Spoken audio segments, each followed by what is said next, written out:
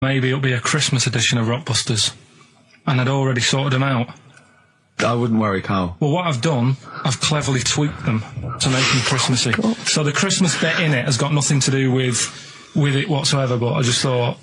So you mean the clues have a Christmas element? Well, yeah, but it's nothing to do with the answer. It's nothing to do with the answer. Right.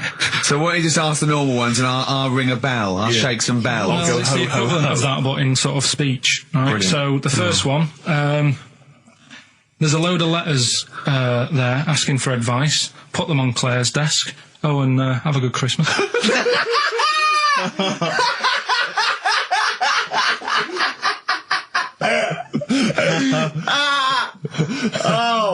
Give it to us again. Oh, God. Right, so there's a load of letters asking for advice.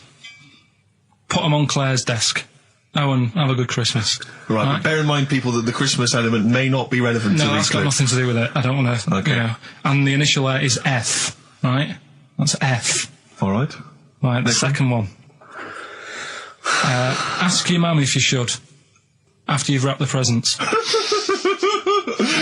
Right, so ask your mum if you should. Ask your mum if you should, after you've wrapped the presents. That's S. S. S. All right. Okay. And the last one, a couple of people were arguing in the supermarket at the fruit and veg counter, but it's busy in there because it's Christmas. That's probably what brought it on. So that's B. Right? B.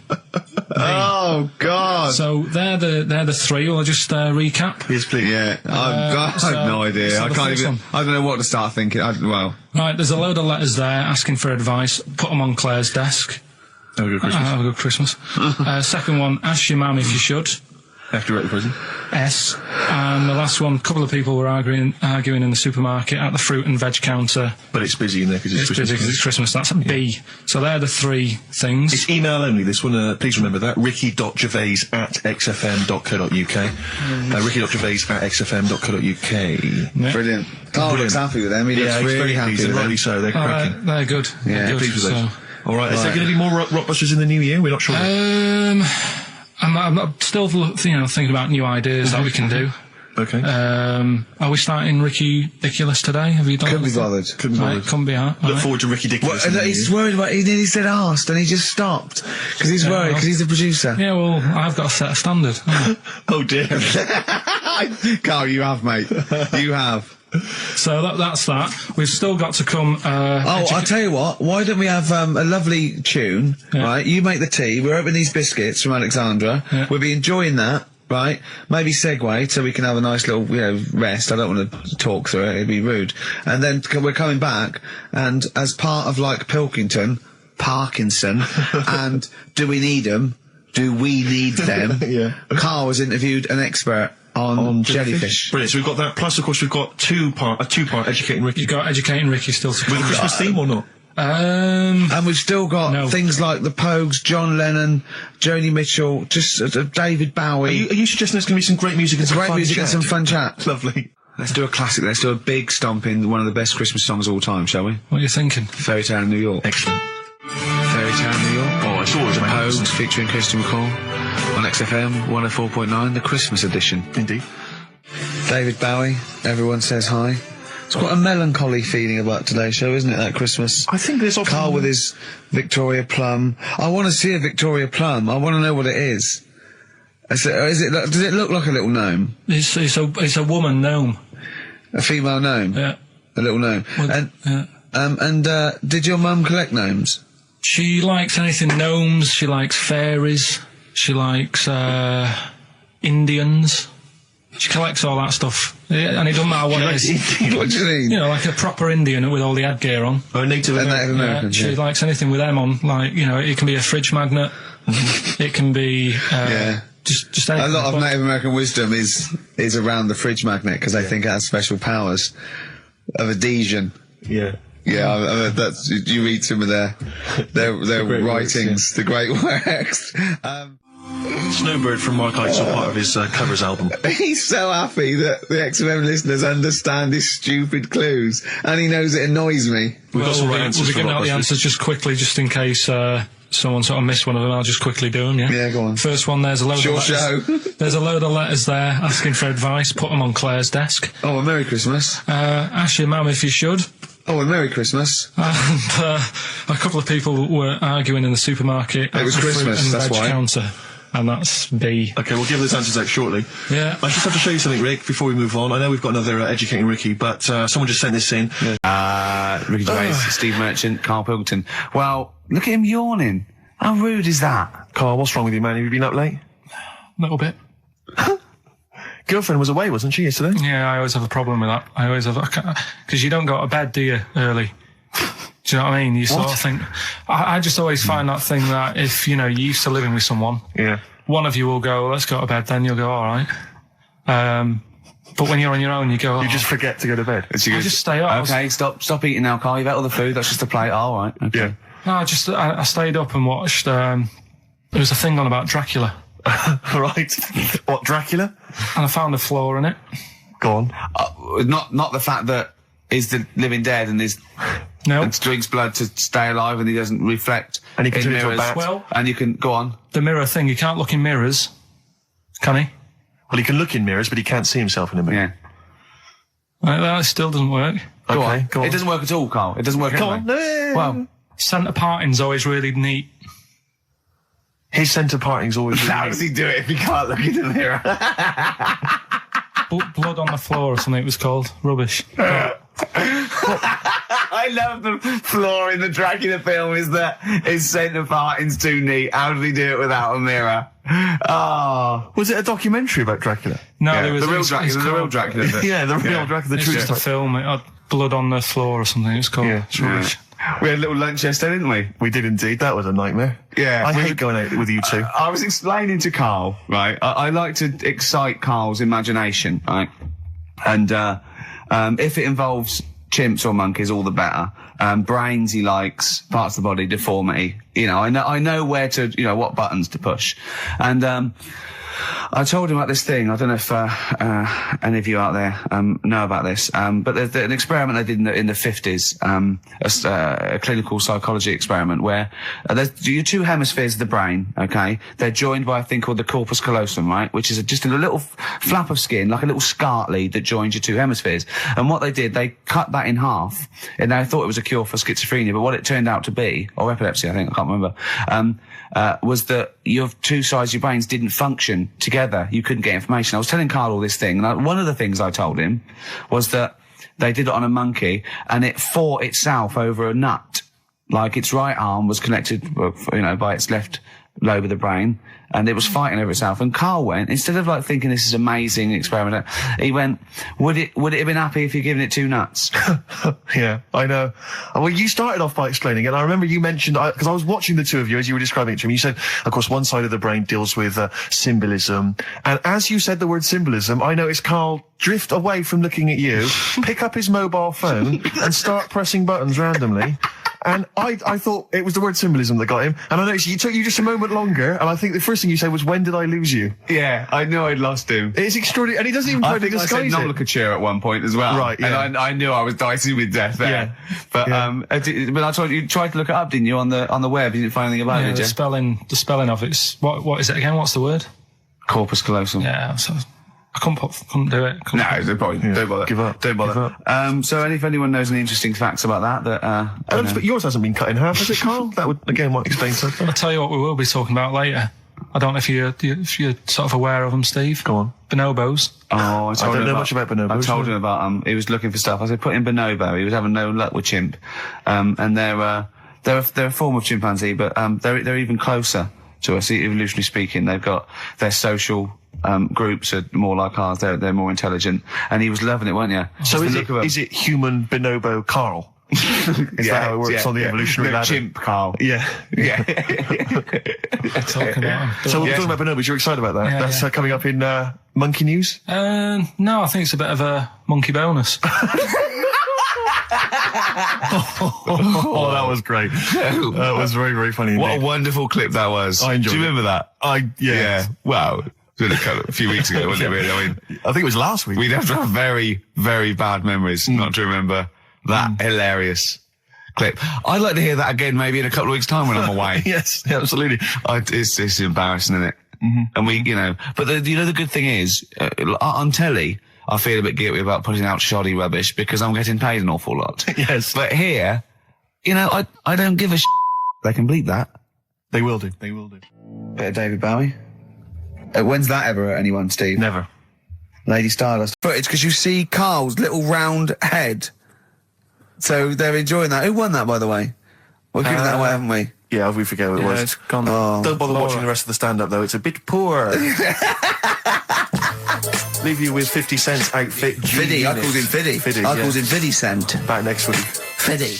Right, haven't got long. We better give the winner. We got monkey news coming up. We haven't really got any monkey news. What do you mean? What do you mean? There's nothing going on, seriously. What do you mean? The last few weeks I've keep telling you. No, right. This really annoys me when you say there's something going on, because you call it monkey news, but it's not monkey news. You have stories, dubious stories. But shut up a minute. About it's always chimps, which annoys me. You call it monkey because they're apes, right? And it's often from the 18th century, so it's not news anyway. So don't tell me there's no monkey news what I'm this saying week. is, if there's monkey news worth doing, I'll know about it. And there isn't anything, so let's leave it. Right, okay, you are going to give me some monkey news, right, I tell you, I'm telling you, you are going to give me some monkey news, or we're not leaving. Right, well, my mum sent me some. Right. I got a little letter from her doing the usual sort of stuff, telling me what she's been up to and that. It was a little thing about somewhere in Lincolnshire or something. Right, good. Do a bit of monkey throwing. God, what do you mean? Because some fella got attacked by one once. And sort of to remember him, on this certain day, they go, oh, it was today, wasn't it? And that fella got attacked by a little monkey and that. And the, something about chucking monkeys about. That's horrible. I don't know if they're real. I think it's just like to remember. All right. But that's the only sort of stuff that's knocking about out there. But it's not, that's not I've got my mum and dad on it, looking all the time. There must be more monkey news than that. There isn't nothing. I mean, there's bits and pieces. There was a bit about Donna Rare, how when she has a kid, she's going to let a gorilla look after it for a week or something. But apart from that, it's dead out there. Well, I don't know what that means. She's well, that's it. Apparently, well, it's not true. She's not going to let a gorilla look after a child. No, it is. Apparently, a fella works with them or something, and this is rubbish. It's not rubbish. How can she let a gorilla look after a baby for a week? Well, forget it. Sorry, have you ever heard her speak? Lou Reed, with a little help from David Bowie there in the background. Satellite of Love on XFM 104.9. I'm Ricky Gervais, with me Stephen Merchant and Karl Pilkington. Now, Steve, you know how Karl won't do anything outside his jurisdiction. He moans about stuff. He's got one job. We're doing about 5 things in the week. Always plate spinning. We just turn up and he's always available. He moans about it. He goes, oh, lucky you caught me, right? He's chatting. He just He's one of those people that, whinges enough and people think he's overworked. So he got Mondays off, right? He's just a whinger. Yeah. I haven't got Mondays off though, have I? Yeah, well, anyway, 2 hours on a Saturday. This is what the phone message he left me Wednesday on my mobile. But I just is chatting about certain things that are going on at the moment. What he does need to know. Duncan, who mentions, is my agent. And, you'll understand a few of the things. But this is the sort of message I get from Karl, right? Whinger. Old messages. Alright. 12:10, Wednesday. Just getting loads of people calling me all the time about Yesterday, DVD's signing for BBC London. I don't work there, but I've been dragged into that. I've got a woman on leaving a message from Talk PR going on about do you want to go and see Pop Idol again? Right? They're just saying you and some listeners can go. So I'm sure you'll love that. I've got Jim Benner wanting you to introduce the tin buckets at the Astoria. So can you just let Duncan know that I'm doing his job whilst he's sat on his arse with his thumb firmly up his arse?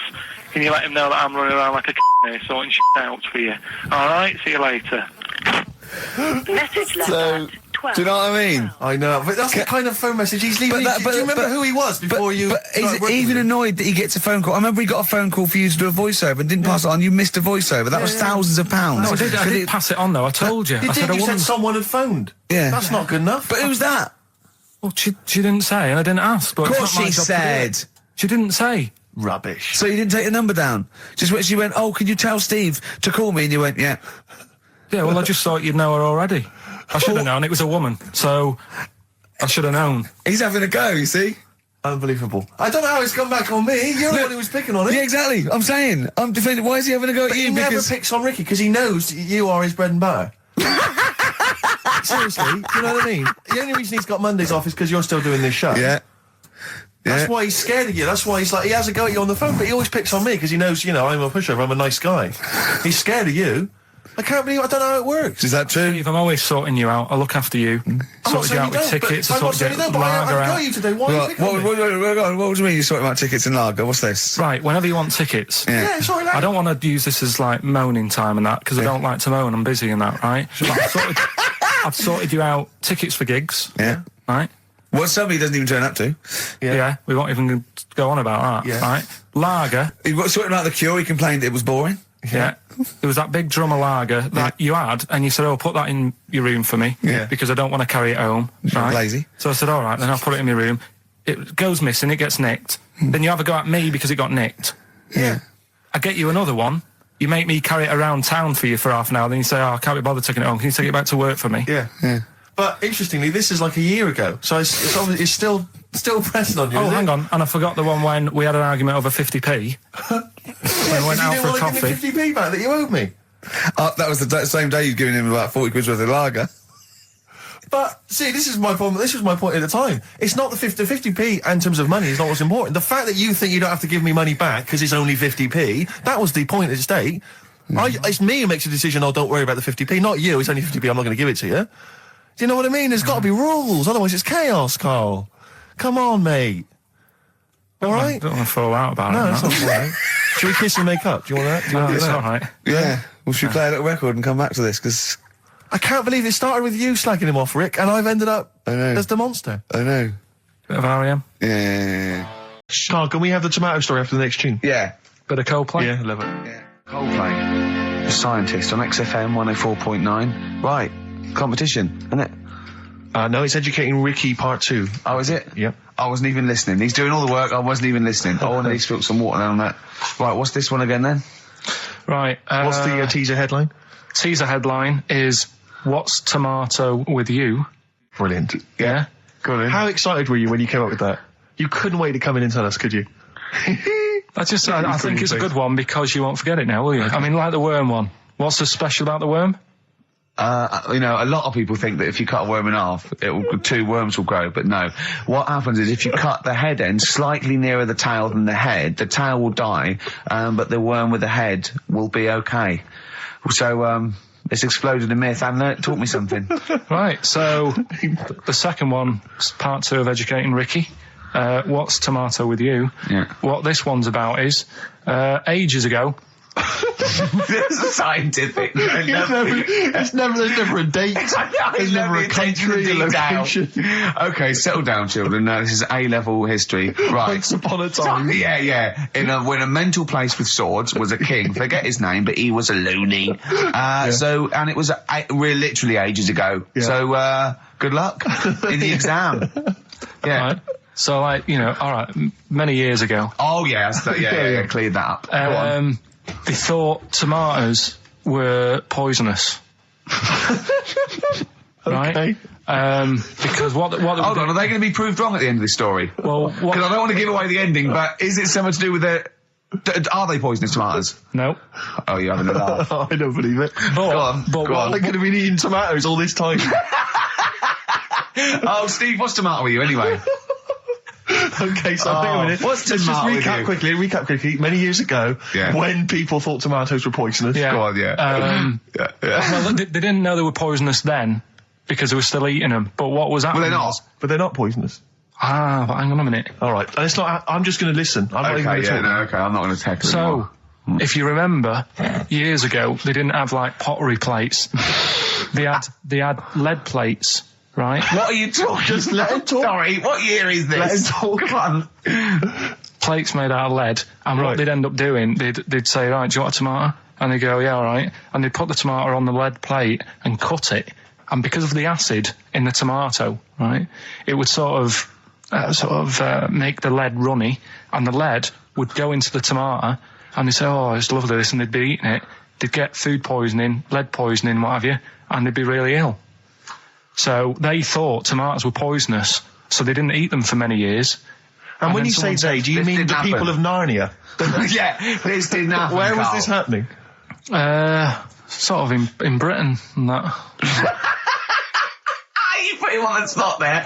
Oh, I hope there's no uppity pupils at this school when they go, what do you mean, sir? Oh, if you're gonna... Oh, I'm fed up with you. Do you understand? No. So the No, you've got... No, right, okay, first of all, Carl, where'd you get this information from? Where did 14 I get times that? as well? Do you know? You can't remember. I don't know where I got that from. I don't know where I got it from. But why don't you think that makes sense? But what? Someone once got lead poisoning from a tomato? Not just one, loads, and then all of a sudden.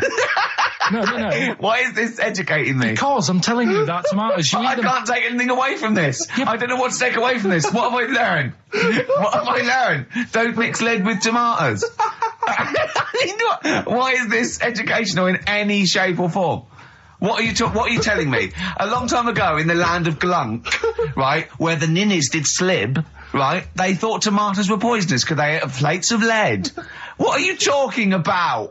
Yeah, but we all know tomatoes aren't poisonous. Is that what we're taking from the story? Is that the moral of the story? Don't believe these people that I'd never heard of before. What are you talking about, Carl? I think it's a bit weird. It's a bit weird, yeah. Is these the same people that were spreading those malicious worm rumours? My hangover's coming back. I've got to get some water. Play a record that was rubbish. I tell you something I do know. Go on. Right? But I can't really get a question out of it. Go on, just tell us. There's a shadow. Let's play a record and come back to this, because the story's going to just unravel and unravel. It's going to go on for hours. Let's play a track, deeper Carl. and deeper. It's like come an on, onion, isn't it? We've created a whole world here where there's a man living with a horse. Just walking around the lounge. I come from the West Country, I've never heard anything like that. I just think of a big sort of like orange carpet and it's got a rediffusion telly and this horse going, I'm fed up in here. Exactly. This is really... I am not taking the rubbish out again. Yeah. Right, play a record. Let's have Velvet Underground. We've got that lined up. Oh, yeah, the God. classic from the first album. I'm waiting for the man. Let's come back to the horse in a second. Little flowers in pots. What do you mean? Well, that bootleg's going under the name of Nothing, Miss Jackson, I think, by Meats and Poultry. So there you go. I do love these bootleg things because they're so pointless, but they're so enjoyable. Yeah, it's great. just fun to do. Yeah, exactly. they're really good they're fun. great. But not as much fun as White Van Carl. White Van Carl, absolutely. Do you want to explain the premise? Well, we take the Sun asks someone else and asks Carl. It's simple as that. That's The it. Sun have just taken a normal person.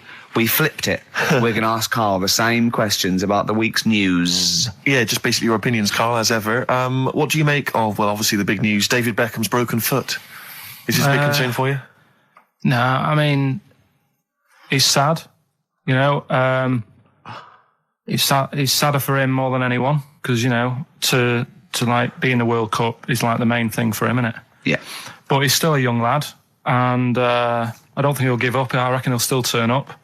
He'll be all right, and yeah, good luck to the lad. You know, I like David. I'm not going to slag him off. Wise words. Yeah. He says that like he knows him, like he's popping round for drinks later. Yeah, like we tried to stitch you up. Go on. But obviously yesterday, was it yesterday? I think maybe Thursday. The Sun printed a big picture of David's foot and encouraged everyone to touch it at midday, because hoping that this would somehow, if we all thought and prayed together, somehow that would help his foot heal. Do you believe in that? No. Any belief in that? No, you're going down the old like Yoragella route, aren't you? Sure. I know it's stupid. Yeah. I'm sure. I mean, it's nice effort and everything. It sort of cheers everyone up. Hold on. You believe in ghosts and warlocks Yeah. and licking toads. Why is that any more stupid than all those things? It's not going to work, is it? All right. Fine. It's rubbish. Okay. Okay, what about this then? There's apparently now available £1.5 million apartments available on an exclusive ship which sails around the world. Yeah, it's like What do you make of that? it's a huge thing, and you live on it, and it's. I mean, in theory, How big is it? it's mental. Do you know it's when- like Huge a luxury town liner. centre. Do you know how Because- like people said that the Titanic was the biggest ship? Was that only then? They've got Yes. bigger ones now, haven't they? Yeah, A lot bigger. oil tankers are much bigger, and yeah, No, but actual liners are bigger. Yeah. It was the biggest then. Yeah. Because my mum told me that there was one that was that big that it had like rough areas on it.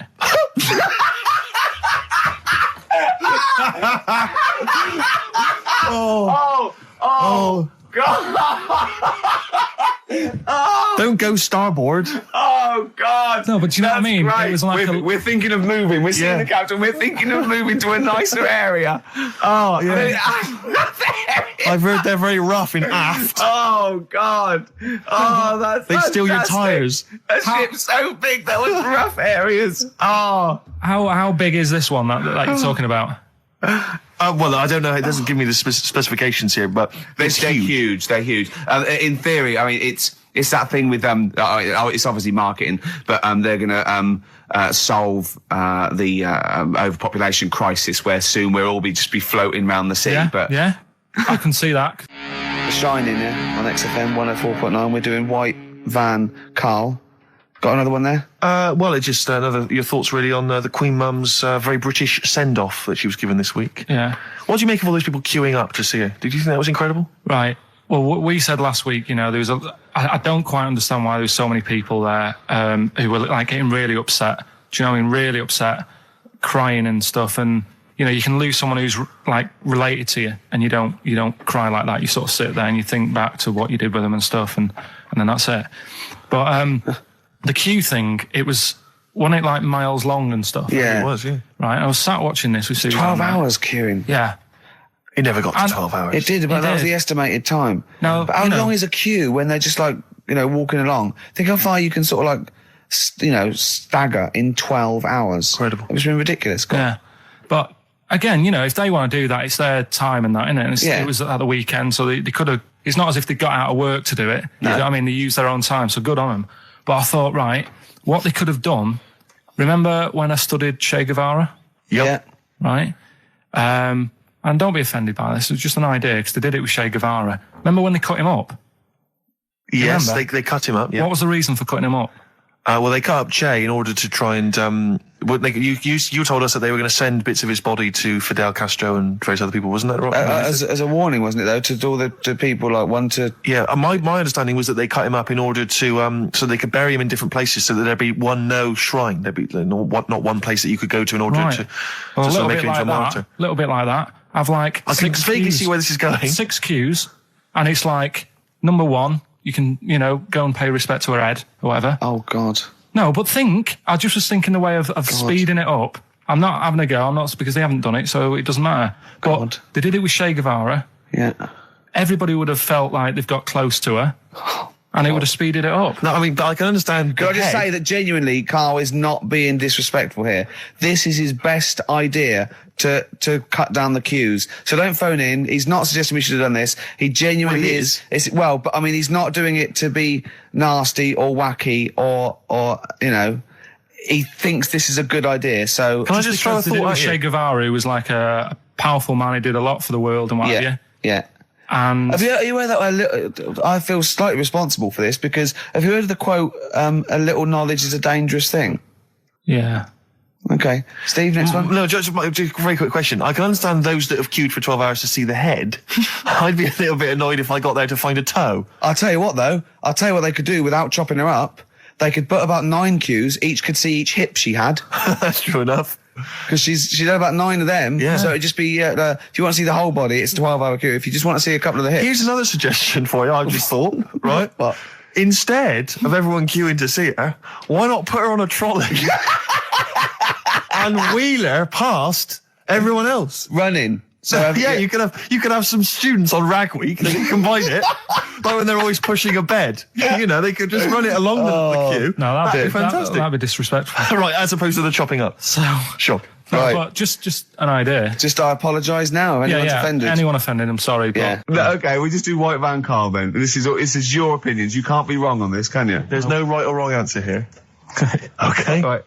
But this is where we ask Karl his views on the big news stories of the week. Basically, we've stolen an idea from the Sun newspaper, and So this isn't cruel, this programme, is it? I don't think so. Picking on me. It's not, is it?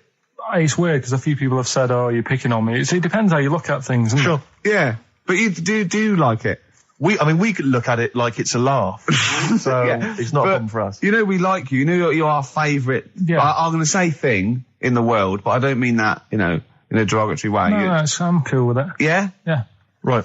Okay. So your views, please, on the fact that attitudes are changing to the possible marriage of Charles and Camilla. Oh, what do you think of that? The roars at the moment, because the recent tragedies are apparently high in the polls, and people are coming around to the idea of Charles and Camilla getting hitched. What's your thought?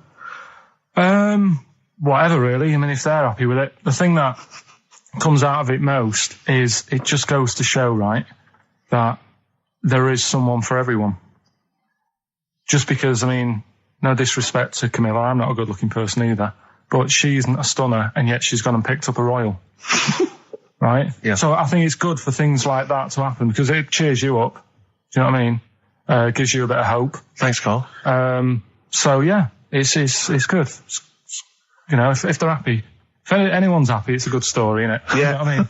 Yeah. He's had a bit of bad luck, and now he's got someone else in his life. So. While he's doing this, I'm just doing a list of questions to ask him what he thinks of things in the world. Is that all right? Yeah, no problem. So No problem. Okay, what about this then? Are you disappointed by the nation that a third of us are apparently unaware of St. George's Day? 23rd. Is St. George's Day the one with the snakes that we've talked about? No, that's... Are you one of that third, do you think? St. George is the patron saint of England who killed the dragon. Yeah, I mean, there's too many of these days, isn't there? That's the problem. If you make it a bit more special, like Christmas, so you buy presents and that for each other, then people will remember it. But there's so many of these days with Easter and Pancake Tuesday and all that. So it's not surprising. I think as time goes on, we'll find that a lot of these days will just disappear because, people are busy. There'll be new ones, won't there? Right. White Van Carl. It's White Van Karl. Yeah, this is where we steal the White Van Man column from the Sun and basically fire those questions at Karl, getting his opinions on the week's news. Okay, Karl. What do you make of this? David Beckham apparently was driving despite having an injured foot and just further threatening his World Cup chances. And obviously, you're a big football fan. Well, I'm not that big. I like the odd game. Sure. Would that hurt him? Would that hurt his foot? It can be good. Is it in a plaster? It's not in a big cast, Sure, is it's it? better to drive than it is to walk on it. Good point. Fair enough. Yeah. Go on. Can't argue with Can't that. get the bus, can he? Okay, and what do you make of this fascist leader who's having a lot of success in the French presidential elections? What's he doing? Have you not come across this story? No. Right, this is one of the big political stories. He's got far right that got nearly 20%. He's a far-right fascist leader, and he's having considerable success in the French elections. I don't think we should be asking Karl questions like this. Not something you've got to... I'm getting scared. There's all sorts of bad stuff going on in the world that we don't know about. Yeah. But we know about this. Yeah, but you're better off not knowing because there's nothing I can do about it. You're absolutely right, Karl. Fair enough. I can't argue with that. Oh, God, man that's alive. fantastic. That is brilliant. White Van Yeah, White Van Karl. I mean, for those that don't know, we do this... we on ask this week. Karl the questions that the Sun asked someone else. That's right, the Sun every day asks some, average Joe, his views on the week's big stories. Karl, let me ask you now, what do you make of Prince Harry smoking openly at a polo club? Are you aware of this story? No. Was it? Go on. Prince Harry, you know that he's one of the royals. Yeah. And he was seen smoking openly, a fag, a cigarette, a polo Third in line to the throne. Something like that, yeah. Imagine that. Someone smoking a cigarette who's third in line to the throne. A cigarette, Karl. Is it a non-smoking polo club? Do you know, I don't know, but if it were, would that make things even worse for you? Well, No, yeah. seriously, what do you make of it? This is, the whole, the furore is he's a role model, he's a royal. Should he be seen puffing away in a public place? I don't think it matters, does it? Not a concern for you? How old is he? Is he old enough to smoke? I think he probably is, yes. Right, yeah. Well, fine. I think the trouble with this role model thing, with anything that's legal, it should either be illegal or not. Yeah. I just don't think you can impose things like that, because you could say that it is bad for you, and it is bad to start smoking, and it really is bad for you, you know, it causes cancer and everything. But everyone knows that, don't they? Well, yeah, but you should either make it illegal or shut up about it. So this is Carl you're asking, isn't it? I am indeed. Sorry, So we can throw these questions your way as well if you fancy. Sorry, yeah. But it doesn't matter. But Carl, what are your views generally? I mean, it's obviously cigarettes are perfectly legal and so on, but what about stronger narcotics? Because I know you're very scared of drugs and stuff, aren't you? I'm not a fan. I don't No, what's your concern? What's your worry? Just that you might get into them. It's like you might have them and go, oh, this is all right. Exactly, Carl. Exactly. Although I was talking to you about it earlier, and you weren't very sympathetic about a lot of young people who have perhaps gone to crack or smack. You didn't you describe it as their own fault? Sometimes it is, isn't it? Yeah. I mean, I could have turned to it where I grew up, but I said, well, don't want to do that. It's not good for you. Sure. And I avoided it. You turn to ghosts. So you've got no sympathy for anyone who's a drug addict?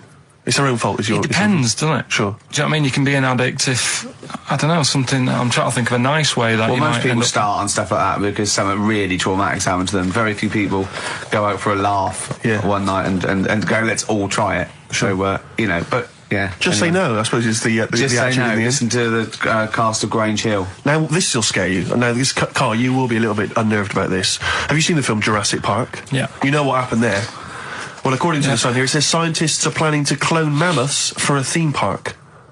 Look at his face. Look at that. He looks like a dog caught in the headlights of a car. He's terrified. I love Carl. He's sprung to attention Carl. there. Is that the best news you could have? Man moths.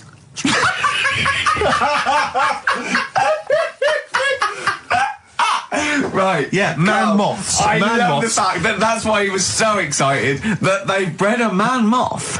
What is this? Yeah, it's a human being that hides in your wardrobe and eats the entire jacket in a day. Yeah. What do you mean, man moths? Mammoths. Mammoth, the big hairy you heard cow of the from the mammoth? Ice Age. I mean, elephant. You're not so excited about that, then? You can take or leave bringing back mammoths to life, but a man moth... A man moth is a different matter. Oh, if we'd have never brought that up, he'd have gone and told someone now. Yeah. You know, they've bred an half man, half moth. This is what we That's how mean. things start. This is what we mean when you hear these ghost Are you stories. slightly deaf? Is that it? When you hear these stories, you're slightly deaf. And his head was in the basket, and he went, count how many times I blink. Is it? Carl, is English your first language? Are you actually foreign? Is that the thing? Yeah. Should we speak when we say slower? foreign, we mean not of this planet. Yeah. Should we speak slower? Would that be a help to you? No, go on. Next What do you one. make of that? Do you think that's good? The Would you think idea that's of good to bring back mammoths? prehistoric animals. These giant elephants. They're slow, aren't they? It's not as if they're going to, like, get out and run fast and they can't capture them. They'd probably be a like fence, to be elephants, honest, aren't Carl. They'd probably be a fence. they? No, but you're asking it as if, like, oh, it could all go wrong, but it couldn't, could it? Well, Really? but the point was about Jurassic Park is they thought it wouldn't go wrong. They thought they had it all under Yeah, but control. that was and they Have you didn't. learned Dinosaurs. nothing from Jurassic Park, Carl? Dinosaurs would say, oh, think about it before you do it. But with a hairy elephant, it's not going to... Not a concern for you. Would you go along to see him? Would you be interested in that? If it was in the area. He's great, isn't he? I'd love a queue, Nothing right? impresses No, him. but what I'd like to do is Carl sitting like Yoda in a little cave, and I'd just like to see people like Tony Blair and, you know, Stephen Hawking in a queue, and they go and say, Carl, got a bit of a problem. And thinking of cloning a man and a moth. Problem? Not an issue. No, if I'm in the area, I might cruise around and have a look at it. Otherwise, just don't send it near my clothes. Oh, that's fantastic. So it's just for a second. As the words man moth came into your head, how excited were you? I mean, were you both terrified and excited? For the moment when you thought that they cloned a man and a moth? I pictured... What kind of face did he have? Did he have the moth's head, or was it a man's head? just a little man head. Right, what was his face? What did it look like? He just was like a bit shocked. Perplexed, yeah. So it was like he'd been grafted onto the body of a moth without his consent. And when he was asleep, Yeah, he'd woken up. he just went in to have a goiter removed, and they said, we've He replaced woke your up with goiter with the body of a giant moth. Yeah. Is that all right, Mr. Jenkins? So he had the head of a little... Was it a little boy or a man? Little man. Right, okay. And he's just bumping into a lamp. He's just bumping into a lamp. If you went into hospital and they'd done something, what's the worst thing they do, right? What would you rather have done, right? You wake up and you've got lobster claws for hands. Right. You wake up and you've got duck's feet. Or you wake up and you've got one horn coming out of your head. The worst thing. Yeah. Probably the horn coming out of my head. Why? Get in the way. That'd be useful, wouldn't it, in fights and stuff? And for like parties, people play Well, I suppose quoits. the lobster claws would also be quite handy there. Definitely. Listen, we haven't done it for a while. White Van Man. I thought there's some interesting questions raised today, and I think it might be nice to just throw them back. I think we set Karl up again in the last hour as a person that people want to know they wanna his know what he's opinions on thinking. the world. Yeah, well, if you're not familiar with it, on Saturdays, the Sun newspaper asks a typical white van driver questions his opinions on the week's news, and we thought we'd throw these in the direction of Karl. And then, what do you make of this teenage thug, Karl, Mickey Carroll, who spent 4 months in jail and he's won 9.7 million on the lottery? Is that justice? When you think of all the good people that are going hungry, and there's a lad there and he's won. Did he buy the ticket before he 9.7? went in? No, I think he bought it once he'd come out. So he's done his time. He's done his time. Fair enough then. He's been punished. Yeah. Right. He's bought a ticket. He's had a lot of bad luck. Mm-hmm. Now he's having a bit of good luck. All right, next one. Are you concerned that now he's got all that money, he could turn into like a sort of mastermind villain? You know, like a James Bond style villain? He's got a criminal streak, we know that. Is that a concern for you? Well, I mean, we imagine don't. that he could build some kind of underwater We fortress. don't, with my lawyer's hat on, we don't know that. Yeah, well. Well, he'd have to prove that he didn't have a criminal streak. I'd say you've been in jail for 4 months. Yeah, but sometimes people are bad because they haven't got any money, so he might be Interesting an point. angel of gold now. Or whatever his name is. It's a long time since we've had any White Van Karl. For those that don't remember this particular hot feature, we basically ask Karl some of the questions that are asked of a white van driver in the Sun. They always have this on Saturday afternoons. Anyway, here's the first one. They're not fascinating, Karl, but I'm just interested on your take, really. Yeah. What do you make of Cilla Black quitting Blind Date after her husband sent a message from beyond the grave? You familiar with I this didn't story? know that. What's that? She went to see a medium, and supposedly her husband passed on information through the medium, which was incredibly vague, but persuaded her to quit live on air. Well, it's about time, isn't it? If even dead people are saying, enough's enough. But I'll tell you what, though, talking about ghosts and that, do you know how I'm into them? Yeah. Right? How weird do you think this is, right? Well, it's not true. Before you say it. Excellent, good old Pete. Hey, Nice to have him back. Good to see you. Got some here. Brought in. It's just a normal soup. It's Rooster's Pride. What flavour soup's that, Steve? Oh, I know you brought that, and it's all it's a genuine article, and it's cock soup. Can I have a close look at that? Maybe there's some more humour I can draw. What, you want a closer look at my cock soup? Just a cock soup. Let me just. It says here delicious, appetising. Oh, 3 is to it? 4 servings. Because you know what I'm thinking of when you're talking about the I'm soup. trying to think of innuendo. I'm just thinking of a man's cock. Penises, yeah. Let me just. It's the darkness. Use Rooster's Pride cock soup as a snack with crackers or toast. Still thinking of a normal knob. An appetiser, again, or a soup base. That doesn't really work as an innuendo. No, what's the... That's disappointing. We'll work on that, though. The darkness growing on me on XFM 104.9. Going well, isn't it? I've enjoyed it so far. It's been a bit naughty and everything. A bit smart. Nothing wrong with that. No. Karl, Alright. having a good day? Not bad. Yeah. What mood are you in this week? What 'Cause we mood always is that? trying to assess each week. You know, I was a bit edgy. He's got a red head. What's all that? You've got a red head all around the side and the front. What's that? Sunburn? No, I think I'm allergic to having my head rubbed. Right. Right. Now, who would rub your head? That sounds a bizarre thing. Your girlfriend? Weird, isn't it? Yeah. Who's rubbing your head? Well, yeah, but I was squeezing his head, fair enough, and he was screaming in agony. And then he went and made me a cup of coffee. And as he came over, just spilled boiling hot coffee on my legs. I'm all wearing shorts, and he went, "Sorry," just like that. It's like a series of Jackass out there this morning. I mean, my legs are burnt. Your head's a little bit red. But apart from that, having a good day. Not bad. I was on the way in today, right, Steve? Walking in? Walking in, always walking in. I get left early and stuff. I like to get in early, get some bits done, that. Monkey News, songs of phrase. That sort of thing. And living in London, right, there's a lot of shops that open early and stuff. Do you know what I mean? People say that's a good thing about London. Yeah. It's almost like 24-hour city and stuff, right?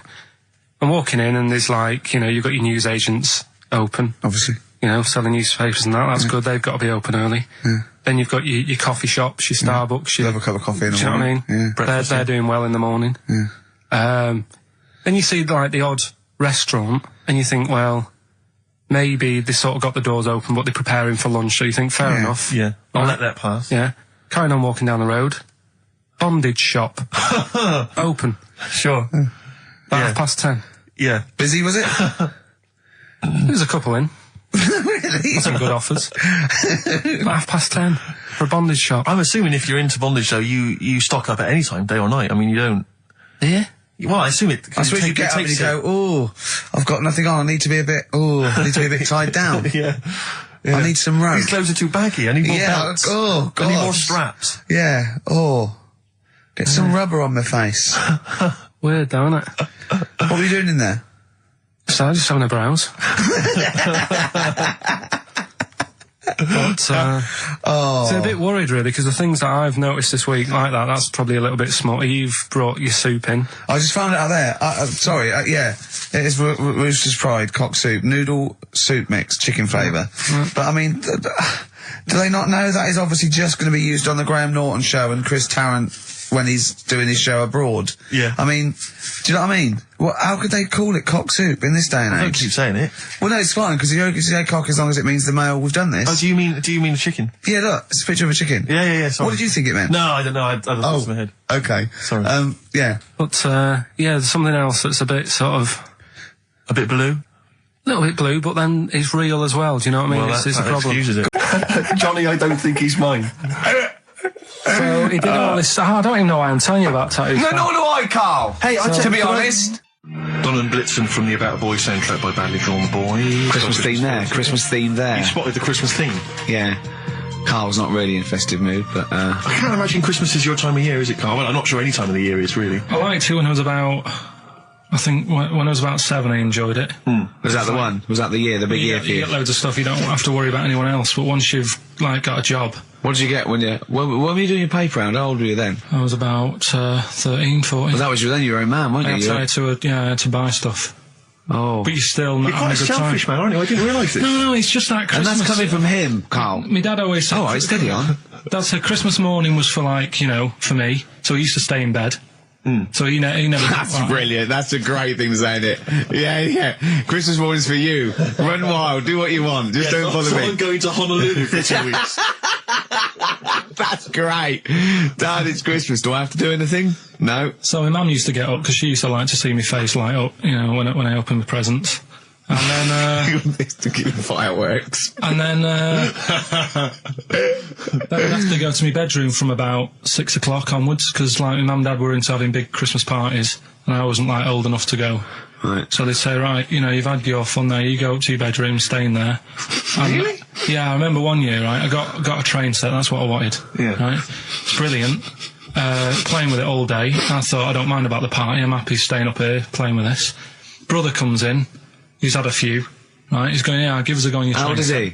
he? He's a bit older than me, so he might have been like, let's see. Well, let him be must 18. Yeah, probably about 18, 19, And how old something were like that. I had a train set, so, I don't know, about 14. something like that, right? So I'm playing on that, loving it and stuff, and then he comes in and goes, oh, give us a go. He turns the transformer up to, like, 14. He went really fast for about 5 seconds, broke it, and then he went back downstairs. Wow. So Christmas, I hadn't even got to Sounds Christmas like Day. the Conservative government with British Rail. Satire, that is. Rick, I just thought that there's satire. If there's any satirical shows listening or it doesn't work in any way, because there's the analogy falls down apart from there being a train. Think it through though. British Rail was trains, and the government broke the trains in many. Well, they didn't break them, like not officially breaking them, but they kind of. It does work. It's perfect. Oh, I'm pretty pleased with that. And I can't. And no one's asked him to be on Have I Got News For You. It's weird, isn't it? Because it's strange that when you've got a satirical mind that's as quick as that. Yeah. Right. And he's broke your little train set. So what did you do? I just, like, watched telly and had some sausages. I bet you were happy with that, though, weren't you? It's a bit annoying, though, isn't it, when your main present of the year has been broke. And did it ever get it fixed? No, that was it. Put away. I'm intrigued why your parents wouldn't let you come and join in the festive fun. Was it like really debauched down there? Was it like eggnog everywhere? Well, no, but I mean, that's fair enough. 6 is a little bit early, but I just think, if you're your kid, he had his fun, put him to bed at 8 maybe. And You he think won't. so on Christmas Day? I thought that was a day for family. Well, not if there's a party going on. And Well, don't have the party on Christmas Day. is Well, my point. that's another option. Yeah. Your parents are weird. Aren't they a strange breed? Well, I think that was the year, right? You're talking about buying presents and stuff. I think I did treat my mum to. I didn't buy my dad anything. I think that was like when I got a bit older, he used to get me dad something because he wasn't that bothered anyway. No. So, got me mum. There was a cheap shop, right? Of course. Thank God for that. Called Snips. Right? So I went in there and I thought, let's see what I can get her. And remember Victoria Plum? I don't think so. Well, it's like a fairy character. Right. Right? And my mum's into gnomes and stuff, right? So I thought, right. She must be pleased with you then.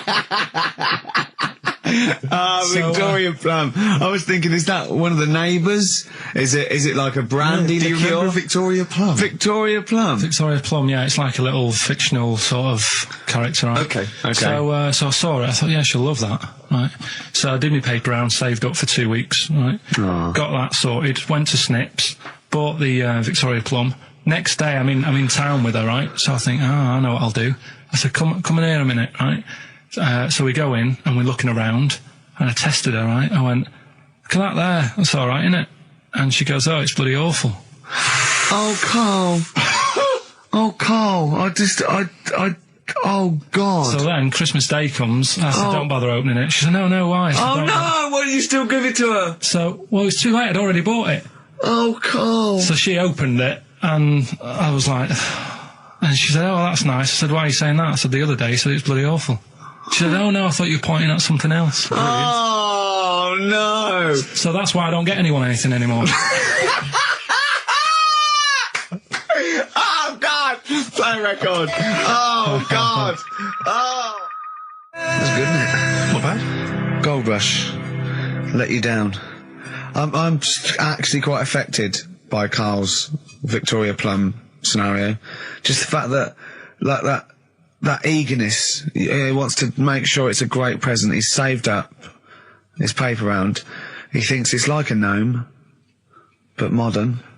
I'm worried that you're using it as an excuse now, and that's why you're not buying anyone any gifts, because you've had your fingers burned once. I mean, you were 6, 7 years old. To be fair. No, you weren't. You were about 13, weren't you, if you're doing your paper round? Yeah, it must have been, 11 or 12 then. All right. Yeah, so I'd saved up. Oh, no, I'm not using it as a thing. It's just What that. did you get your mum this year?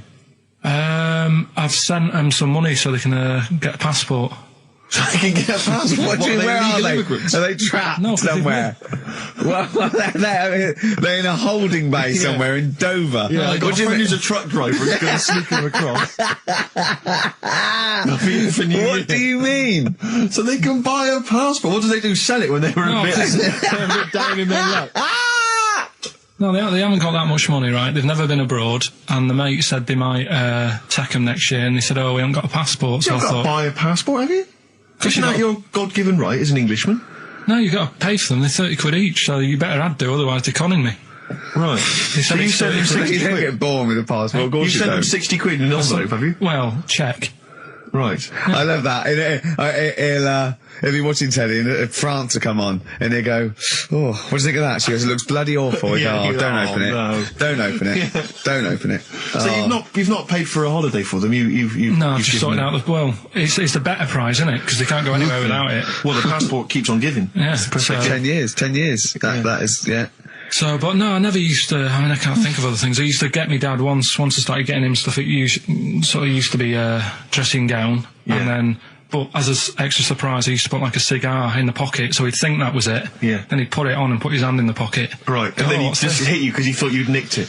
Yeah.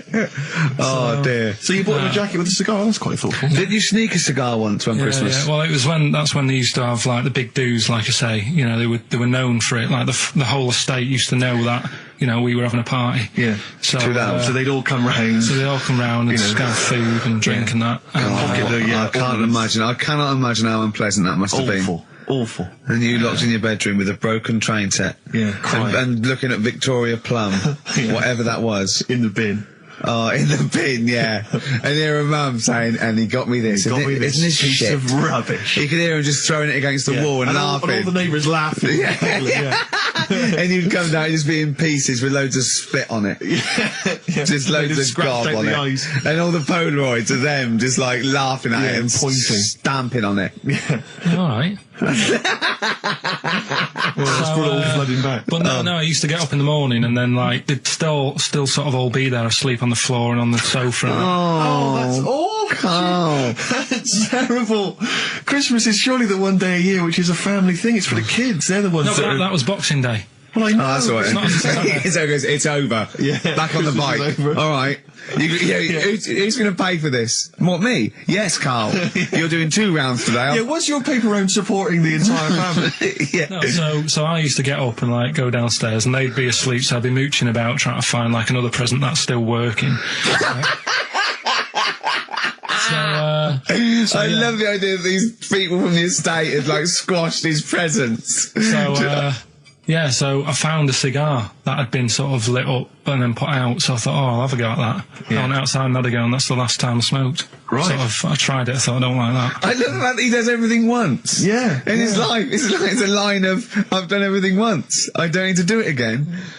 Teenage Fan Club from the XFM Christmas album, and that's Christmas Eve. Their guitar sounds are just brilliant. They're just always so nice. All right, Carl, would you like that? Is that Teenage Fan Club? Yeah, they're good. They're good. Carl, I feel like you've never kind of enjoyed the wonder of Christmas. I can't ever get the sense, maybe except when you were very, very young, you know, that kind of bright-eyed, you know, thinking of Santa, you know, kind of landing on the roof and coming down the chimney and drinking the sherry or whatever. So I like the idea of it, right? Sure. The sort of, you know, I used to get a couple of annuals every year, you know. So did I, yeah. And I was allowed to open one. There was this. This is what it's like about getting presents and stuff, right? With my mum and dad. Go on. My mate Colin, right? Colin Mackin? No, Colin Bailey. Oh, right? yeah. He had a little Sinclair Spectrum, right? Computer, which was like the thing to have at that time, right? Yeah. You used to always go round to his house. The deal was Not the one you had to play through the window because you weren't allowed. No, that's another lad. Oh, right? yeah. This is a different lad, and the deal was he came to our house and my mum gave him a pie, and then I'd go round to his and I'd stay there for a few hours playing, you know, Hungry Horace and stuff like that on it. Right? Now, my mum and dad knew that I really wanted one of these computers, right? So I waited about a year. Came round to Christmas Day. I thought, I reckon might have one. Turned out they bought me the wrong one. They bought me a ZX81 instead of a Spectrum, right? And Christmas Day, I'm there trying to load the games up. It's not working. I'm thinking, what's wrong, right? And the thing with me, when I was a kid, I used to get quite sort of agitated. This is the moment. Right? I found out that it needed a RAM pack to make it work, right? Looking in the thing and it's saying, and make sure you put your RAM pack in the back. And I was like, oh, where's the RAM pack? And my dad's going, I don't know, I've got you the main bit. That's it. So I was that wound up, I just was sick, right? Just sick. I didn't feel sick or anything, I just was like, oh God, went to the sink, just sick. Because I was that on edge about it. I said, come on, we've got to get one. And my dad's like, Tandy's shut, we're not gonna get anything today. Ruined again, Christmas Day. That was after the year when my train set got blown up by our kid. The following year, no RAM pack. And now you ask me, why don't I get good presents? He's scarred. He just I'm gonna die. Honestly, I'm gonna die. He's just screaming sick. Yeah. There's no RAM pack. What? Did you get to the bottom of it? Why wasn't there a RAM pack? You have to buy them separate. Oh, It's one of them okay. cons. What do you mean I can't play Frogger? Oh no. So, wasn't there another incident when you threw up? Spontaneously threw up? Through sheer anxiety? I do get it. It's not so much now because I've relaxed a bit, but as a kid I used to be quite on edge all the time with certain things. Do you think that's what happened to your The cat wind. that kept being sick? That it didn't get the food it wanted? And it just threw up? Do you remember that? Yeah. God, so they shaved it.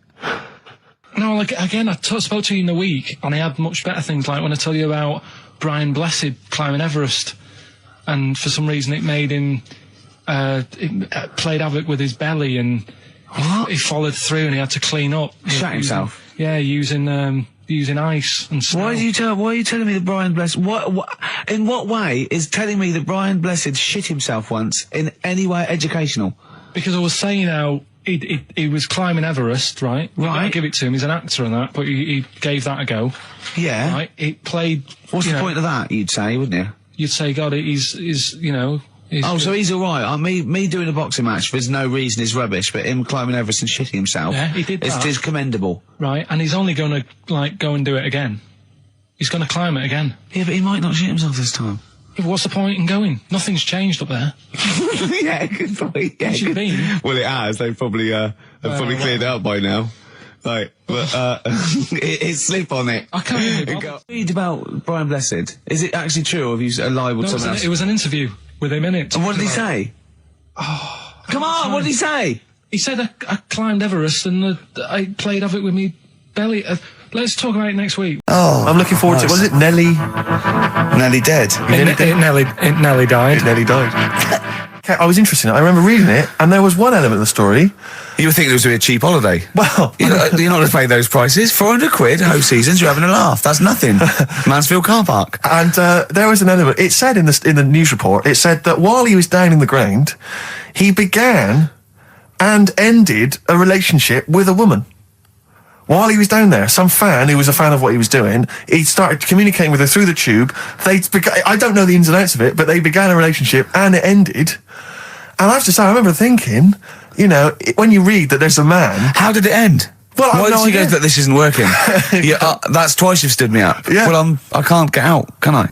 I remember thinking at the time, you know, I was to say, I was not the sort of the ladies' man that I am now. I remember at the time reading it and thinking, there's a bloke, you know, he's pulling women 10 feet underground through a tube. Through a tube. I'm out and about with some of the most expensive hair products on the market. I've got to sit down and ask myself some very serious questions. Oh, dear. Extraordinary. This is an extraordinary story. A woman tried to sue her bosses for £210,000 after finding a cooked penis in a canteen stew.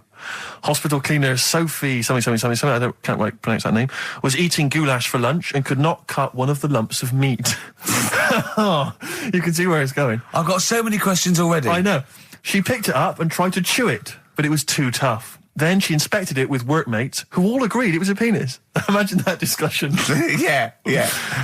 Miss McLarter said she vomited for the rest of the day, instantly became a vegetarian, and had to have psychiatric help. It's not known whether the organ was from a human. The case continues. Well, it can be found out, so that's one thing. Obviously, the doctors aren't confused. They're not going, I don't know, I've never seen one like it. Yeah. Also, why is she eating goulash? I know. I mean, that's my first question. Why... Yeah. Lunch, what do you want? I don't know, I fancy some goulash. Yeah. Oh, some gooly lash. Gooly lash, Thanks very like much it. Indeed. Lancashire cockpot. Oh, is on the menu. Brilliant. Only £5.50. Wangers and mash. I'd love some wangers and mash, please. Coq au vin. Coq au vin. It's already done for There's you. there's wangers and mash, coq au vin, Lancashire cockpot. You know. That's just off the top of our brains. Yeah. So, if you've got any of your own, keep them to yourself. We're not interested. What do you make of that knob news? And it's in a hospital. Oh, yes, it was. No, hospital cleaner. You're right. Oh, cleaner. God. I know how your mind's thinking already. There's been a mix-up. There's been a mix-up. What kind of mix-up? I love that. What, some bloke's gone in, some lesbian's gone in, wanting a sex change. She's got a carrot for a cock. Bit of stew and steak. Stew and steak. Oh, that would be great. XFM. 50 Cent in Da Club on XFM 104.9. We're playing our favourite singles of the year. Yep. And we're looking back over some of our favourite clips of the year. I'm Ricky Gervais, Steve Merchant, and Karl Pilkington. Not done a lot. Maybe you should earn your money as you get to Mondays off for this 2 hours of nonsense. What are you on about? Done loads of stuff. Yeah. Well, same old. Yeah. Let's have something new, something fresh. Well, I've been looking around, right, on the internet for stuff. Yeah. On the internet. Yeah. Your Bible, where you get all your information about the world and the universe and morality from. And you know, like, how I always say to you, I don't really read that much of it, I just read the headline. Perfect. Right? Yeah. Anna Nova have sort of nicked that idea to grab you. Nicked what idea? Well, to sort of get to the meat straight away at the top. Do you know what I mean? The headline to the story and everything. What? Right, these are But stories. the headlines already existed. That was why you thought that was a good not idea. like this, though. All right. Headline. Oh, these are all headlines, right? Vibrating shoes could stop elderly falling. Do you know what I mean? Oh, God. You don't need... Vibrating shoes could stop elderly falling. Yeah, that's the story. You don't need to read on. That's what I'm saying. Well, Right, could you because read on anyway? Can't be bothered. Read on anyway. Well, Read- you have a look at that in a bit, right? All right, So, okay, it's so what interesting. This is frustrating radio if you're sitting at home. No, well, but it's not on. They've turned it off. If you want to know more, you know where to go. That's what I'm saying. That's what they should do in the news. Get the news done in Bong. a minute. There's a good story about Iraq. Right. Bong. Look it up. Look it up on the internet. Right. Alan Over. Give us another bong. Bong. Family sick of living on Butthole Road. Oh, brilliant. Bong. Man wears same shoes for 60 years. Oh, bong. This isn't that good. Some fella pulls a train with his teeth. And in lighter news, I love that. Joe McDonald, this one isn't very good. And the last one, man fails to break clothes pegs on face record. We spent New Year's Eve together, me and Carl. Oh, yeah. It was me and Jane, Carl and Suzanne. Her hair doesn't really look like Dave Hill, I must You didn't confess. see it when it was done, though. Yeah, she had the coat on that you bought her to say sorry, though, didn't she? Yeah. And Martin Freeman and his girlfriend Amanda and Glyn and we all went for a meal and then we all went back to ours and sort of saw in the new year and all that and saw the fireworks, and then in the wee hours when just the drinking seriously starts, we started playing parlour games. And do you know that game when you go round, started off like with pop bands or rock bands, you have to say a band and then they have to come up with a band immediately that starts with the letter that your band ended with. Right. So Suede, E, Erasure. Do you know what I mean? Go around. yeah. We did that, right? And then we had to change that because people were sort of using the same ones crop up. So I said, well, let's do animals. We were doing animals. And I gave Carl one. I think Carl panicked. You know, do it quite quick. I want to just test it on you. okay. Is this bands? What is it? I said, now what did I say? Basically, I said an animal, and it ended with E. Okay, so I go skate. Eagle. There you go. Yeah, but hang on. I think I was the third person. Right. So think of another one.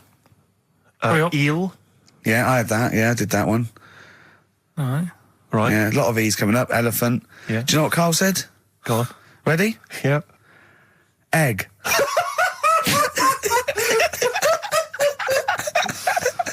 Oh, in a sense, I suppose. Egg? He went, yeah.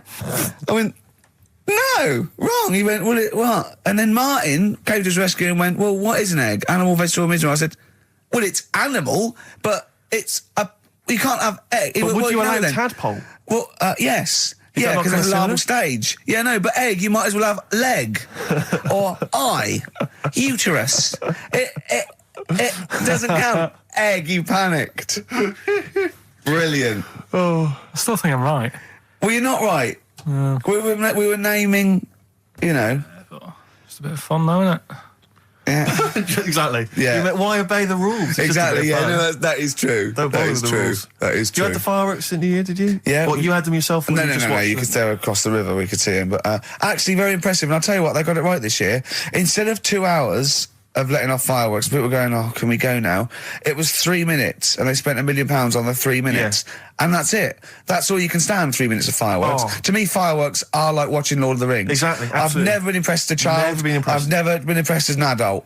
But a big bang, a huge big explosion, that'll do me. I used to go to, they used to have little community fireworks displays at Christmas, things like that, near our school, maybe in the school or at the local kind of community centre. And I used to go along to them with the family and everything, get the sparklers, and they would have the fireworks, and that would be, and I was just bored silly. And I always thought that if the guy organising it had wheeled out an enormous firework, climbed in, gone, last one to the moon's a bender, and then shot off, that I'd have been, that'd be brilliant. That'd be good, yeah. But everything's just Do you interminable. reckon like could take out that church. Yeah, from exactly. here. Yeah. Money on it. Go on then. yeah.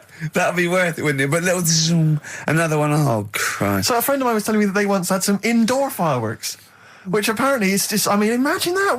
Who needs indoor fireworks? Well, I think that's just little, yeah. I think one of the things, we got indoor fireworks once when I was little, and I remember one of the fireworks was that little celluloid fish that you put in the palm of your hand. Of course. And it Predicts goes, the future. oh, you're sexy. Yeah. What, it curled up because of the heat of your hand? Yeah. Oh. You're dead. It didn't curl. Actually, it's Grandad. He's dead. Yes. His hands are cold. Oh, no.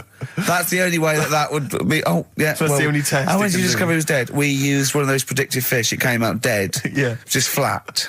We noticed today how much he's simian, isn't He's he? very strange, actually. We maybe should try and get a picture on the website because Carl's arms are particularly chimp-like. It's very, very strange. Because he's got that sort of... He's got long, downy hair. It's And not the like... long, extended knuckles. Yeah, and his totally round face that sort of the chin goes back and the dome of his cranium. I think, quite seriously, I know we sort of share about 98.5% of our genetic material with bonobos and chimpanzees, but I think he's got a little bit more. Yeah. I honestly think he's a little bit of a throwback. Just his line, they just kept to this sort of really the ugliest one in the cave and the tree, and he really didn't.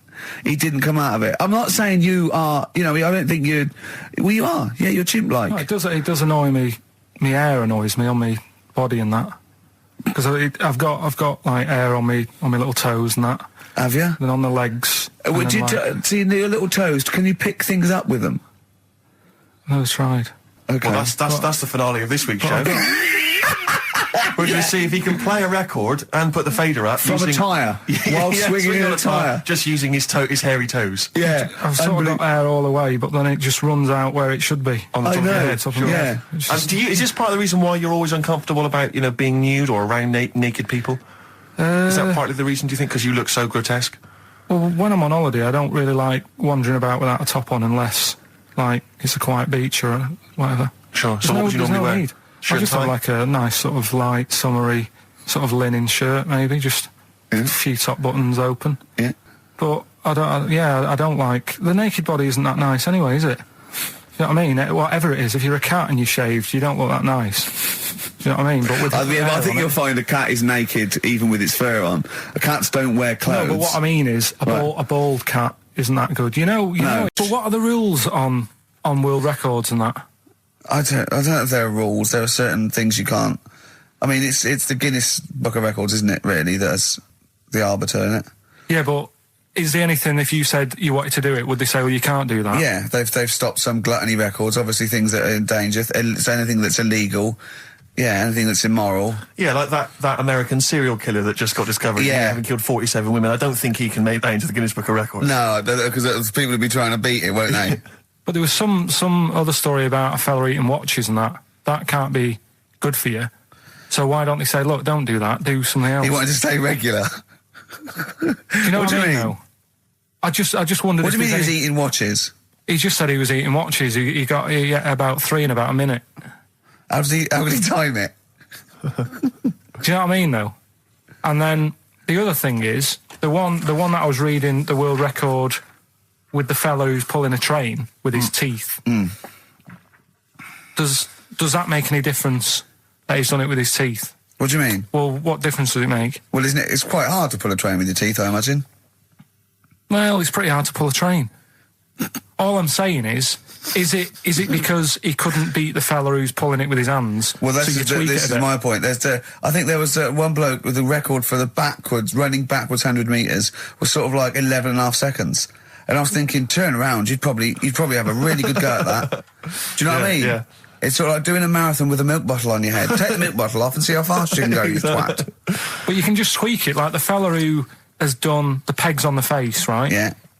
His name's Gary Stretch Turner, right? Right. So he's sort of cheating already if he's got a stretchy head, right? but You are, right, you are one of the most stupid humans I've ever met. Well, get me in the book. Yeah. Right? Well, listen. So Gary Stretch Turner, right? His record is 153 pegs. Yeah. He did it again, and he only got 150 on. so he hasn't broke his own record. Right. But what I'm saying is, if he tweaked it a bit more, would that make a new record? What? Well, if he said, I've got 150 pegs on, but at the same time as eating a burger. I see what you mean, yeah. He'd be the world record breaker for pegs and eating burgers at the same time. Yeah, just change it a bit. If you know you're not going to make it, just do something else. I'm assuming the rules are set at the beginning, Carl. That's Yeah. it. That's where they say, right, you're just going to do the pegs thing. You're not going to introduce burgers halfway through, are you? Definitely not. And then they have a go. Well, do you know what happened to me on the way in? Go on. A homeless person called me a dickhead. How did he know? Do you know him? Is that why? He's like the local big issue fella. Oh, yeah. Yeah. And he knows me. He sees me walking up and down the street. Oh, that's how he knew you. Right. So normally I have a bit of a chat with him and that. And I walk past him. And, you know, I can be a little bit cheeky with him because I've been cheeky with him in the past with stuff. You pinched his arse. No, just, you know, saying stuff like, God, you're always there. I mean, you got home to go to and stuff like that. Yeah, No, just breaking the ice. Go on. He knows, and he'd laughed at that, right, last time, so I thought I can be a bit cheeky, right? So he goes, do you want a big issue? I said, no. He said, come on, I've got loads of them, right? So I sort of said, when I was a kid, and I used to do a free paper around the free papers one, I said, just put them in the bin and go home, right? And he went, yeah, but how am I going to get any money doing that, you dickhead? You see, I can see his point. He is homeless and having to sell newspapers to get 50p or a quid or whatever. Yeah, and sometimes I treat him, right? And today I didn't have any money. I had a takeaway last night and I normally give them a quid. And I felt bad not being able to do that because I didn't have any money on me last night. Right. I couldn't look him in the eye. Did you explain this to the homeless person, the traumas of the takeaway without the tip?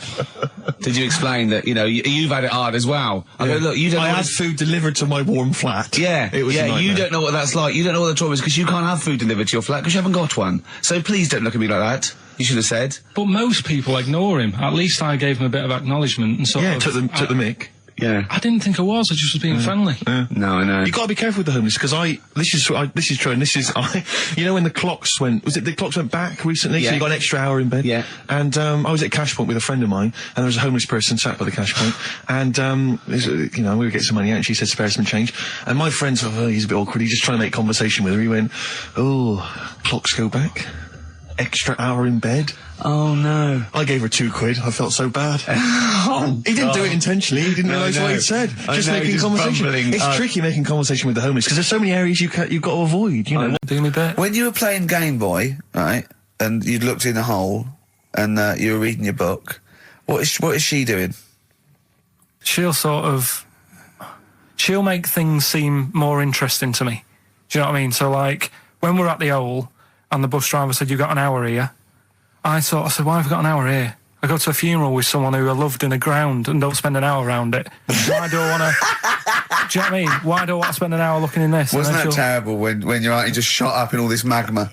Yeah. That was terrible, wasn't it? That was the worst funeral you'd ever been to, wasn't it? But she'll I'll tell sort you, of... that would make funerals more interesting. If they just... It was a cremation and a burial. Yeah. You just put them in a volcano and they go, 2, 3, here they go, whee, up to heaven. I was having a conversation with my flatmate about songs that would be inappropriate to have at your wedding, at your funeral. And it's Horny, surely that is was one. it, yeah, was what we were thinking. Really? Yeah, that was the first one we came up with. I'm horny, horny, horny, horny. There's a new Ride album out. Gentlemen, I think you're probably quite excited. It's London's Hot 106.2. It's released on the 4th of August, and it's all the BBC sessions, all the stuff that Ride did over the years for Virgin 105.8 for BBC, and this is one of them. It's called Time of Her Time. I think it was from the album Going Blank Again. It's very good. Play it, Carl. I play that for Pippa, who requested some Ride. That's from a new compilation called Waves, and it's the BBC recordings that Ride made during the 90s, and I think that was originally recorded for BBC Radio 1. That's a good station. Radio Bloody 1. good station. That's a good station if they're interested. Radio 1. So one of the... I think they pay quite well as well. Well, I enjoyed working for them. I know we used to work for them for a period of time. Until we got fired for slagging off. Simon Mayo. I think it was Simon Mayo. Yeah. Do you remember that?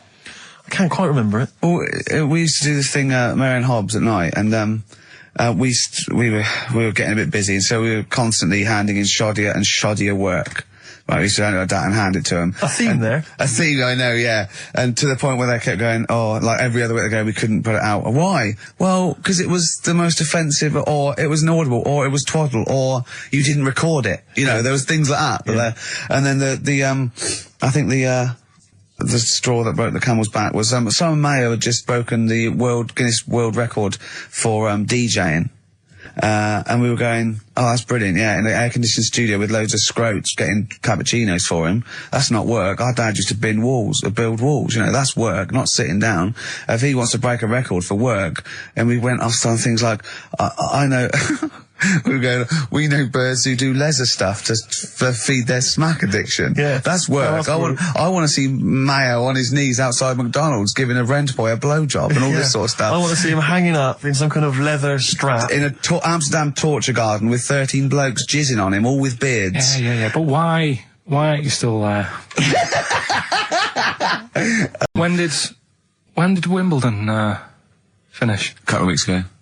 Right. Found myself sat there, right? I'm not having a go. I know we stopped Cheeky Freak of the Week and all that, right? So I'm not going to be having a go. Christ, I sat there. I'm scared.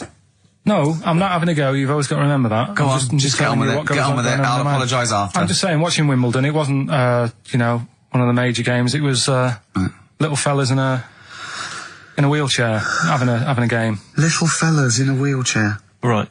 But for me, I mean, you know, great. They're doing a sport and everything. Don't put it on the telly. What was up with it? There wasn't like, a rally going on. No, do you know what I mean? Do you know normally, like with the well, not to Enman, but with some of the other, with some of the other players and that, they're playing for ages, aren't they? It's like, oh, who's going to win this and that? Yeah. None of that. It was just like, hit it, net. Oh, Christ! Oh, God! I don't know what to do! And people would like sat there watching it as well when they've got other games going on in there. That's what I couldn't understand. If you've paid your money to get in, yeah. I mean, like I say, good on them if they. Do you know what I mean? But it would have been. And they all start first in the marathon. I just thought it would have, you know, given the game a swing ball or something. Yeah. You know what I mean? No, yeah, I understand. Oh, God. Yeah. There's never anything XFM in the community. Did anyone confirm? Actually, I had an email earlier. Swing ball. No, I'm not having a go though. Tell them. This is what I'm like, aren't I? Sorry, this is recording you as well. What do you mean I'm not having to go tell them? Do you think you just said that to me? That do you think you haven't got a microphone? You just said to London, keep wheelchair sport off the telly because they can't get a rally going. You called them little fellas in wheelchairs. What? And I meant to go, what Carl meant was... What? I mean, what? They can hear you as well. Yeah, I know. It's just that they might think that I'm having a go, and I don't want them to. That's why I stopped Cheeky Freak of the Week, because some people got the wrong end of the stick. Right. And what have you. So, well, it was funny that a woman was born with deformed legs. They might think you were taking the mick. So anyway, I just was wondering if anyone could confirm. We had an email earlier, I forget who sent it in, but thanks very much indeed for it. They said that the Paralympics began this week, and apparently during the opening show, the entertainment was provided by Riverdance. Now, I don't know if that, I can neither confirm nor deny that, but it does seem rather tactless. Let's play a tune. Ricky Gervais. Don't put my name to this last link. Don't put my name to this last link. Ricky.Gervais, xfm.co.uk. Oh. Magic, Virgin, if you're listening, we are available probably sooner than we thought. You seem a little bit happier now. Oh, yeah. It was alright. I'm a bit worried. Like I say, the last thing that we just talked about, I don't want people thinking, you know, we're having a go at anyone, because it does do me head in. Because I'm the one who always has to deal with it as well when people do. What? You know, we're just having a chat about tennis and stuff. Yeah, the little fellas in the wheelchair, as you put it. Yeah, what are you worried about? Just that they think we're having a go and that, because sometimes I do have to take calls and deal with all this stuff, right? You don't see that. You don't see the hassle I have to go through. No, but I don't often say things where I'm likely to get a complaint from someone. But I'm just saying it wasn't meant to be taken badly, do you know what I mean? You're allowed to say you thought that the quality of tennis, because they were confined to a wheelchair, was poorer than, say, Sampras versus Agassi. I don't think that's in question. It wasn't as good a game of tennis. That's what all you were saying. You weren't saying they shouldn't play or... Wreck the grass. It's right mess. Well, stop while you're ahead. I'm just saying as well. But just... I can confirm, incidentally, we've had several emails, I can confirm that Riverdance opened the Paralympics in Dublin recently. So I'm sure that was very good, very entertaining. Leave it then. Yeah, no, I'm sure it was entertaining. They're very good. Who was it that thought? Was it Jimmy that thought it was short for Paraplegic Olympics? Really? I've no idea. Yeah, it's Parallel Olympics, isn't it? It's yeah. Right. But as we pointed out, that would be pretty much blow football. Yeah. There wouldn't be many sports in the Paraplegic Olympics. It stands for Parallel Olympics. I'm educating, Carl. Don't let me like that. I'm educating. I'm not saying funny little fellas in wheelchairs playing up the grass. What? I'm always educating. I'm always telling you about stuff that I learn about and that. That you get off hand and over, and it's about a monkey who became king. No. So is... No? Have you got monkey news this week? Got a little bit of monkey news coming up. What does he do? Drive to Spain, rob a bank, or get married? No, we're done all them, aren't we? We have done all them. Yeah, it's a good one. It's a good one. And in fact, it's a bit related to what we've been talking about in a way. Oh, God. That's good. Last week, after your nervous breakdown, you went to Hastings. Yeah. Can I ask, why the hell did you go to Hastings? It's so arbitrary. What do you mean? Why go to Hastings? You lost him on arbitrary. Why did you choose that above all other places within... It's amazing, isn't it? You look at his face when you say a word that, you know, he doesn't understand, and it just goes dead. It's like when your computer freezes. Yeah, it is like that, yeah. Is there an equivalent to Control-Alt-Delete when Carl just doesn't understand, so we have to press, like, knob, bollock, finger up arse. It takes him out of his sort of stupid, doesn't it? Now, that's three things to press, but you've only got two hands, so... Wow. Yeah, I know. God, what would I do? I'd have, hold on, so I could have the thumb of my right hand, pop that up his arse. I'd have probably my index finger of my left hand on his knob. How would I press his testicles? What would I use? I'd have to use some other part. Shall we try it? Yeah, let's go around there. Let's about. Look, come on. What? Sit down. I just think it's time to have a little kiss. Sit down. No, you've done so well. I've already had a little... What happened, Carl? He loves it. I'm just going to give you a little kiss. Just for the webcam. Right, hurry up then. All right, on the lips? No, not on. Oh, come on. Oh, God. I love it because he hates it so much. You wouldn't get that radio on. But me saying I could have kissed Chris Moyles. What? I could have kissed Chris Moyles on Radio 1. Milesy. Give Milesy a little kiss for all his good work. Do you enjoy that? Yeah, it's good, yeah. What happened to Chris Miles's show? Is he not on anymore? On TV? Yeah. No. Turns out he was too fat and talentless. Yeah, Hastings. Yeah. It's alright, yeah. What's there? Not much. It's just one of them Is there places. Yeah, it's good. I think that's what's good about it. Nobody knows, right? Because last weekend it was roasting, and you saw pictures of Brighton, and it was heaving. Yeah. Right. Hastings, hardly anyone there. And yeah, it's got a nice little beach. Yeah. Sand? Sandy No, beach? pebbles. Well, that's all right, isn't it? You don't want the sand. Why does he want sand? Of course he wants Just sand. a little bit, don't it? It's murder building a sandcastle. No, you just sit there. You can't walk on pebbles, can you? It's, What do you mean? Well, it's all kind of, it's sort of a bit, you know, dodgy It's underfoot. all right. The only annoying thing is, right, it's one of them places that it's great to visit for a day. Yeah. But I wonder how people who live there get by. Why? Because all the shops are like them things that you go in and it's like a little pebble with a pebble stuck on the top and it says Hastings on it. Yeah. So every shop does that. If you want bread and milk, You're done for. it's murder. Yeah. There must be a supermarket. I didn't see any. Seriously, it's all novelty things like that. Yeah. And then when I got back into London... Their houses. Yeah. Just covered in pebbles and, like, seashells and stuff. The funny thing is, right, it's the first time I sort of noticed somewhere like that when you go, what do you do if you just want some Brillo pads or whatever? I'm walking in London. Never concerned me, that. Never needed Brillo pads in my life. No, but you know what I mean, the sort of things that... Yeah. It's a bit tricky to find, but in London, you've got the coverage. Yeah. Now, the weird thing is, I was walking home from... We had a drink the other night, right? Yeah. Walking down the road, and there was a shop that just sold, in London, chess pieces. Yeah. Is that the one on Great Portland Street? Round the corner from it. Yeah. Yeah. Well, I think that's mental. I remember being in Brighton once and seeing a shop, and all it sold was the foam you put inside cushions. Yeah, there's one of those at Pentonville Road. But I don't know who opens a shop like that. I know where these I'll tell things you, are. There's a hole in the market. Yeah. What was that shop we walked past yesterday? And it was like something really, really... chef uniform shop. Yeah. It's Dundee Street. And I'll tell you what, I opened a chef uniform, mainly sort of check trousers and white hats. But there must be a lot of chefs around. I'm eating all the time. Someone's making the food. Yeah. The funny thing is, on the chess shop, right, they mustn't have been doing that well. And someone must have, the the bosses must have been sat there going, not really working this, is it? Yeah, right? people only buy one chess set in their life. Yes. Right. Yeah, but the funny thing is, on the door, it's just said, come in and browse. Which I thought was odd. Did you? No, it was shut. Right? but the funny thing is, right, so you can imagine them sat there going, oh, it's not doing that well. And it's changed. They've actually changed the name of the shop now. Yeah. And now it says chess and bridge. Right, they've had to expand. So they've opened it up a little bit. Yeah. Yeah. But still. What do you buy for bridge, if not I don't know. cards? I don't know. I don't know, I don't play bridge, but I don't know, I don't think you need a lot of stuff for bridge, except a pack of cards. I remember going... a table. When I was on... 3 friends. On holiday once in Devon, past a shop. I don't know, if you ever need it, if you ever need an antique marionette, let me know, 'cause I know where there's a shop. Okay, yeah. Antique marionettes! I know.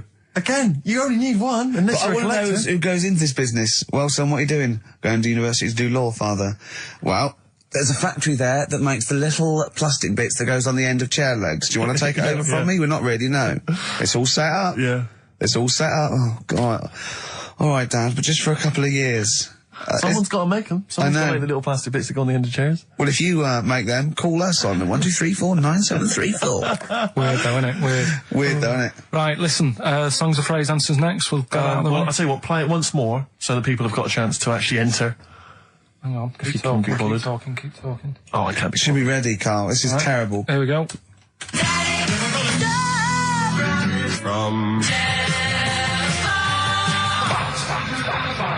Right. That is the well-known phrase, Daddy's never gonna stop robbing telephone box. The well-known phrase. And we're looking for the songs, I think. I don't care. All right. Libertines on XFM 104.9. I'm Ricky Gervais. With me, Steve Merchant. Over there is Karl Pilkington. I'd be great for Heart. You really wouldn't would. I? You really Virgin, I'd probably. BBC Radio 2 be my first. All one. Late night one would be good. All good stations, all professional stations. Yeah, 4 weeks to have an go. audience, all have 4 an weeks to go before we may give up or we may come back. Who knows? It's all up to Karl Pilkington. Can I just extend an apology? I was a little bit crass earlier, and I made some unsavoury remarks about Radio 1 DJ Chris Moyles. I'd like to apologise. Funny man, Chris Moyles. I would like to apologise for that, but it gave me an idea. You, the listeners, who do you hate? Email in ricky.gervais@xfm.co.uk. I just think that we've never really used XFM as a kind of, as a research tool, really, and it seems to me that we can get great opportunities. And it's this, we don't sort of do this thing, we don't go on there and sort of like slag off other people and people in the public eye. Well, we pick on targets that can't fight back. Helpless, the elderly, people suffering in some way that really, and particularly we don't want to pick on people like Chris Moyles, who's got a big platform, much bigger platform. We want people who can't answer back. Yeah, who do you hate? That's us. Who do you hate? I don't want people you went to school with or your boss. Do you know what I hate, Steve? Who do you hate, Rick? Right, my top three, just in the top three, would be Hitler, Mussolini, and General Pinochet. Really? No, probably Moylesy, Harry Potter, and Jamie Oliver. Nice. But what are your top three? No, don't make them comical. Don't make them. These are the people that wind you up when you see them on TV. If you hear them on the radio, if you see them in a magazine, they just they make your kind of blood boil. Might be us. It could be us. I'm expecting that. We know that. We're not stupid. We could take it as read that it's us. Yeah. And then if anyone other let's than us, assume it's us, so we want other people. Yeah. But I want to draw up the top 5 people. I don't want to hear things like Tony Blair and Jeffrey Archer and fascism. No. Just people who make your flesh crawl for no fault of their own.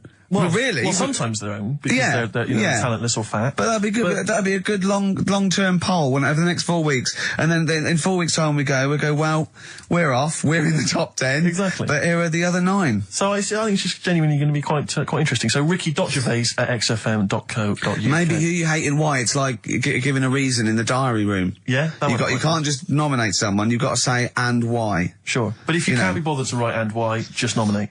Yeah. Because that means we've got a lot of reading to do if they start doing that, Rick. Yeah. Keep it down to one sentence. Yeah. So the reason to be so-and-so because they can't walk. Something like that. Sure. Maybe. Now then, we were playing earlier songs of phrase. We have had I mean, the answers I could literally count on the fingers of one hand. Now, the right answers, even less so. But, do you want to play it once more, Carl? Oh, God. From... There was 7 songs in there. Right. Read them out, Colin. What are they? It was, Oh, have you got it written down? I can remember them. Daddy Cool. Right. Boney M. Boney M. Yeah. Never Gonna was Give You from Up, Rick Astley. Yeah. Never Gonna. Write them down!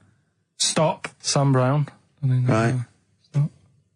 Robin was Miss Robinson by Simon and Garfunkel. Mrs. Robinson. Yeah. Hang on a minute. That's not Robin. Oh. From Russia with Love, Matt Monro. Right. Telephone hanging on the telephone, Blondie. Yeah. And then Box, Living in a Box. Living in a Box. Well, listen, no, Brilliant. I don't think anyone got them all right. No. If you did get them all right, I'm sorry, but I gave up checking the emails a long, long time ago. So I'm going to give it to Michelle Flower because she got a few of them right. So well done, She got a lot right there, actually. Yeah. Well done. Good, well done. She got 5 out of 7, so well done, Michelle. And you get all those great prizes. Incidentally, You're talking about people who annoy you and that. Yeah. Right? Not many sort of celebrities annoy me because I think, well, some people like them. You know what I mean? yeah. Yeah. But things that affect me, like the builders. Right? You're a philosopher. Go on. The builders annoy me, right? Sure. Yeah. And you could say that's a bit of stereotyping, but all the people who I've met who have been builders have always annoyed me, right? So that's... That's because they've been working on your house in your space. I mean, that's like all the builders that have been round your flat making a noise when you're trying to get some sleep have annoyed you. Well, that... Brilliant. But also someone in the office in the week, right, who works here. Yeah. He's a good lad, named Lenny, right? It's called Lenny. He proposed to his missus using XFM. So What, like, you he popped in Zoe's show. Right, his girlfriend sat out there. She didn't know what was going on. She was asked to come in. Even she wasn't listening. She was out there. she probably had a Walkman on or something. Yeah. Well, just that. She was just to Jono. He had to fax Jono with the request. Dear Jono, I am broadcasting from XFM at the moment. Can My you ask girlfriend's listening to you. Oh, God. London's Hot 106.2. Great But stuff. it's just that thing of, like, abusing your position, I think, annoys me. Do you know what I mean? Yeah. Because I just was thinking, if he worked for a cab company, would he have done that over... That's one of my Do you know hates. what I mean? People who abuse. Do you know what I hate? Dictators who have just sort of like, they've got there by unfair means, now they're sort of like hurting the, like, little people and that. Really? Yeah, that's what I hate the most. Yeah. Do you know what I don't like? What? Famine. No, it winds me right up. Famine and disease.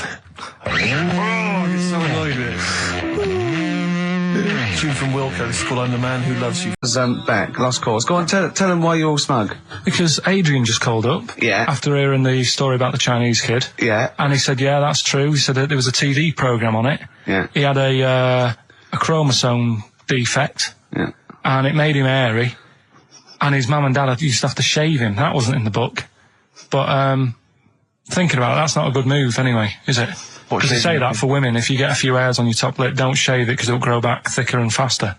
So... They should just, let him... They should have just said, well, let's see how bad it gets. But if they went in there straight away if he came out as a baby and a little bit hairy, they should have left it maybe, for a little bit. But Adrian called up and said, yeah, he was hairy, he was all but right. we weren't disputing there was a Chinese kid born slightly hairier than the rest. We were disputing the fact that you didn't actually tell us a story. You just told us a And what we are disputing is is that man was abducted by aliens for 3 days and grew a beard. Yeah. That's definitely not true. No. We don't know about chewing the fat, but it sounds quite viable. Yeah. You see, the difference is between me and Steve and you is that what we believe isn't random. Do you know what I mean? It's not random. The things that we don't believe stuff just because it's interesting. it's not every other thing we believe and every other thing we don't. Well, I think Carl believes stuff if it's interesting. Yeah, I know. Yeah. If he thinks, intriguing. Fact. That song's got a good story. Okay. Yeah, love it, snappy. Go on. And there's loads of songs out there, isn't there, with songs that you couldn't fade out. When you hear them on the radio and that, you don't want anyone to talk over the start or the end. Yeah. Because but remember we did this one before with Killing a Georgie by Rod Stewart. Yep. And I was a bit worried that it might have been a true story because we were, joking about it. And he went, "Oh, that Killing a Georgie?" He went, "I think it is a true story." I went, "Why?" He went, "I listened to it again, and Rod Stewart at the beginning says this is one of my best friends."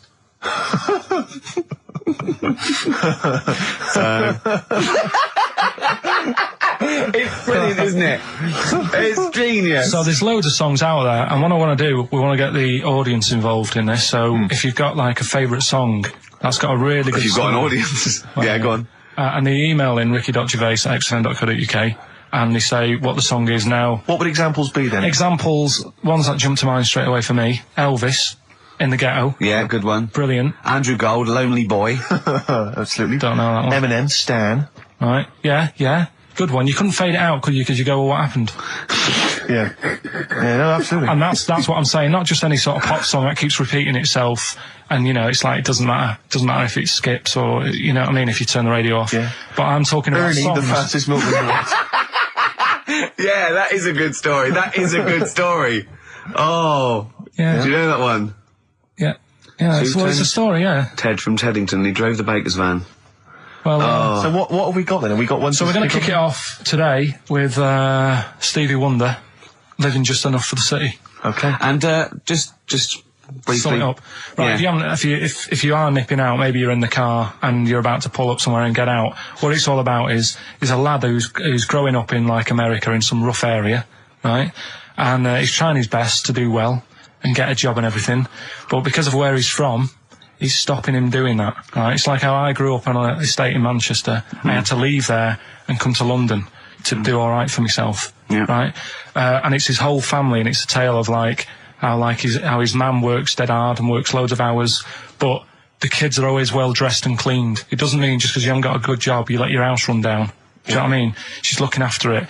The sister, she hasn't got new clothes, but they're always clean, and her knees are clean, I think it says in one point. Excellent. Clean knees, always important. So will we give it a listen? Let Brilliant, it's a Well, I great don't track. think Stevie can do it justice. After that explanation. Right, so I'm not sure he's I going to think top it's that. like some sort of like backing tune to try and... Try and pep it up a bit. Yeah. You have really knocked it the socks off it. Brilliant. I'm looking forward to the clean knees. It's a new feature. What is it called again? The story in that song's really good. Here's Stevie Wonder. Wow. Stones, Brown Sugar. Steve thinks I can't tell you what this is about because it's too rude for radio. But you've done it again, haven't you? You've said another call, haven't you? Yeah, just that drugs do make you have wind, morphine especially. That's the bad one to have. And that was from a medical student, wasn't it? Yeah. Up in Leeds, so cheers for that. Haven't had any calls about the alien abduction, funnily enough. No clarification on that so No, far. no. Keep you posted though. Yeah. If anything happens, we will let you know. Yeah. Yeah. Well, that's it. We got through it with all these mistakes. They've got to get this equipment fixed and they've got to go to HMV Monday and buy about, I'd say, £5,000 to £10,000 worth of new albums. Definitely. It's gonna be good Get next this week. fixed. No, get this fixed. Definitely. Yeah. Don't go on about that. Next week though, we'll have more educating. That's the Ricky. phone. Look, that's the phone. Yeah, don't do that. What? Educating Ricky. We'll do the quiz. Rock Busters. Do that again. Right, Yeah. I might not be Songs. here. If that's the case. And Steve, What? what have you got?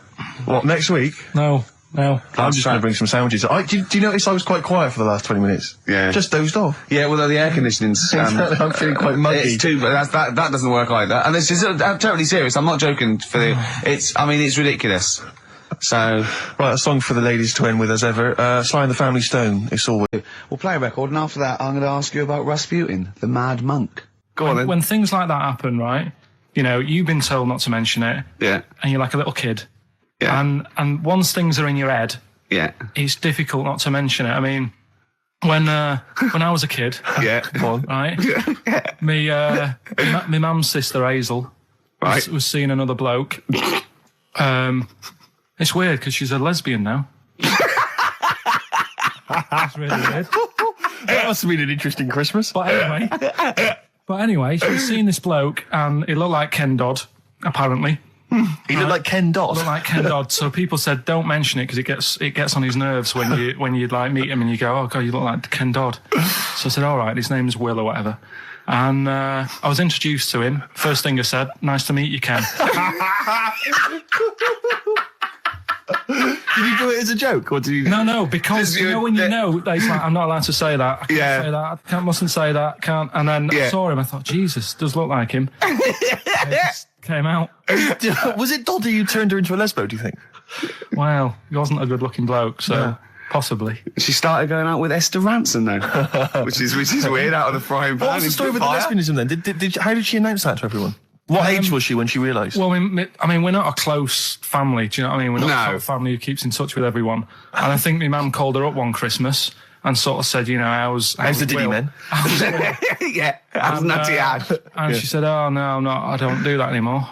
I'm knocking about with Sandra or whatever." Right. And it was like, "Oh, right." Not big butch Sandra with the big earrings and the skinhead.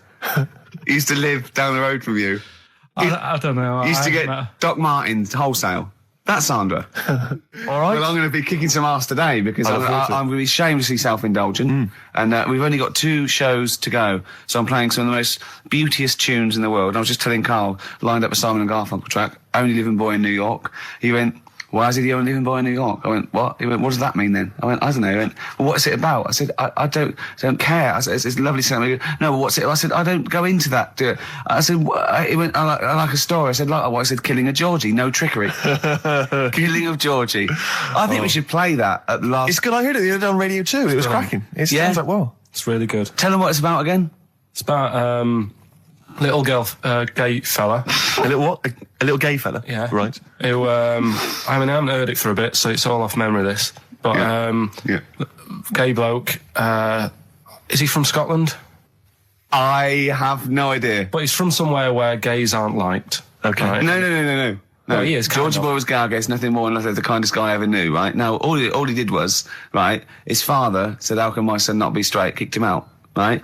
Goes to America. Yeah, but you can handle all that. You can handle your dad not getting on with you if other people around you are into the same scene. Yeah.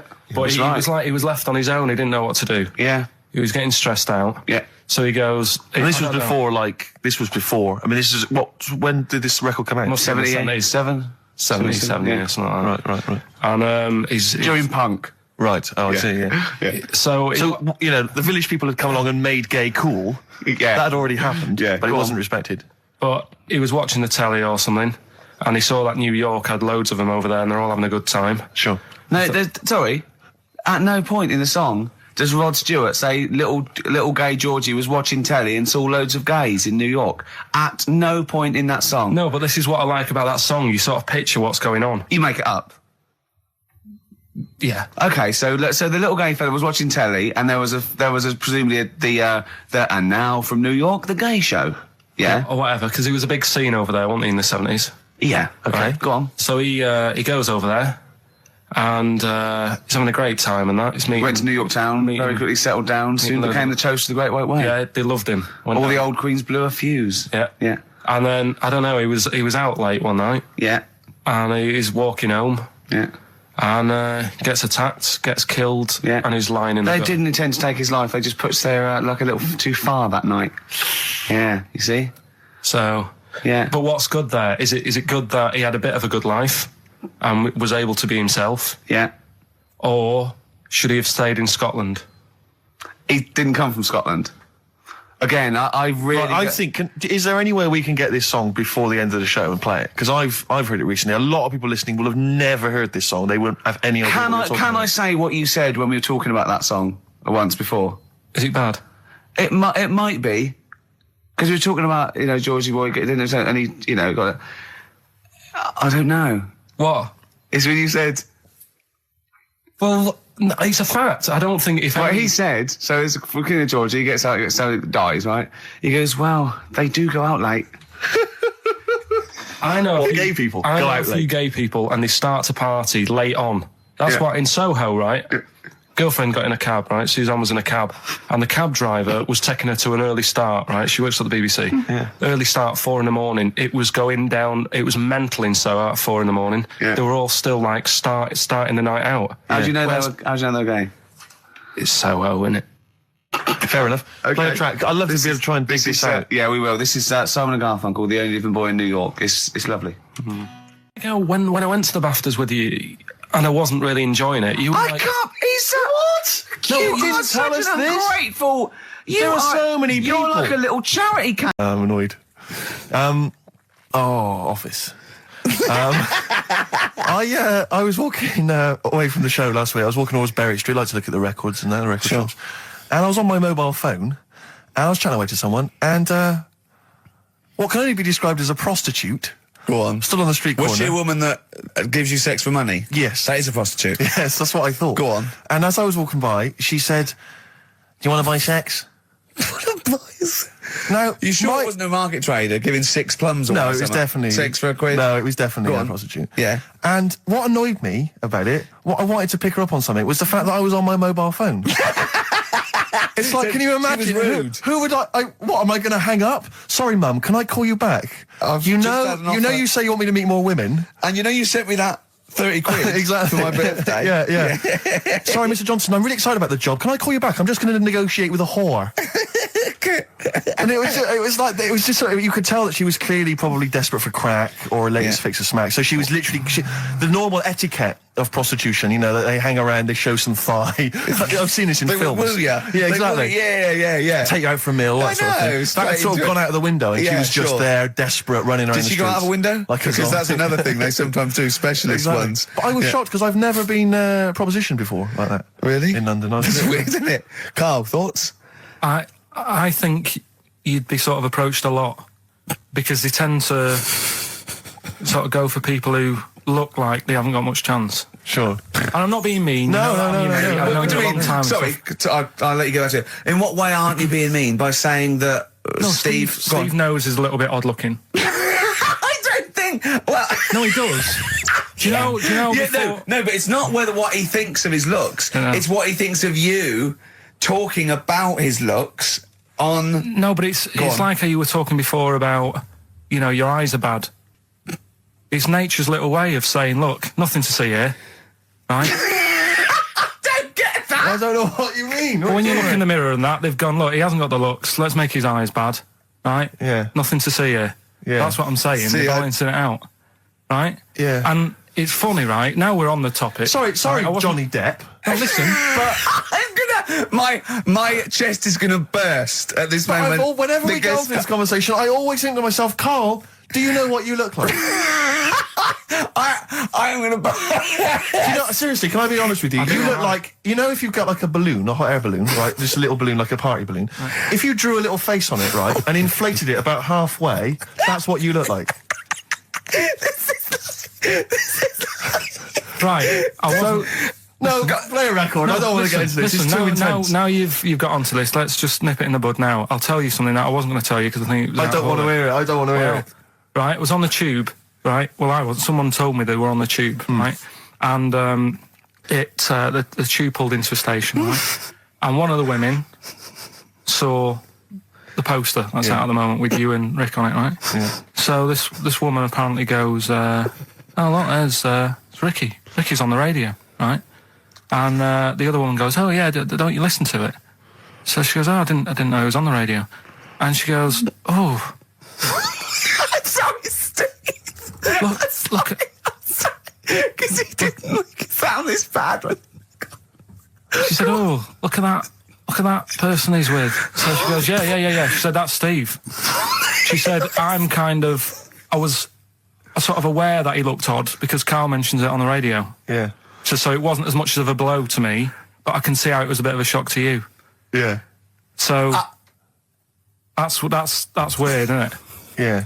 And that isn't me sort of telling this woman to say anything. That was all happened without anybody else sort of bringing it on. Yeah. Do you know what I mean? Yeah. So... Was it... Sorry, you seem to be relishing this. Was it because of the little balloon story that made you... I honestly, Steve, I wouldn't have told you, but if you're going to start, you know, having a pop... Yeah. Do you know what I mean? I can't just sit here and take it and that. No. I mean... All mates.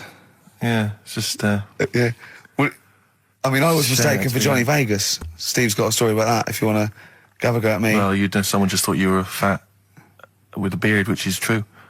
Well, don't have a go at me because he said you look... Well, you started it. No, I didn't. Yeah, you no, I did. didn't. You were milking it. You were egging him on. I was laughing. You were egging him on. I sort of was. Yeah. But let's not, you know. Oh, it's a good job you've got lots of good mates like Jonathan Ross you can go and hang out with. You don't need other friends, people who've helped you in your career. He's good looking bloke, isn't he, Jonathan Ross? He's a good looking fella. Yeah, just delete that as, Yeah. Okay, well, we're going to play some of the best of, some of the greatest moments of the last 3 weeks.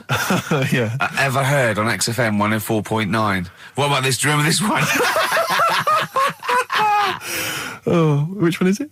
Alright, so, here's the first bit. Right. We've got Rockbusters, that's rolling. There's people coming in, they're getting them right. I don't understand Well, myself. as ever, Rick, you'll be amazed and confounded. So I don't know the answer, and I haven't looked at the answers. I just like that moment. It's like when you go down Christmas and you're excited about a present, and it's like some condoms. You know what I mean? Well, I love that. That moment. Yeah. Right. I don't know how he's going to top that next year. I don't know how he's going to top that. All I can think of is some corn plasters. Right. It's all right, love. The batteries are included. Got you a pumice stone. Right, now, and then we went on to a whole thing about homeless. He wants to do a game show with celebrities being homeless for a week. What do you think? Actually, I've got to say, that's not bad at all. It's not bad, is it? No. Right, do you know how, like, Lenny Henry went to the jungle? Yeah. Right? And you've got, who else did it? John Lovely made slippers out of a bra. Right? So I'm thinking, like, get a celebrity and say to him, no, just because, I'll tell you why, right? I'll tell you why all this came about. When I was walking back from that Christmas meal that I bought my girlfriend for 150 quid. Right? Lest we forget. Right? I was walking down Mortimer Street and there was a homeless fella there, and it was like, oh, you know, it's really, really bad. But the weird thing is, it was about, I don't know, probably about 8 o'clock. Yeah. No, about 9. Right. And he was asleep. And I just thought, do homeless people ever think, you know, I think I'll have an early one tonight? Right? That's what got me thinking. It's a bit weird, the whole lifestyle of it, the fact that he had an early night. So, the fact, what, if it's a bit weird that he's sleeping not in a home, but on the street? No, it's just that if I was homeless, I'd probably stay up quite late, because it's not nice. Do you know what I mean? What are you talking about? Just being homeless isn't a good thing, is it? No. People forget how bad it is. Yeah. Right? But surely sleeping gets you out of reality. They sleep because they're tired. They can't sleep very well, so they need all the sleep they can get. Yeah, but sleeping's nice if you've got a nice big bed. What, you think that they can go, I'll stay up, I'll go to bed at 2, I'll go straight to sleep, and I'll pop up at 8 when the alarm clock goes off? Well, it's just what I was thinking, right? So I was thinking how bad it is, and it's, you know, especially this time of the year, you know. Yeah, it's terrible. It's the really worst thing. And to sort of give it some publicity and get a bit of help behind it, get celebrities, someone like Phil Mitchell, maybe, off EastEnders, who's a big fella, he can look after himself, put him in a shop doorway, have some cameras set far away in a building or something, they can film him, and it's up to him how he raises money for food to eat. He could sign autographs. Well, they wouldn't know him though, would they? Because you never look at a homeless person. You get, what's her name? Gail Porter. Yeah. Gabby Roslin. Right, yeah. Narinda from Big Brother. Yeah. Who else would do it? I got a game show idea. Dennis, I reckon. I got a game show idea called On the Game. And what happens is, you get Narinda from Big Brother. It was your girlfriend's birthday, wasn't it? Earlier in the week? Or last week? On Monday, yeah. And, I mean, obviously it was a triumph with the stuff you got her for Christmas. The condoms. The box of condoms. Box set of condoms. Oh, yeah. Not just the singles, the whole set. Yeah, a complete collection. Brilliant. So what did you go for this time? What did you get her? Yeah, but... No, but it's her birthday. How long have you been together? About 9 years. Okay, so, God, it must cost you so much. No, but it starts getting tricky, doesn't it? Because I spoiled her a lot in the first few years. Yeah. So then Here's a packet of rubber bands. Enjoy them. Oh. Well, it's what she wanted. Okay. I mean, you're making out as if... No, everyone wants paper clips. Come on, what did you get her? Got her a new pair of gloves. Right. All right, well. And? What, nice leather ones from Selfridges or Harrods or something? They were good ones, the sort she likes, so... They weren't... Well, they weren't the little woolen ones that she had. Yeah. I thought that was a joke when she said he got me these, because I laughed. No, I know that's the one she did have. When they said it's his birthday, right, it was her birthday Monday, and me and Steve wanted to get her, and she went, he got me these, because she had those little woolen gloves on. I laughed, because I thought she was joking, Carl. That's what she wanted. I've told you before about buying presents. Did those gloves have your name sewn in them? And a piece of string that ran over the back of your duffel coat. You know, I've never been into getting presents and that. I had the problem at that Christmas one, that time with the Victoria Plum. Yeah, we'd hate that. We'd hate to bring that back. We've done that. Because you talked about it because it's kind of to do with your dad, isn't it? He's a very bad gift buyer. Was that the problem? Well, yeah, my dad just wouldn't bother. It was my mum who sort of made an effort, and she sort of worked out half of what I wanted, then she left it to my dad to get it off someone, see if he could get one cheap or whatever. I love the fact that usually people talk about, like, drinking heavily or violent abuse, right? Yeah. But here's what he's been left with and scarred with from parents is bad gift buying. Yeah, and that's the not so Victoria bad, Plum is it? incident. In the greater scheme of things in the world, that's not a bad thing to have, is it? Right, there was this, this is what it's like about getting presents and stuff, right? With my mum and dad. Go on. My mate, Colin, right? He Colin had, Bacon? No, Colin Bailey. Oh, right? yeah. He had a Little Sinclair Spectrum, right? Yeah. Computer, which was like the thing to have at that time, right? Yeah. Used to always go round to his house. The deal was... Not the one you had to play through the window because you weren't allowed No, that's another lad. Oh, right? yeah. This is a different lad. And the deal was, he came to our house, and my mum gave him a pie. And then I'd go round to his, and I'd stay there for a few hours playing, you know, Hungry Horace and stuff like that on it. Sure. Right? Now, my mum and dad knew that I really wanted one of these computers, right? So I waited about a year. Came round to Christmas Day. I thought, I reckon might have one. Turned out they bought me the wrong one. They bought me a ZX81 instead of a Spectrum, right? And Christmas Day, I'm there trying to load the games up. It's not working. I'm thinking, what's wrong, right?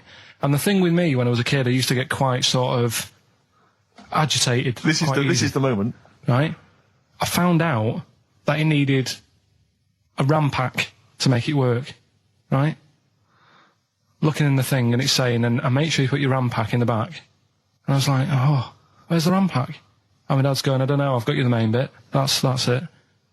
So, I was that wound up, I just was sick, right? Just sick. I didn't feel sick or anything, I just was like, oh God. Went to the sink, just sick. Because I was that on edge about it. I said, come on, we've got to get one. And my dad's like, Tandy's shut, we're not gonna get anything today. Ruined again, Christmas Day. That was after the year when my train set got blown up by our kid. The following year, no RAM pack. And now you ask me, why don't I get good presents? He's scarred. He just I'm gonna die. Honestly, I'm gonna die. He's just being sick. Yeah. There's no RAM pack. What? Did you get to the bottom of it? Why wasn't there a RAM pack? You have to buy them separate. Oh, It's one of them okay. cons. What do you mean I can't play Frogger? Oh no. So, wasn't there another incident when you threw up? Spontaneously threw up? Through sheer anxiety? I do get it. It's not so much now because I've relaxed a bit, but as a kid I used to be quite on edge all the time with certain things. Do you think that's what happened to your The cat wind. that kept being sick? That it didn't get the food it wanted? And it just threw up? Do you remember that? Yeah. God, so they shaved it.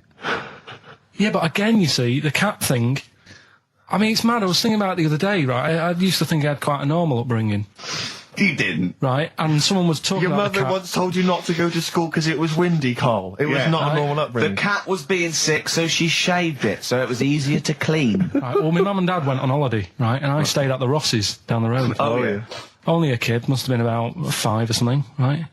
And I was always running around in the house. I had a lot of energy as a kid.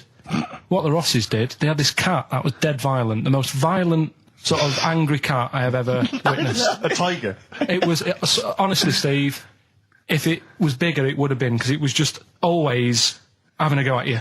Yeah. If you went to pat it on the head, it went to bite you and stuff. And what they used to do with it, to stop me running around, I'd sort of be running around, and then I'd get a bit tired, and they'd say, have a lie down on the settee. So I'd lie down on the settee and I'd nod off. And what they used to do, I'd wake up and I'd put the cat on my belly. Right? So I'd be scared to move because it's like it's going to get me.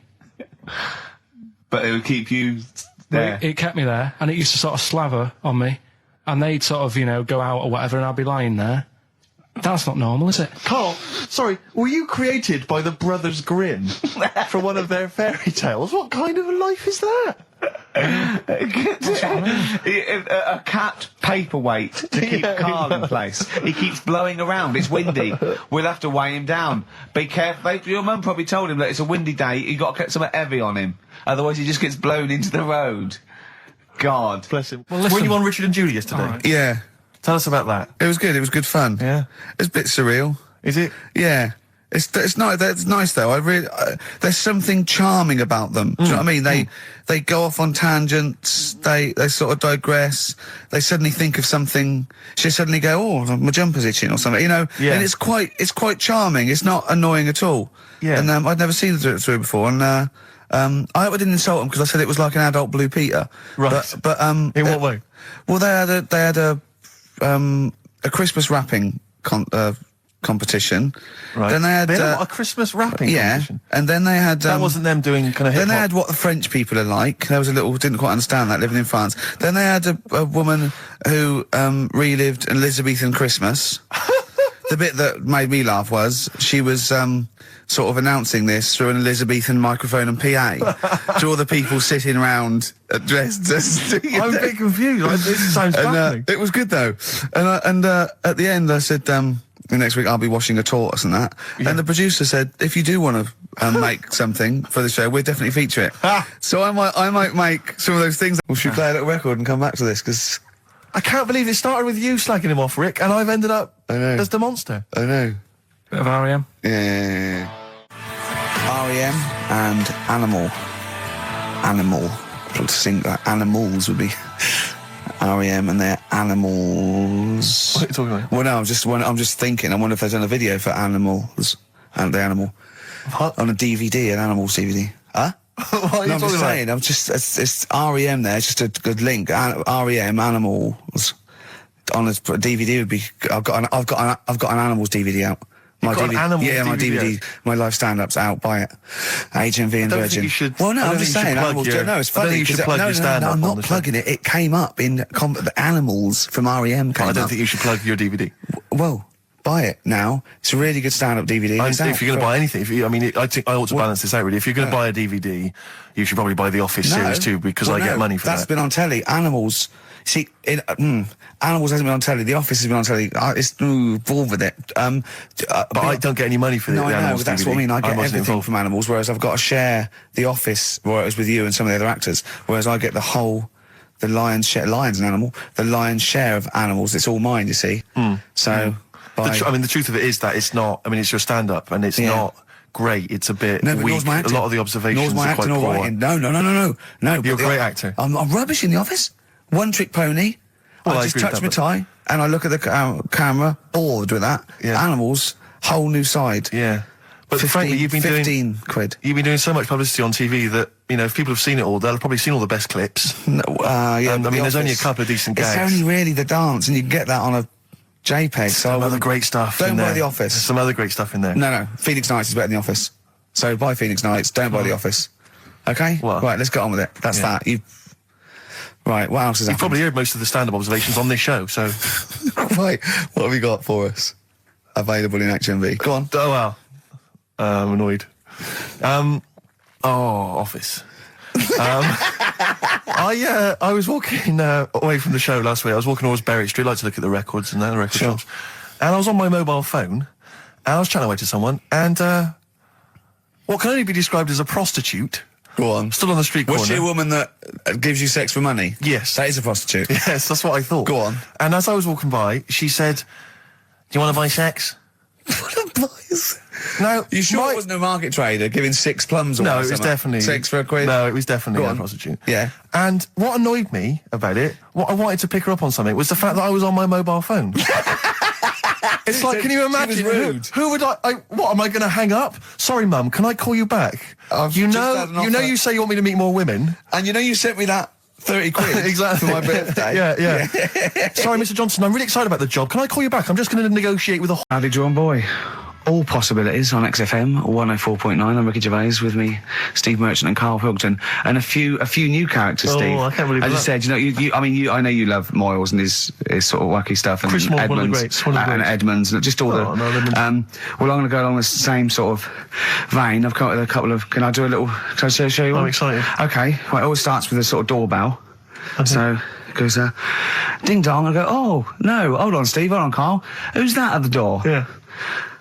Hello. Oh, hello. Oh, look, it's Camp David, the right queer gay. Oh, hello. You look all gay today. Is that because it's nice weather? Oh, no, that's not what it means. Oh, have you got a girlfriend, Camp David, the right queer gay? No, but I've got a boyfriend. Yeah. Oh, bye. Right. Oh. Ding dong. Oh, it's another one. Hang on. Another comment. Hello. Oh, look. It's Holy Fuck, the little funny Chinese fella. Wait, that's his name, Karl. That's his name, Karl. Karl. Hello, Holy Fuck. Harold. Right? Yeah, that's fine. Mr. Fuck. You can call me Holy if you want. No, I'd prefer to call you Fuck. Yeah. Right? You're right. Nothing wrong with this so far. No. Have you got a girlfriend, Mr. Fuck? Achoo. Oh, you haven't got that SARS, have you? Yeah. No, that's my girlfriend's name. See? Yeah. Clever. Oh, just before you go, Mr. Fuck, I've got two things here. I've got a nice Trilby hat that you could wear, or I've got a little lampshade. Right. Which one do you want to put on your head and walk around? I presume the Trilby. No, but it's not. No. Yeah. The lampshade. Lampshade, of course. Bye. See ya. See you later. Yeah. I thought they were genius. Can I be honest? I'll be honest. I thought they were brilliant. I thought they were.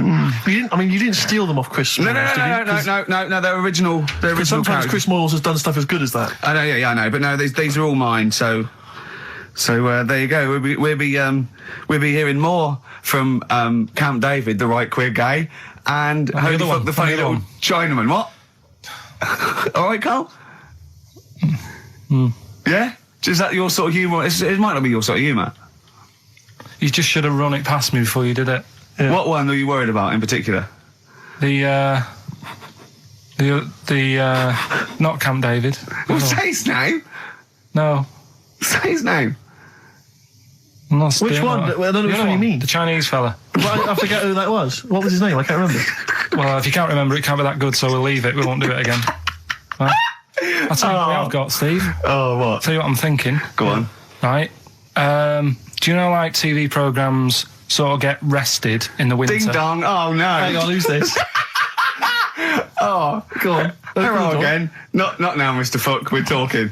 Bye. Is that Holy Fuck again? Yeah. Okay, Karl. Look at Karl's face. Right. Okay, that's it now. I'm not answering the door anymore. Right. Okay, go on. Right. Yeah. Ding dong, ding dong, ding dong, ding dong. He's trying to get in. You've got. Don't be impolite, Rick. Come on, Rick. He wants to come in. No, it's too late. It's too late. He's gone away now. Go on.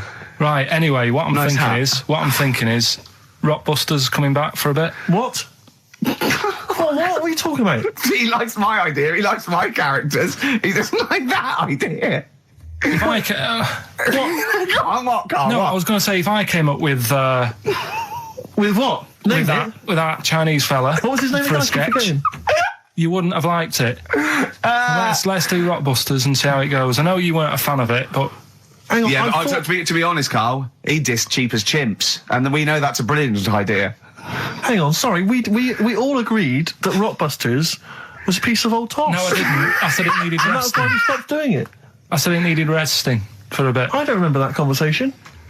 What do you mean it needed resting?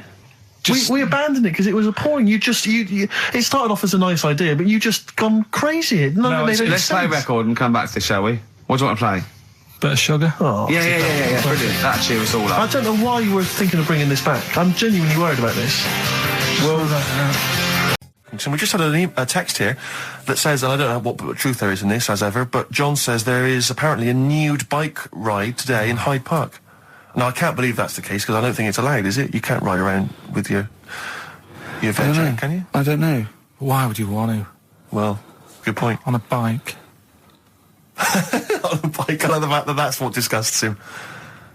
I want. Do you know what? If we did appeal for a nudist to call in, I'd want a very specific sort. I want a German nudist, a middle-aged man called Helmut. Okay. If there is any, or the closest one to it. So I want a middle-aged man from Germany. If your name is Helmut, you're in.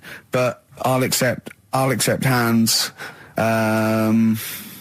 Carl would be good, wouldn't it? All right. Yeah. I think I'm wondering if the age might. Maybe we could we broaden that Okay, a just little bit? a German nudist bloke. Right. Could he at least be fat? Can I find a fat German fella? If your name's Helmut, we're going to give you a big prize. Yeah. But, you know, any fat German fella who likes to get his sausage out. Sure. Okay? It's sauerkraut. Yeah. What's the phone number? 0871 222 1049. It'd be good just to get an email or a text over the contact, wouldn't it? And then I can just call them up in the week. Sure. And 83936 is the text number. I don't know what our audience demographic pans out like, Rick, but I'm suspecting that's probably a fairly small fraction of our listenership. I know, but, you know, fat there must be German someone out there, if you know a fat German who likes to get his tackle out, phones are going. Straight away. Just answer it, Carl. Just answer it. Just pot that. it could be anything. Well, just see what it is. To be fair, it could be a nutter. But just say hello. Just tell your turn. It's not straight away. He'll stay there, won't he? He'll stay there. Well, answer it. Answer it. Leave it. Answer it. Oh, you see this? It's gone. It's gone. There you go. He bottled it. So, just as well. Well, you took too long to answer it. There's a vicar in Australia who started sort of doing his services and all that in nude. Hot, isn't it, out there? Yeah, Where'd you get the churches aren't. Churches are pretty cold. It was on some website. Of course it was. Yep. Just saying about a vicar and that who's there's a lot of nudists and that who want to get married. Do it, you know. Don't mess about with the wedding dress and that. Just snip up. Cheaper, isn't it? Well, I also suppose it's so. I suppose if you believe in God, you believe that that's the way to be in it, because Adam and Eve and that. Yeah, but then in Adam and Eve, the shame made us dress up, didn't it? Yeah. Eating the apple and things. Yeah, but God didn't want that, did he? No, he wanted to see it all. He was loving it. He was having a whale of time getting a life full of all of that, and then the snake said, cover yourself up. Stitched him right up. No, I stayed up and watched. There was a thing on about Dracula. Right. What, Dracula? And I found a flaw in it. Go on. Not the fact that he's the living dead and and drinks blood to stay alive and he doesn't reflect. And he can turn into a bat. Well, and you can go on. The mirror thing. He can't look in mirrors, can he? Well, he can look in mirrors, but he can't see himself in a mirror. Yeah. Well, it still doesn't work. Go on. It doesn't work at all, Carl. It doesn't work Go anyway. on. No. Well, centre parting's always really neat. His centre parting's always really How does he do it if he can't look in the mirror? Blood on the floor or something it was called. Rubbish. I love the flaw in the Dracula film is that his centre parting's too neat. How did he do it without a mirror? Oh. Was it a documentary about Dracula? No, Yeah, there was the real it's Dracula. The real called- Dracula. Bit. Yeah, the real Dracula. The It's true just a film. It had blood on the floor or something. It was called. Yeah. It's rubbish. We had a little lunch yesterday, didn't we? We did indeed. That was a nightmare. Yeah. I hate going out with you two. I was explaining to Carl, right? I like to excite Carl's imagination, right? And if it involves chimps or monkeys, all the better. Brains he likes, parts of the body, deformity. You know, I know where to, what buttons to push. And I told him about this thing. I don't know if any of you out there know about this, but there's an experiment they did in the 50s, a clinical psychology experiment where there's your two hemispheres of the brain, okay? They're joined by a thing called the corpus callosum, right? Which is just a little flap of skin, like a little scarlet lead that joins your two hemispheres. And what they did, they cut that in half, and they thought it was a cure for schizophrenia, but what it turned out to be, or epilepsy, I think, I can't remember, was that your two sides of your brains didn't function together. You couldn't get information. I was telling Carl all this thing, and one of the things I told him was that they did it on a monkey, and it fought itself over a nut. Like its right arm was connected, by its left lobe of the brain, and it was fighting over itself. And Carl went, instead of thinking this is amazing experiment, he went, would it have been happy if you'd given it two nuts? Yeah, I know. Well, you started off by explaining it, and I remember you mentioned, because I was watching the two of you as you were describing it to me, you said, of course, one side of the brain deals with symbolism, and as you said the word symbolism, I noticed Carl drift away from looking at you, pick up his mobile phone, and start pressing buttons randomly. And I thought it was the word symbolism that got him. And I noticed it took you just a moment longer. And I think the first thing you said was, when did I lose you? Yeah, I knew I'd lost him. It's extraordinary. And he doesn't even try to I disguise said it. nomenclature at one point as well. Right, yeah. And I knew I was dicing with death there. Yeah. But, Yeah. but I told you tried to look it up, didn't you, on the web? You didn't find anything about it, Yeah, did the you? spelling of it's what is it again? What's the word? Corpus callosum. Yeah, so I couldn't do it. No, there's no point. Yeah. Don't bother. Give up. Don't bother. Give up. So if anyone knows any interesting facts about that, But yours hasn't been cut in half, has it, Carl? That would, again, might explain something. I'll tell you what we will be talking about later. I don't know if you're sort of aware of them, Steve. Go on. Bonobos. Oh, I don't know much about bonobos. I told him about he was looking for stuff. I said, put in bonobo. He was having no luck with chimp.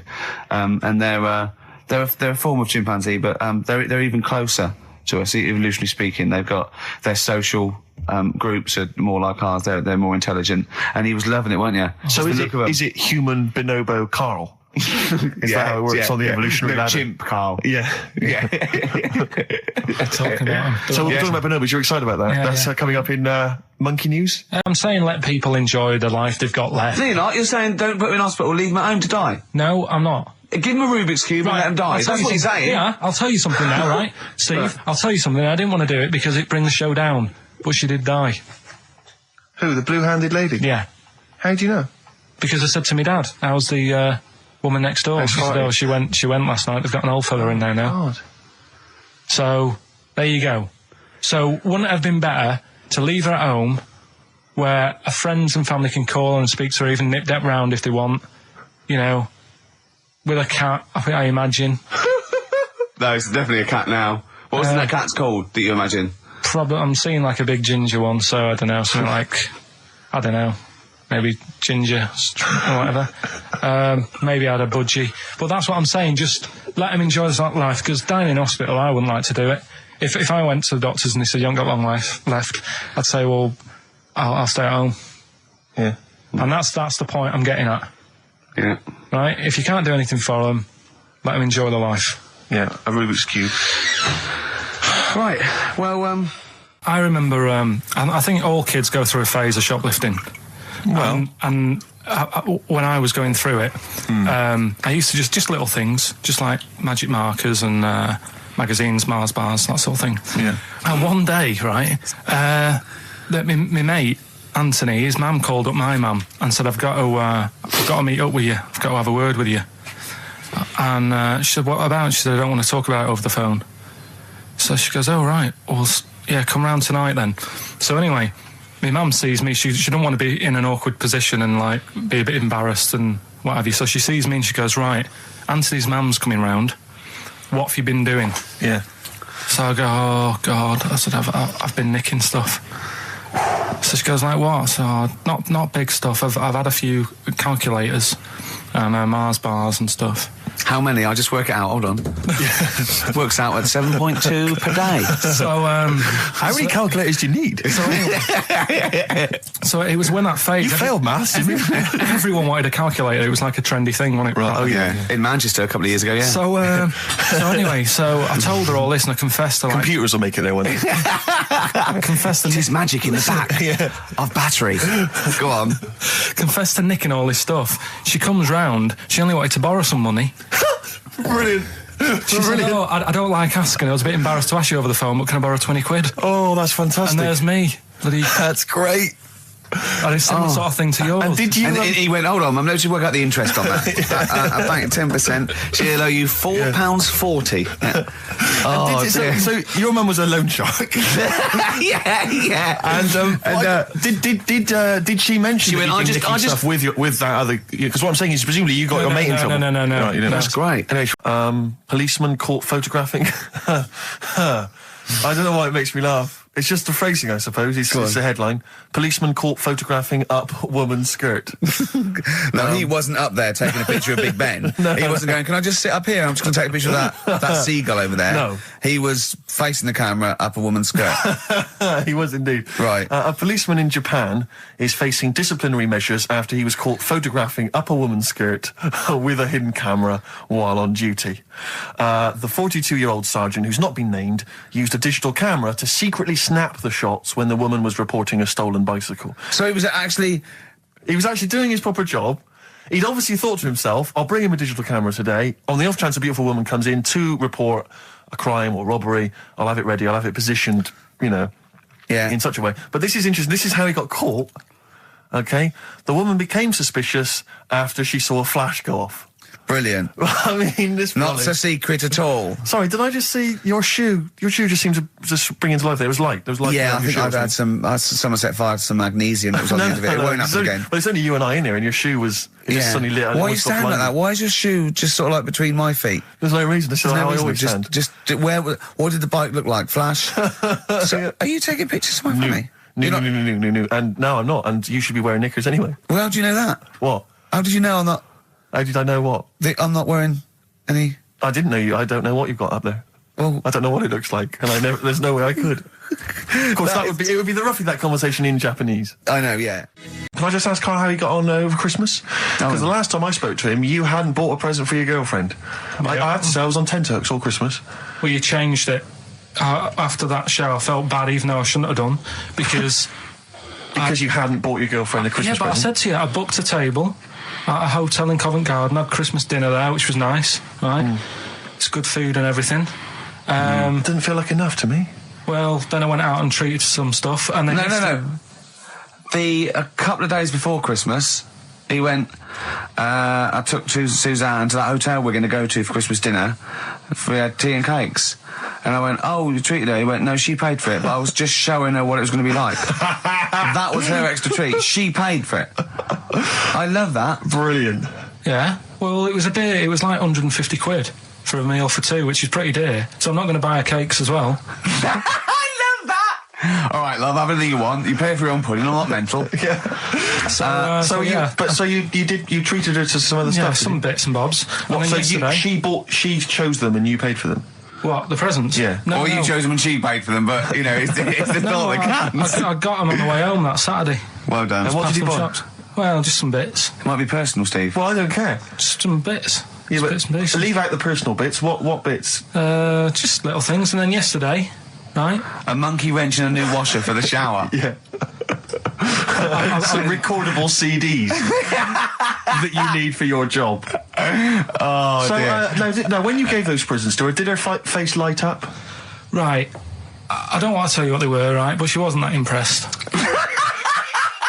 You're going to tell us what they are now, tell us what they are. You even know what they are. She told you on Christmas Day. Hold on, wait a minute. But it doesn't matter what they are. It does matter what they are. It doesn't. It does, Karl. It's you, mate. Of course it doesn't matter. Oh, God! Have you just remembered? Yeah! Right, but there's no need. I've got to tell him, Karl. I really want your permission, because I don't want to be I know it's not, but we know it's not that embarrassing. It's really quite sweet. Yeah, but in a way, right, the way I look at it is, right, Christmas, even when I was a little kid, right, it's not... Please let me tell him, Karl. Well, let me just tell you first, though. Let me tell you why I didn't go all out on the old present front. All right.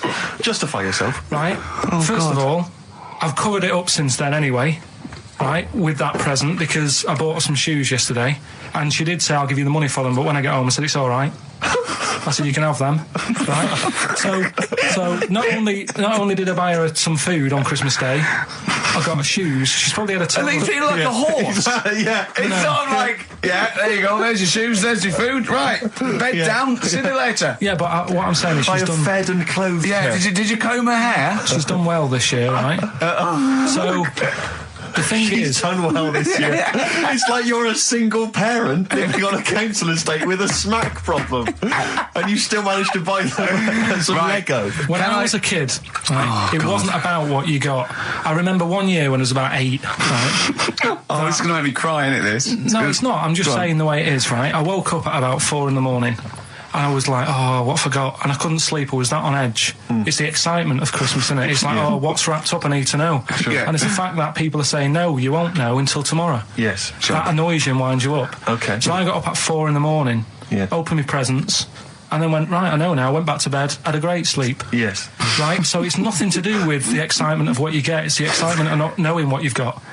And then what happened when you got up to go down with the presents? What you're saying to me is that you could wrap up a brick because the thrill of Christmas is in hoping and being excited about what it is, not the actual gift itself. Yeah. Is that what you did? Did you get a brick? No, let me tell you now. what he got. He got her a present, right? And she said, she came and said, yeah, he got me. It was an industrial-sized packet of condoms. It was a joke gift. No, it wasn't a joke. It wasn't even a joke. I went home that Saturday after the year, past Boots, thought, might have something in here. They were on, like, some value. Right, you passed the Were makeup. they used? Right, but anyway. The makeup, you passed all the other... Past the makeup, stuff. past the lovely vanity cases. Yeah. The foot spas. Exactly. Yeah, The bathroom Oh, hold on. How much are these, love, for 100? Yeah. $4.99. Yeah. Do I get them reduced if I buy in bulk? So how many did you buy? What was it? I don't know, probably about 100. Right, okay. And is she allowed to use those with anyone? Did you wrap them? Can she just go out and have a wild Well, time you with don't need to them? wrap, they're already wrapped, aren't they? Oh. And then what did she say when she opened them? No, wait, Carl, what did she say? Right, play a record and we'll come back to this. Go on. This fella goes to the doctors, right? Oh, right, okay. Right, if this isn't any way apocryphal, stupid, illogical, impossible, right, you are never, ever speaking again on radio. So make sure this is at least possible. I'll tell you what, I'll even give you improbable but possible. So if anything that breaks the laws of the universe or logic, okay, that's all you have to avoid. On you go. Right, so this fella, right, he goes to the doctors because he's got earache. Right. Okay, if a chimp's living in his brain... that he go on. So he's got earache, he's sat in the waiting room and it's all, his ear's all bunged up and it's hurting a lot and what have you. So the doctor comes out and he goes, right? And because his ear's all bunged up, he doesn't hear it that well, right? So he thinks it must have been me, right? So he wanders in. Keep going.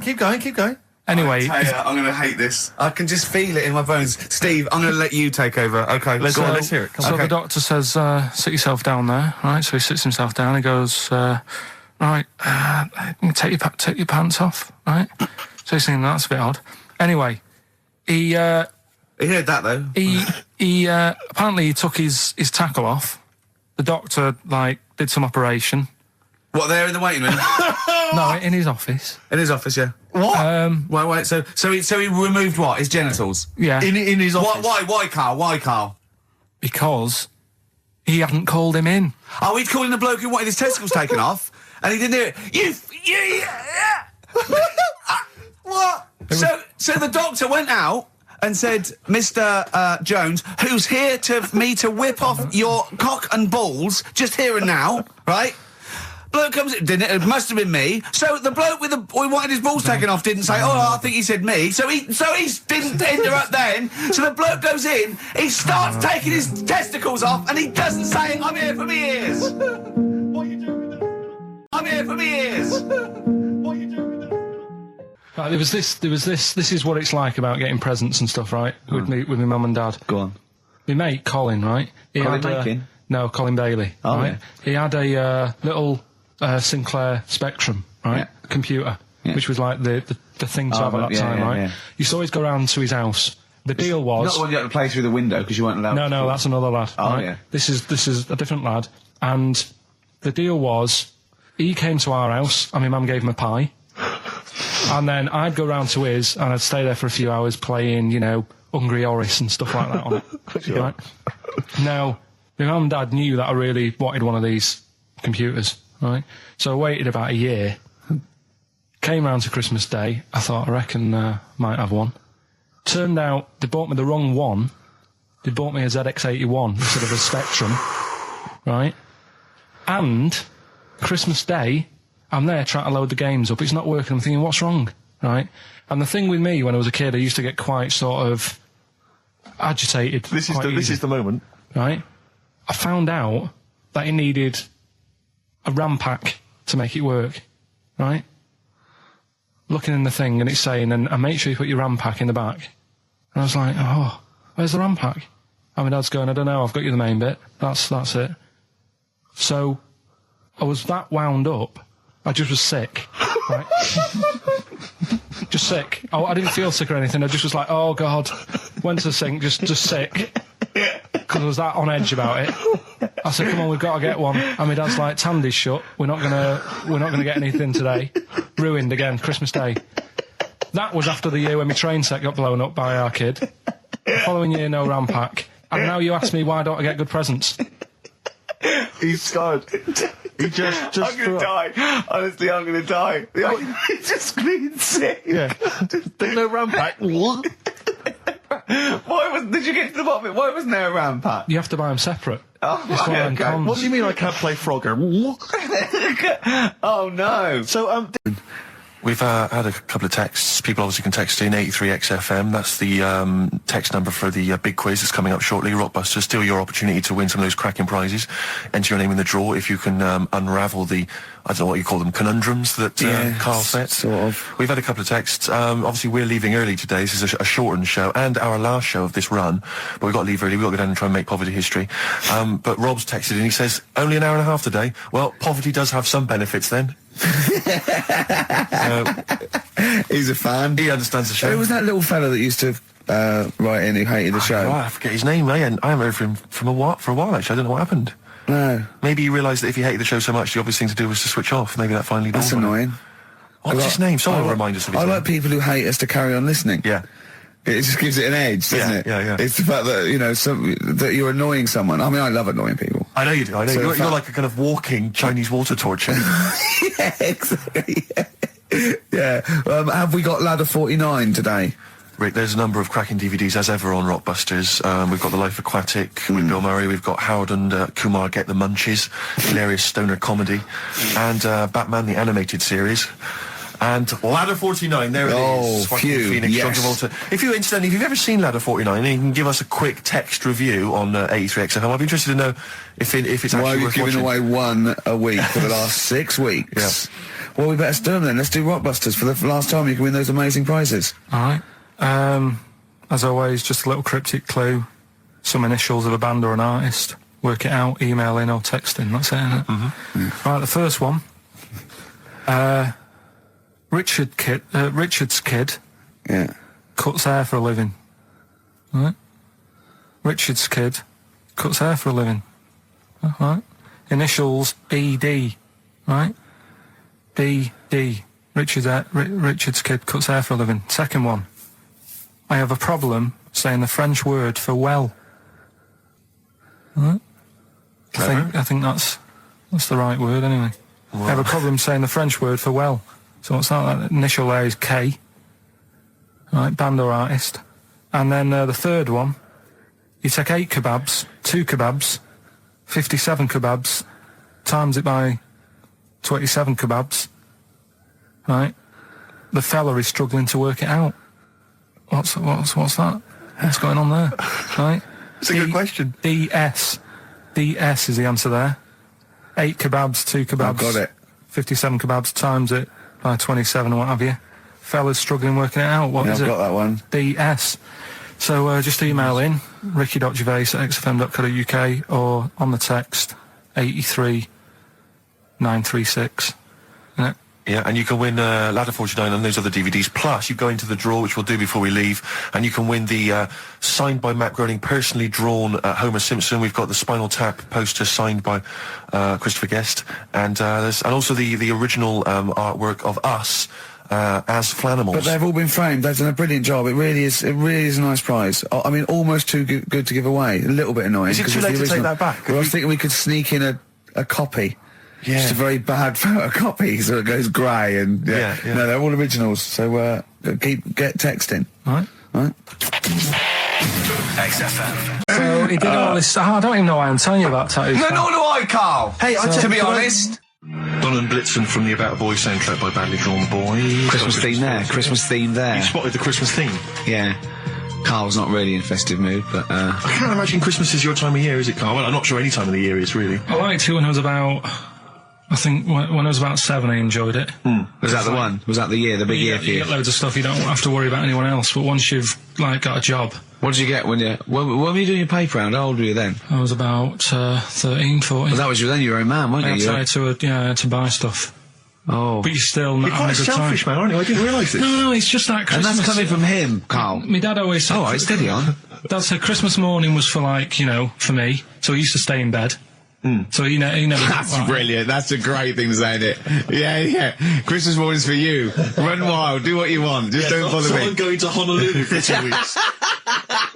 That's great. Dad, it's Christmas. Do I have to do anything? No. So my mum used to get up because she used to like to see my face light up, when I opened the presents. And then, to keep the fireworks. And then we'd have to go to my bedroom from about 6 o'clock onwards, because like my mum and dad were into having big Christmas parties, and I wasn't like old enough to go. Right. So they'd say, right, you've had your fun there, you go up to your bedroom, stay in there. Really? Yeah, I remember one year, right, I got a train set, that's what I wanted. Yeah. Right? It's brilliant. Playing with it all day. I thought, I don't mind about the party, I'm happy staying up here, playing with this. Brother comes in, he's had a few, right, he's going, yeah, give us a go on your train. How old is he? He's a bit older than me, so he might have been like, let's see. Well, let him be 18. Yeah, probably about 18, 19, and how old something were you? like that. I had a train set, so, I don't know, about 14. something like that, right? So I'm playing on that, loving it and stuff, and then he comes in and goes, oh, give us a go. He turns the transformer up to like 14. He went really fast for about 5 seconds, broke it, and then he went back downstairs.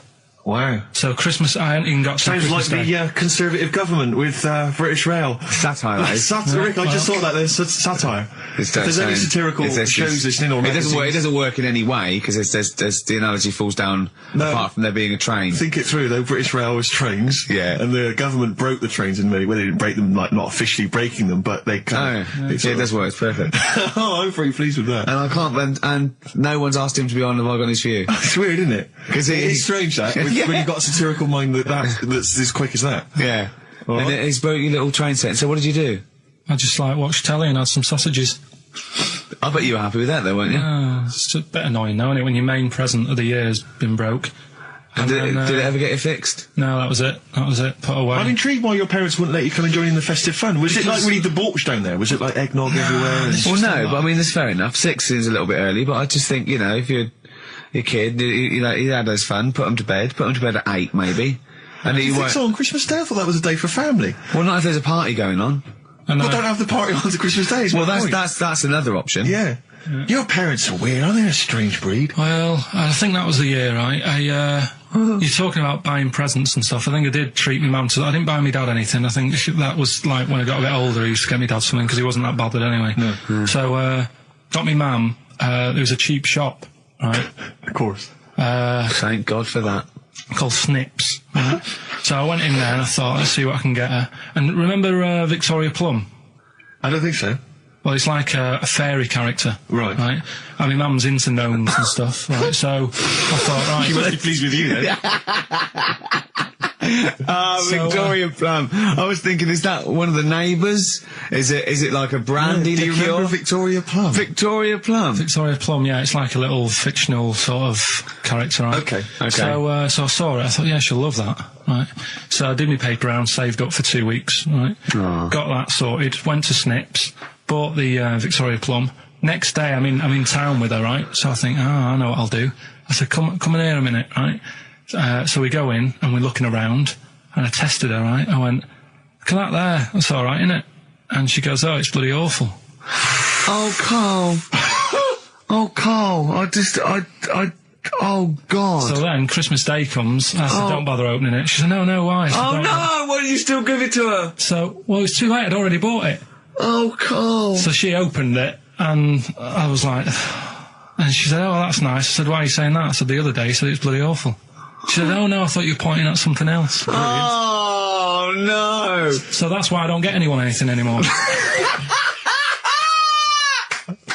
Oh, God. Play record. Oh, God. Oh. That's good, isn't it? Not bad. Gold Rush. Let you down. I'm actually quite affected by Carl's Victoria Plum scenario. Just the fact that, like, that eagerness, he wants to make sure it's a great present. He's saved up his paper round. He thinks it's like a gnome, but modern. I'm worried that you're using it as an excuse now, and that's why you're not buying anyone any gifts, because you've had your fingers burned once. I mean, you were 6, 7 years old. To be fair... No, you weren't. You were about 13, weren't you, if you're doing your paper round? Yeah, it must have been Yeah, 11 or 12 then. All right. Yeah, so I'd saved up. Oh no, I'm not using it as a thing. It's just that. What do you get your mum this year? I've sent them some money so they can get a passport. So they can get a passport? Where are they? Immigrants? Are they trapped somewhere? Well, they're in a holding bay somewhere in Dover. Yeah, I got a friend who's a truck driver who's going to sneak them across. What do you mean? So they can buy a passport. What do they do? Sell it when they're a bit down in their luck? No, they haven't got that much money, right? They've never been abroad, and the mate said they might take them next year, and they said, we haven't got a passport, so You've got to buy a passport, have you?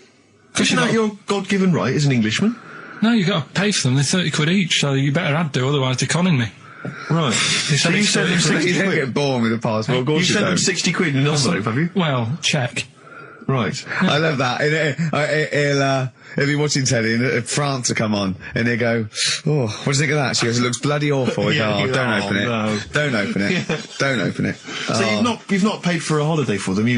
No, I've just sorted out. Well, it's a better prize, isn't it? Because they can't go anywhere without it. Well, the passport keeps on giving. Yeah. So 10 years. That is, yeah. So, but no, I never used to. I mean, I can't think of other things. I used to get me dad once I started getting him stuff. It used to be a dressing gown, and then. But as an extra surprise, he used to put like a cigar in the pocket, so he'd think that was it. Yeah. Then he'd put it on and put his hand in the pocket. Right. And then he just hit you because he thought you'd nicked it.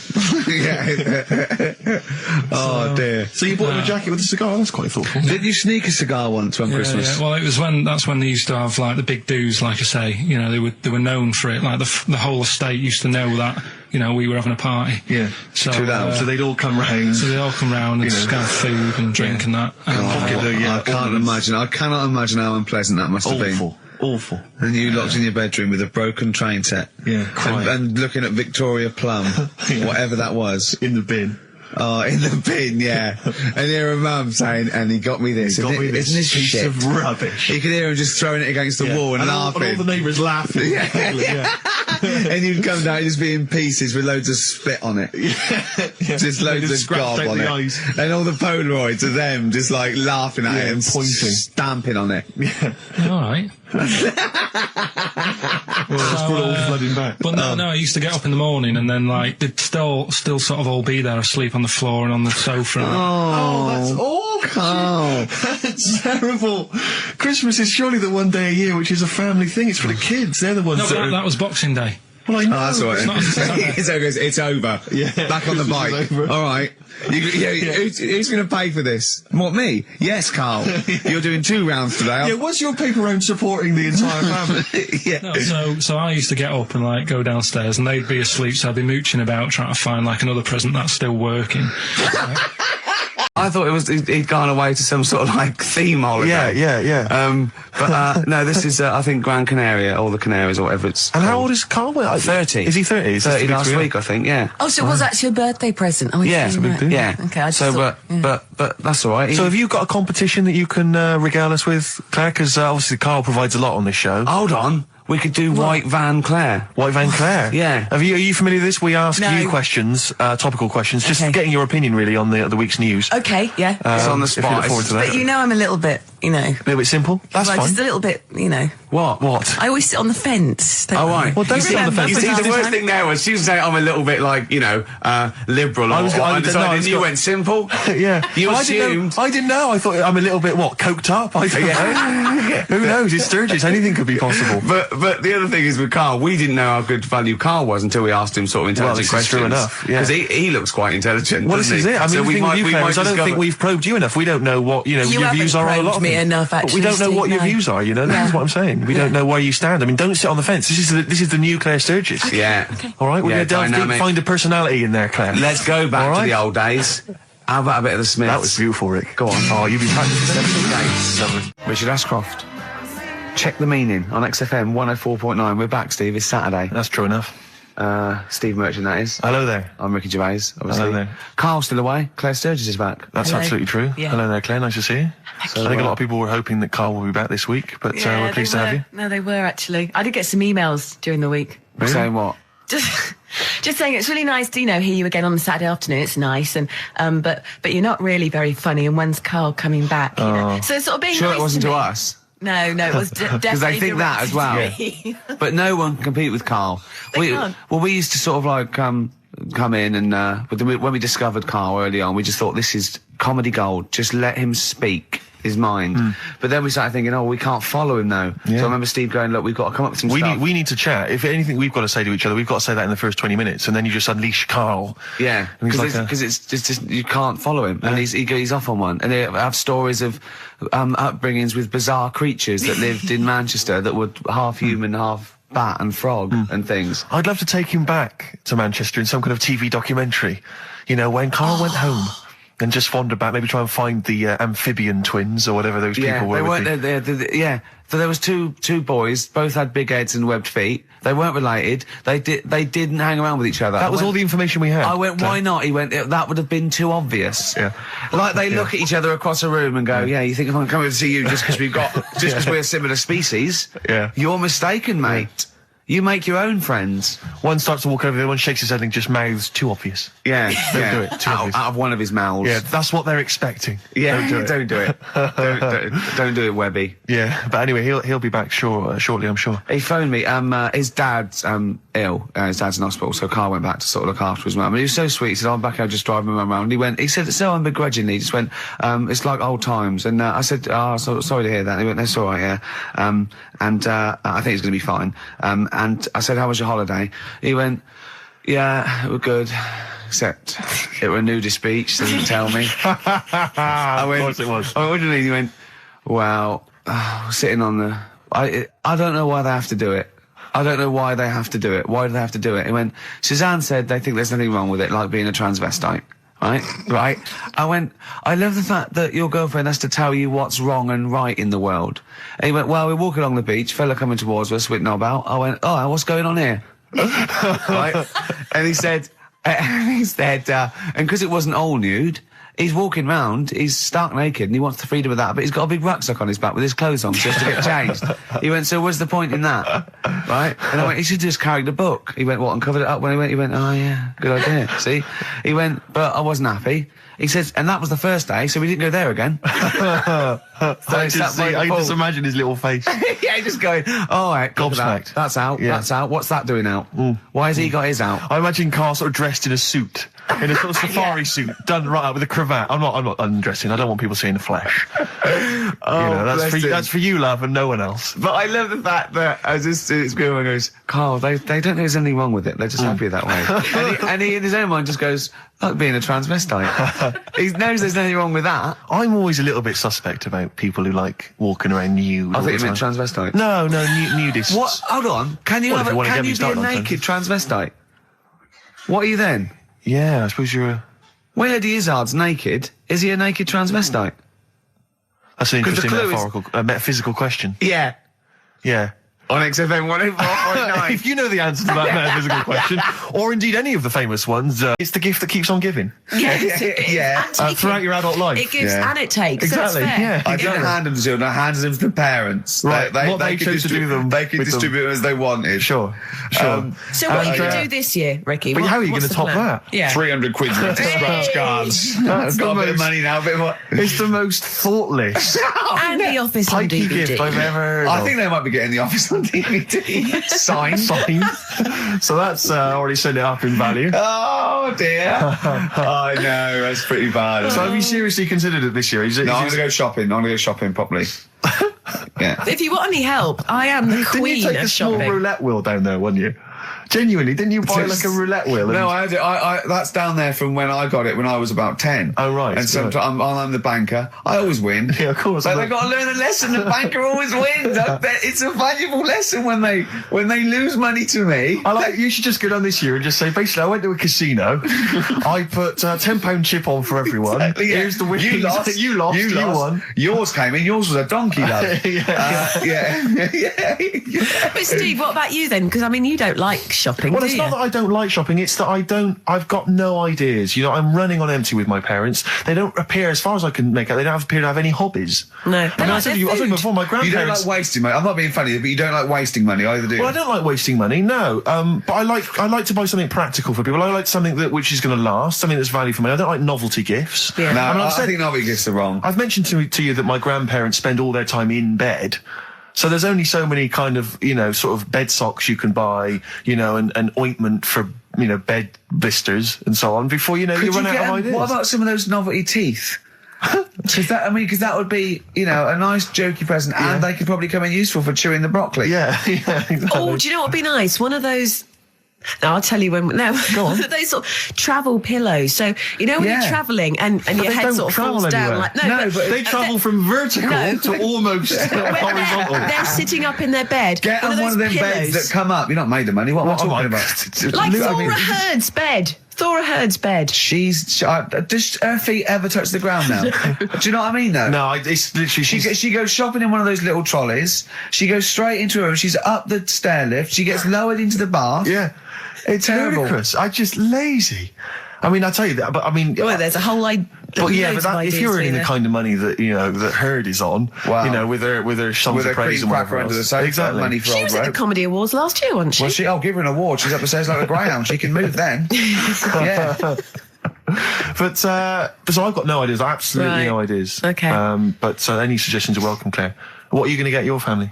You've already Well, thought I this through. know I Will they be obviously listening? can't tell you because they will be listening. Right. But they're all outside at the moment because my family are coming to meet me after the show, and we're going to swap presents then because Okay.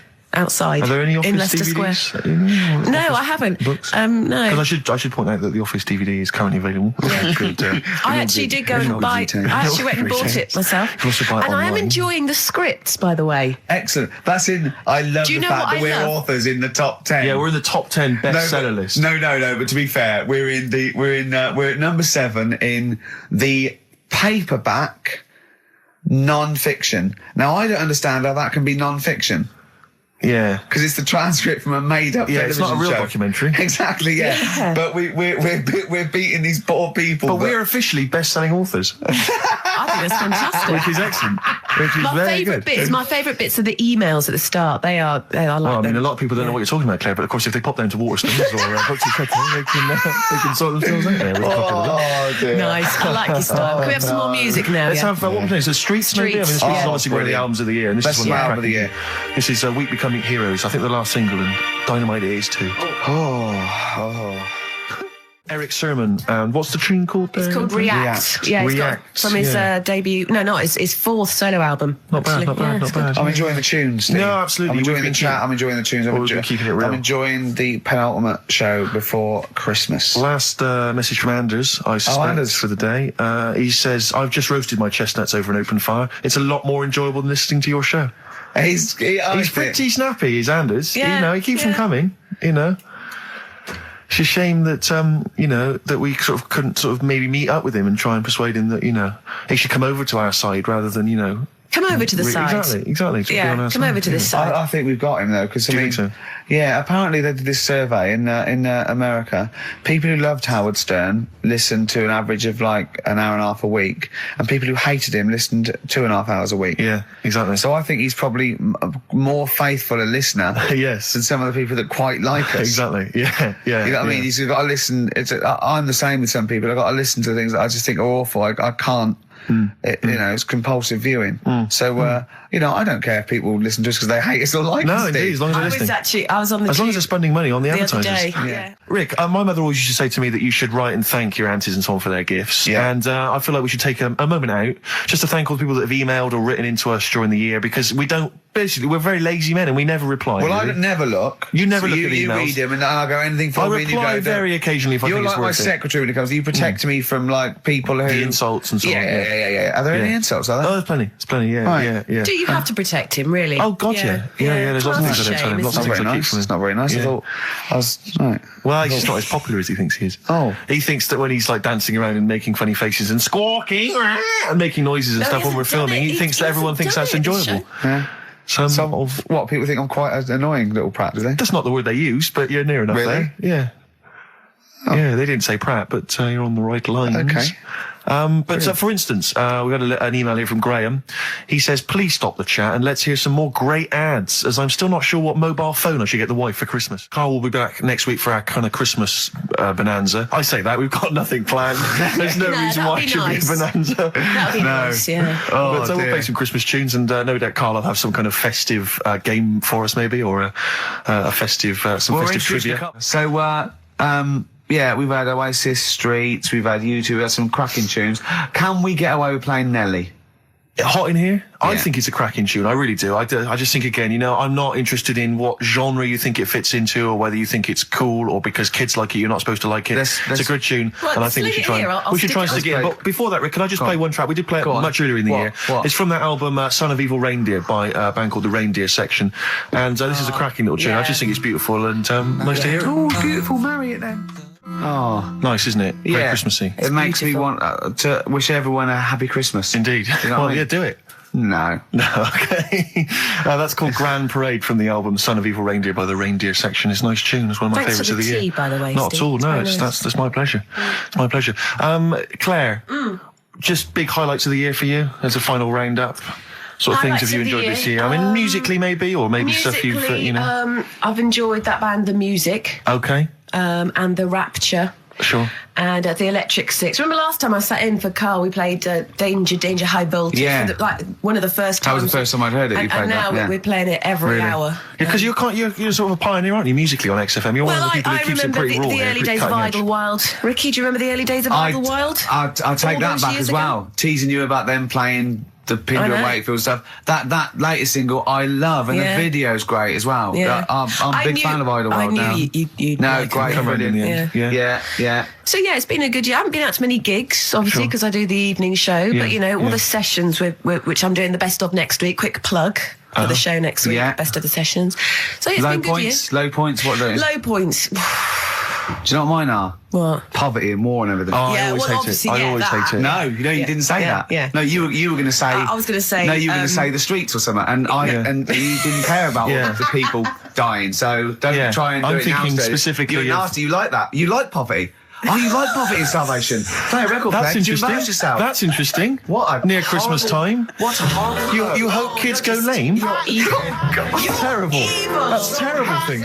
Nelly, cheeky little bit of Nelly there on XFM 104.9. We don't care. Springsteen and Nelly, you don't get that on XFM, do you? No. Usually? No, indeed. We don't live by the rules, Steve. Absolutely. As I was listening to you then talk, you got bored? No. It reminded me of an email that someone sent in saying that they listen online, but because of however slow their computer is or whatever, it kind of stutters all the way through. I've got to point out that is the way I talk. No, but they said it only happens when you talk. And I think they've correctly identified that it's not the computer at fault. Well, that's why I wasn't worried about doing someone. this boxing match, because I've definitely lost my looks and I already slur. Yes. So there was really no danger of any damage. No, exactly. Yeah, you do sound punch drunk constantly. Exactly. That's just part of your charm. Well, listen, that's been a lovely 2 hours for me. I've enjoyed it. I hope the listeners have enjoyed it. I hope you've enjoyed it. I hope Sturgis has enjoyed it. I've enjoyed it, well, I didn't really care if you enjoyed it. Don't butt in when I'm talking to Steve. You're here to press the buttons, Steve.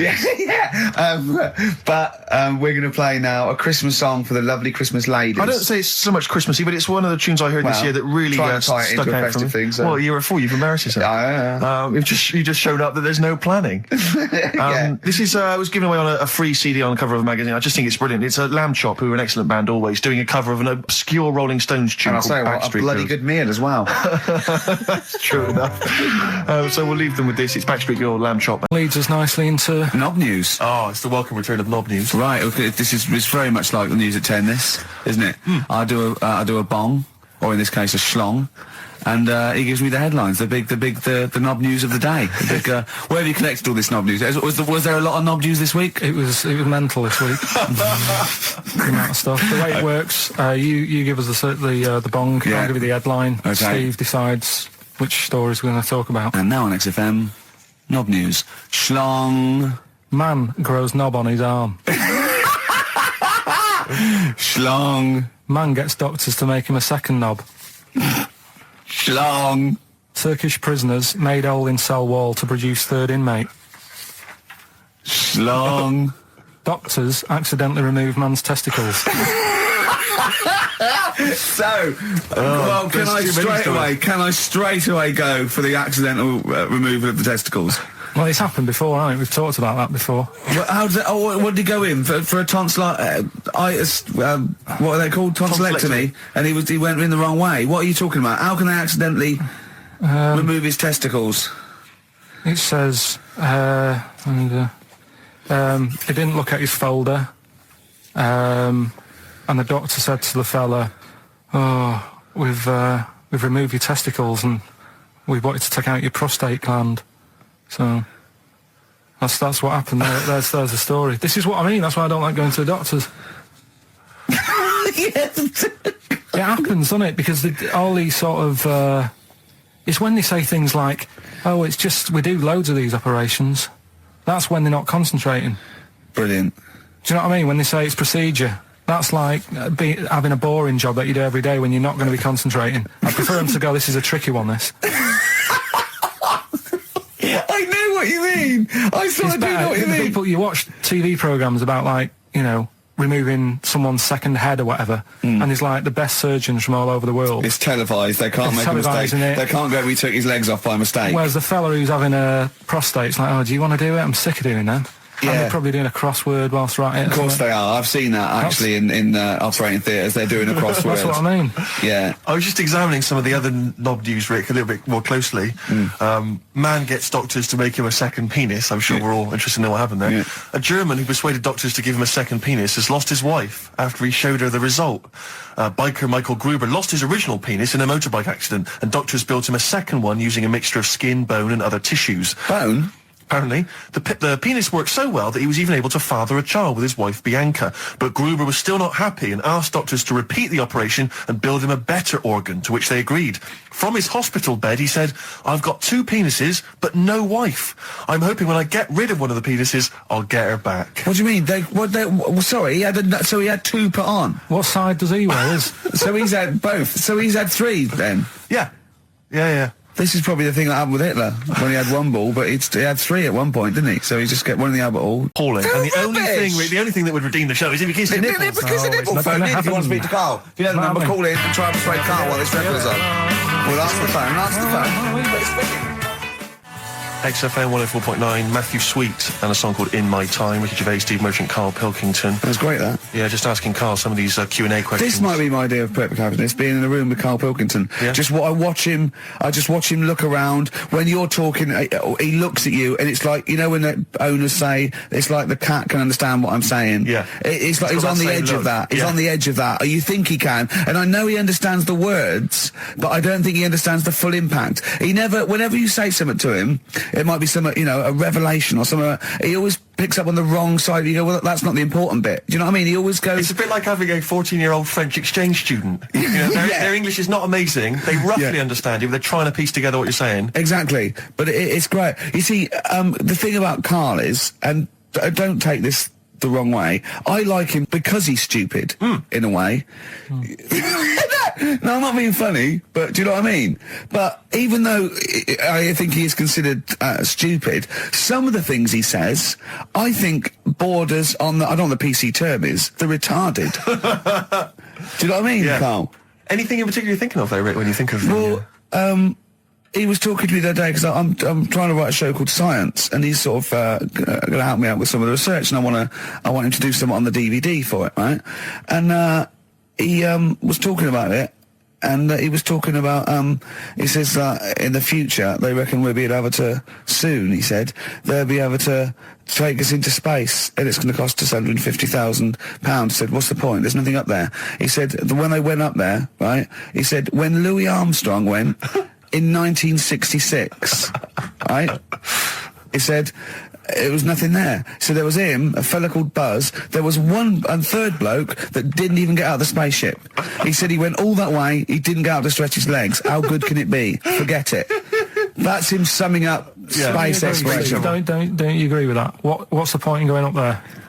Because are we talking about the finger in the arse again here, or space? Oh, what is the point in going? Because you're expanding, you know, human endeavour, aren't you? And the human understanding of the world and the universe. It's like, what else are we going to do as a civilization, as a people, if we're not constantly searching and, you know, and reaching out into the far distance. But there's nothing there then. I know some people you grew up with that haven't left their street, but that's not everyone. But what is it? What do you mean there's nothing there? What has got to be there for it to be a worthwhile? Like, just something. What, I mean, like, to be honest, what would you be happy with finding up on the moon? A video? Just something. I don't think they looked hard enough anyway when they got there, because they seemed to get out, have a bit of a dance about, and then they came straight back. And I sort of think, you know, did they look properly? It's not a day trip, is it? But what I mean they is... took that car out there, didn't they, and drove around a bit? Yeah, but only a little bit. What I mean is, say if an alien landed in Africa, there's not much there, so they'd go... What do you mean there's not much there? Well, it's a bit barren, isn't it? What, Africa? Just in general? Well, so anywhere like that, desert or whatever, what I'm saying is, have a good look round. Probably where all life came from, and probably 500,000 species of animals live there. Buildings and that, and stuff. Oh, buildings. Well, just stuff. Yeah. I mean, did they look properly? Or did they just land, get out, go, oh, bit dusty, whatever, right, let's go back? I just think it's a bit pointless. Especially when we haven't done everything there is to do here. Go on. Well, I don't know, but I'm sure there is stuff that needs sorting out. Well, I know the place that there's no medical man has been in this room. Yeah. There's definitely an unexplored cavern sitting right in front. All right, Steve. Would you go to the moon if someone said there's a space? He doesn't march at a concert because he's scared his glasses to fall off. Of course he wouldn't go to the moon. They'd spin him round in training, his glasses would come off, and that'll be it. He'd feel sick. My worry is I'm not sure would I be able to wear him under the helmet? Imagine him! Like I went paintballing once, and I had to wear the glasses underneath the mask, and of course it was a bit hot weather, it was awful, it was steamed up in there. It's terrible, I couldn't see anything, I got shot straight away, I was out of the game, it was pointless. You know, it cost me like £8. Yeah. You don't have to be that fit anyway, do you? You're only sort of sat there. Well, not, well, yeah, but what are you talking about? Think of G-force alone and weightlessness. Of course you've got to be, what? Yeah. I think when you said think of G-force, he thought of G4. Follow up with... But there's always something, I mean, when we were out the other night, Steve, right, there's a programme on about a spider that's a foot long and eats chicken. No one's talking about it. I don't want to stop! What do you mean? What do you mean? No, well, I'm sorry. I had to stand up because I thought I was going to explode. What do you mean there's a spider that's a foot long and eats chicken? There was a programme on about it, how there's this spider in the jungle or something. But I missed it because it was out, but no one's talking about that in the papers. Now, to me, that's a worry. Why? In case it nicks your Sunday roast? What do you mean? But if it likes chicken now, Rick, you know, in like 2 years' time, who knows what it might like. I know, it move up the evolutionary ladder, it start liking Carl, then humans. No, I'm not saying about the chicken bit, because I eat chicken, that isn't that shocking, but the fact it's a foot long, and no one's, it's just on a Thursday night, no one's talking about it. What do you expect, though? What do you expect from this? It's got its own PR. What do you want? What do you want this spider to be famous? Where is it? Where is it? In the jungle. It's not worrying anyone then, is it? It's not going to move. Well, why? It's not going to... though. What do you mean? What do you mean it's not going to move? Well, how's it going to get here? Is it going to get on a bus? There's waves and that, they come in bananas and all that. So, don't worry about it. So, I'm not, if you're going to be like that. Anyway, listen, we better line up Babushka, we better play that surely, because I know you need to analyse those lyrics. That's very important to you, I know. We've still got that cork hitting. Cork on their head's going to be great. We're going to put his little head down and really give it a firing. Sponsored by Lindauer Sparkling Wine, refreshing. First of the game to die, Morrissey, XFM 104.9. And Ricky Gervais with me, Steve Merchant and Karl Pilkington. Well, Karl, you failed miserably. The scientists stuck away. Right, one more chance. What's happened in the last couple of weeks? Just one more chance to... What have you seen in the last couple of weeks? Well, like I say, I don't really watch the news and that, so right. I can't tell them about that. But in a way, I think they're better off not knowing. I think that's the only good thing about being out there, isn't it? Not knowing about the bad stuff going on. Yeah. So... I can't help them there. They don't need to look at the weather, do they? No, don't enough. No. But tell you about the Pope and that. Yeah, you've pretty extensive. What about the EU Constitution and the no votes? What do you make of that? What are your views? What's the problem there? Oh, this isn't broadcasting, though, is it? This is nothing. Come up with something. Well, the fat baby then, the fat baby that they found that was on the telly. Right. Well, what was that? It's just a little fat baby. That, I don't know what, it's just a little fat kid and that. What? Tell what? It was on the telly and But that, what was on the telly? You just said fat baby, fat baby, fat baby, fat baby on telly, fat baby on telly. You're meant to be telling them what's happened in the world. Tell me about the fat baby on telly. It's just they've found some, there's this illness called Momo, right? And, they've just got this woman had a kid. It's really sad. It was on Channel 4 and that, right?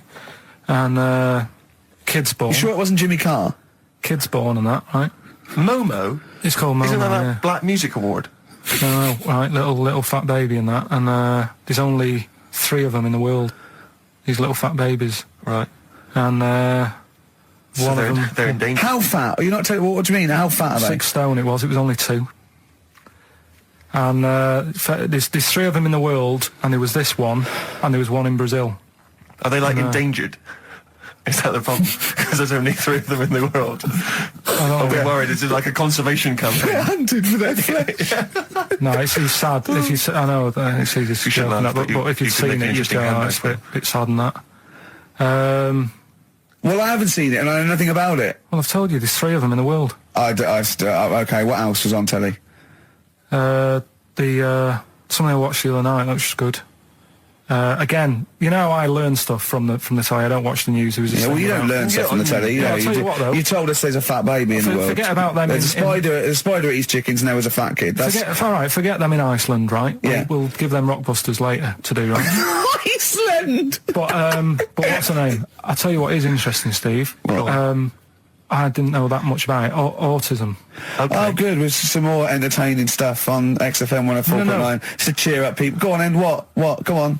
No, right. Have you heard about it, Steve? What autism? It scares me to death when he comes up, when he touches on a serious subject. We've been talking about wheeling a dead pope round, the Chinese don't age well, and ginger people are hated. And now we're going to touch on a really... I mean, my heart's in my throat. Go on, Carl, then. Tell me your insights to autism. Right, well, there was this... Again, Channel 4 coming up with some good stuff at the moment, right? It might have been Channel 5. 4.9, I'm Ricky Gervais, with me Steve Merchant and Karl Pilkington. We've had quite a lot of emails, as ever, Rick. I should just say, because we're very lazy. It's a much listened to show. We're very lazy people, and we rarely reply or read out the emails, but we do... I never read the emails. Absolutely so never I rely... If I haven't replied to them, or my mail, Steve opens my mail and reads my emails. So if I haven't replied, it's just because he hasn't passed it on to me. Yeah. Okay. But I haven't passed it on to you because I know you'll never reply. Sure. So, you know, I'm just cutting out that. But I just want to say thanks for the emails. We do read some of them, and we do appreciate the fact people send in jokes. I appreciate it. I love it.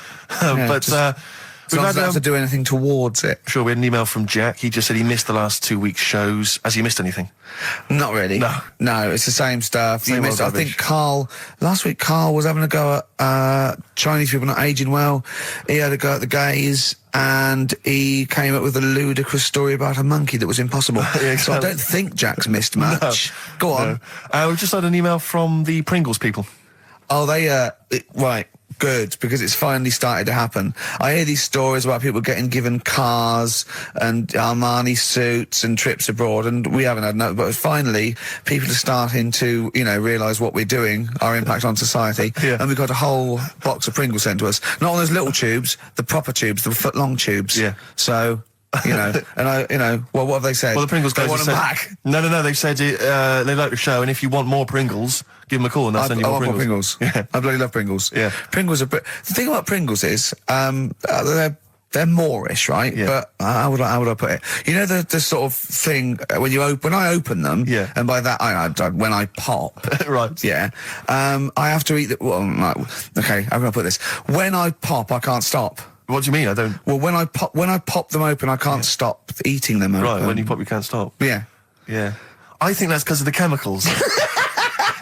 I think that might be the reason. But they're good chemicals. They're good chemicals. They're the best chemicals. Pringle chemicals. They're not bad chemicals. Lovely. Like using chemical warfare. Yes, I want some more Pringles. Yes, what else more Pringles. It's interesting, actually, you were saying that, like, other people, like Kylie, I imagine, would get given sort of maybe sexy underwear. You got Robbie Williams, where he gets the Armani suits. You get sent the crisps. Which seems appropriate. Yeah. Oh, it's nice to be sent.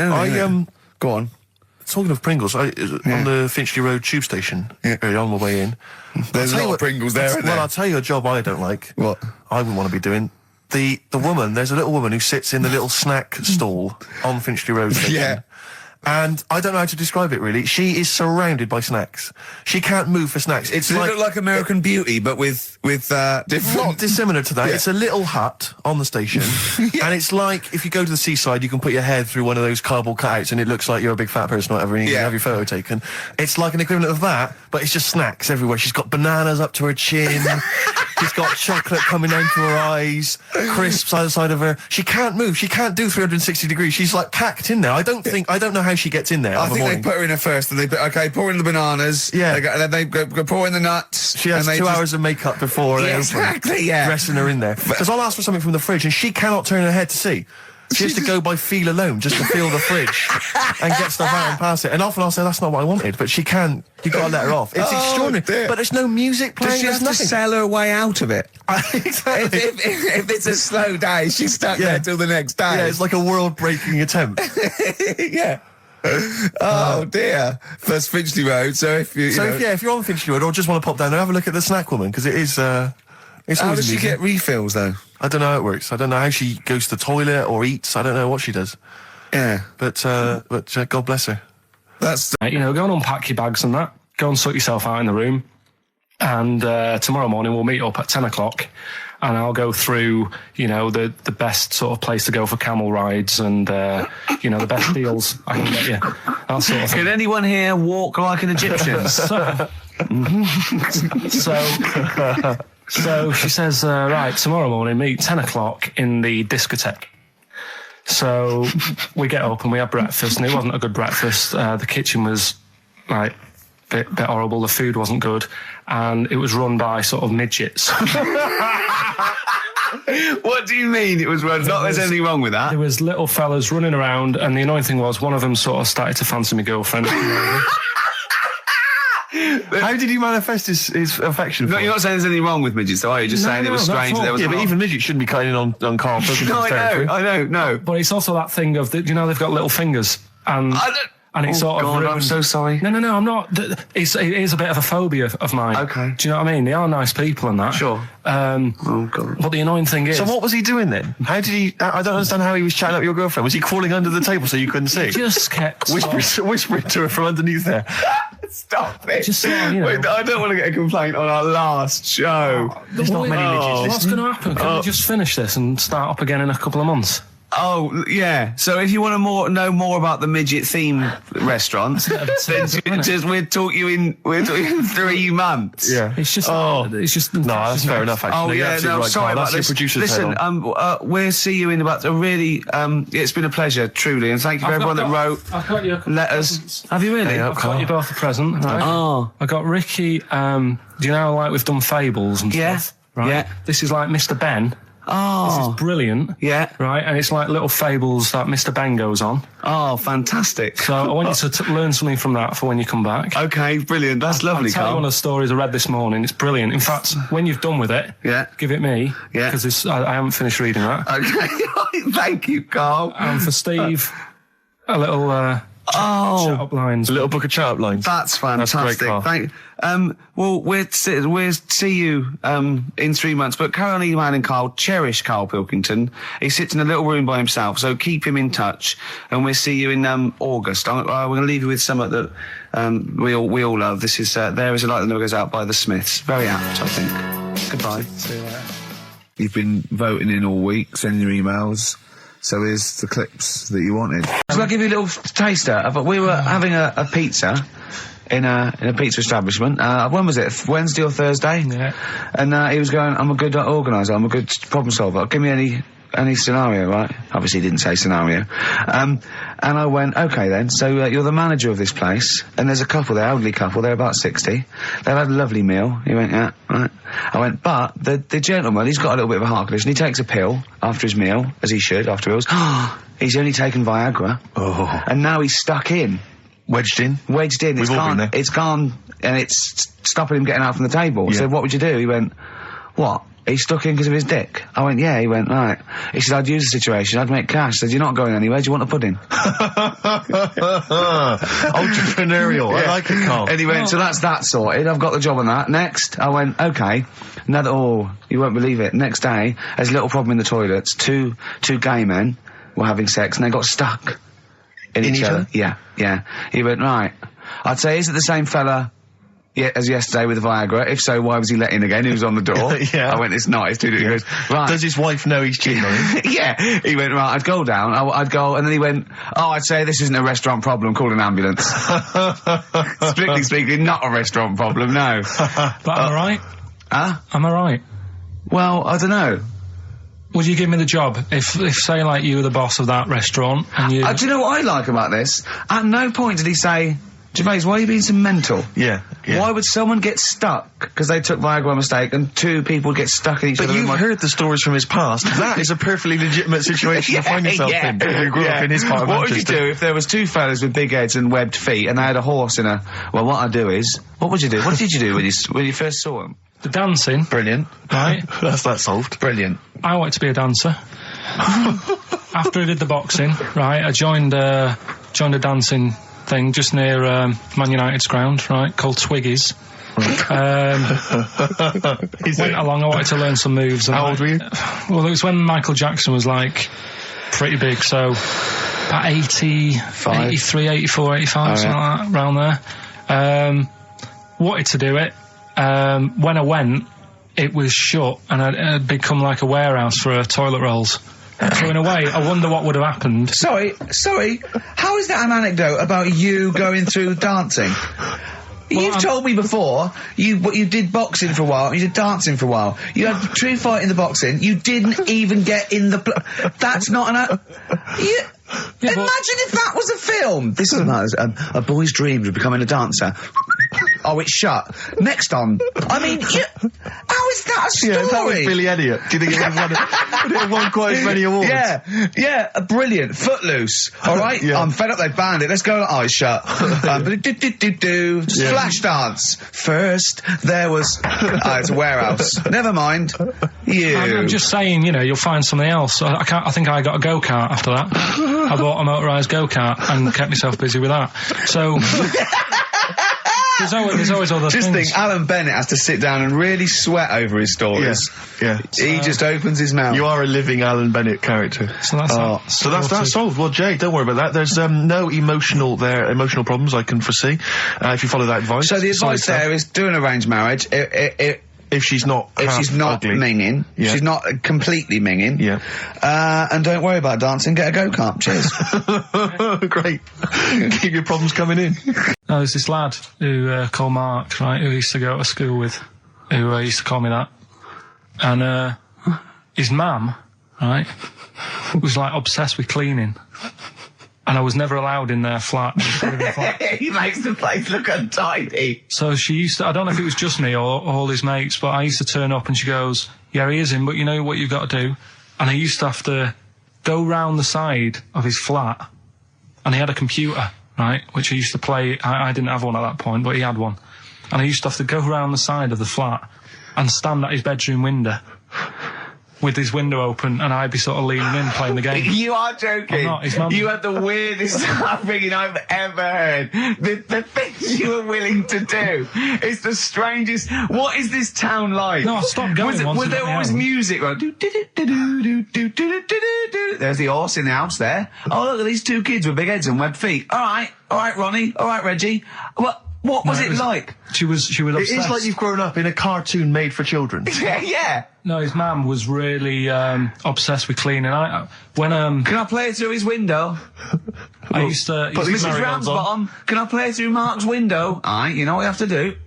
She used to be up till about 3 in the morning. Pilkington again? Have you washed your hands? What, up till 3 in the morning? Washing? She used to be up doing the tiles in the kitchen. Washing until 3 in the morning? It's at 3 in the morning. And for ages and ages, that saying that out on the tiles, I used to think that came from, like, his mum. Because she was out, like, cleaning them late. So, till I was about 13, I thought that saying, out late, on the tiles. Yeah. Funny thing happened to me on the way here. Okay. Actually, it was about Wednesday or Thursday. I was walking along Charing Cross Road. I was on my way here, actually, to meet Karl for a drink. And this little fella came up to me. I think it was an overseas student. He's sort of like a student type, but he had an accent. And he came up to me and went, "Excuse me, are you one from the office?" And I went, yeah. He went, "Would you sign a script book of the office for me?" I went, "Yeah, by all means, yeah." He went, "Can you come to the bookshop?" And I went, what, you haven't got it on you? He went, "No, but if you come, I will buy one for you to sign." And I went, "I can't really." He went, "Were you going to pass one?" I went, "Oh, not, no, I can't." He went, "Oh, I was just in Waterstones earlier. I didn't go." I went, "Oh, sorry." He went, "You could just," I went, "I can't." He went, "Okay." I went, "I'll sign something else. Have you got something else I can sign?" He went, "Of course." And I signed a pamphlet or a brochure or something for him. But I love the idea. Imagine me going with him and queuing up, and I'm in the queue. He's going, "You're going, yeah, fine. Can you just hurry up?" And he gets there, and his switch doesn't work, and he goes, "Can you lend me £10?" Yeah. I mean, imagine that. I'm a little bit annoyed you didn't go with him, frankly, because that would have been a sale of our book, and I get a little cut from that. Well, behind him was Salman Rushdie going, can we hurry up? Because I shouldn't be out. I'm getting a lot of funny looks. Now, a lot of them obviously doing good work. There was one fella, I think you'd have appreciated it, because I know you are very politically active. And I think this guy has really studied hard, and he's realised the best way to make his voice heard on the international political stage is to ride around on a tricycle wearing a jester's hat. He was really shaking up the bloody government. I wouldn't want to be George W. Bush about now. Not indeed. Once he sees that. Once he sees that guy. Imagine his aides rushing in and going, George W., look at this guy. Where's that? That's in London, England. Okay, call off the forces. Is that a large tricycle? Yeah. Is he wearing a nappy? Get me Colin Powell. Why'd you call him Colin, not Colin? It's the way he likes it. Don't about. Just call off the troops. There's a in a jester's hat. Call the troops off. Just bleep some of those bits. Mum and Dad have sort of moved from Manchester. They've retired now in Wales. Oh, yeah. And it is... Look at his face, turning his nose up. No, but it is pretty depressing. Do you know what I mean? It's just one of them places that... it's like you go back in time and that when you go there. I mean, maybe the major cities there, maybe Cardiff is all right. What, even coming from Manchester, it's like going back in time? It's like one of them places, it feels like every day is Sunday. Do you know what I mean? It's just depressing and grey and slate Lots everywhere. Lots of walking around going, "I'm late." Well, yeah, it is the sort of attitude they have, right? This is true because my mum and dad live there and that, right? And they love it. It's all right. It's an healthy place to go when you get older and that. But this is why they don't move on in Wales. Well, I'd just like to make another... No. Sorry to any Welsh people listening. We're not saying you don't move on. Karl is. No, but... Sorry about the little Chinese shoes again. The thing as well. is, it's good that in a way that they do that and they don't want to be like, rushing about everywhere because the way London isn't that great either, is it? Because it's totally opposite here, right? Yeah. So I'm not having a go. It is a bit dull. I think even people who live there will agree with me, right? But, like, one of the shops that my mum and dad use, right, it's only a little sort of villagey type shop, can't be bothered staying open for hours and hours, right? Because there's not enough people who use the shop. Yeah. So what you do is, they get used to what you buy. And they leave it out. They put it in a phone box outside. They put it in a phone box? Yeah. So it doesn't get wet. So my dad's loving that. Well, Once he found that out, it was like, brilliant.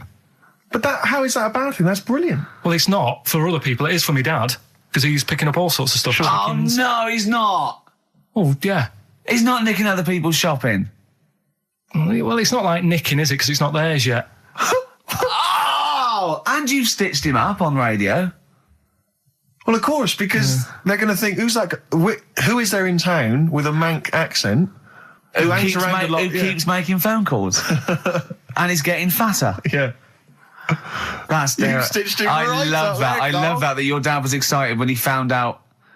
I can't believe that he's moved there. He's retired to this little village where it's based on trust and community, and he is abusing it. He's using his scally Manc ways. Bloody hell, Lakers. There's no bread again.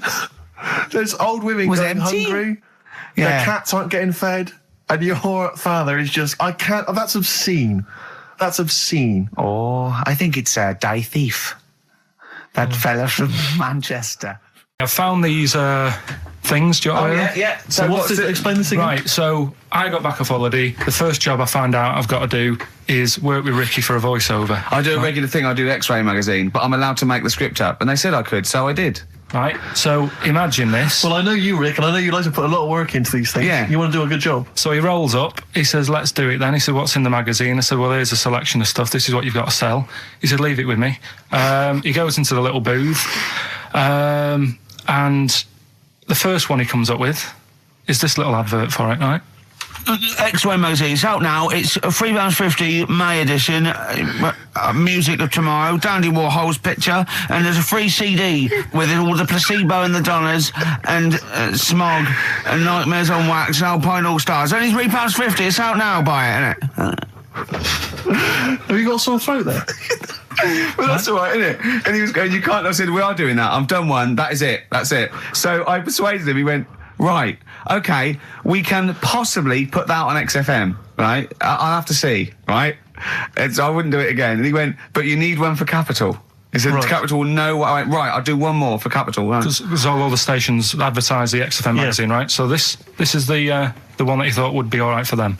Hello, you loonies in Radioland. Dr. Frog here to tell you about the new edition of X-Ray magazine. It's out now and it's only £3.50. You've not heard of it? It's a great music magazine. And you get a free CD featuring bands like Placebo, They Wear Makeup But Leave Them Alone, Gold Chain, Smog, OK Go, The Donners, and all great bands that you'll love to... Froggy here, hello. Bye. Ribbit, Froggy says bye it. Oh, well. So then, he says, that's it. It's good to see, is Dr. Frog still on there? He's still on Classic. I said, that isn't going to go out. They're not going to be happy with that. He said, you've had your money's worth, I'm going. Yeah. So I'm left with that. I then have to get the bosses in. And because I've let him go, in a way, it's my responsibility. Yeah. So I've obviously thought I've got what I need.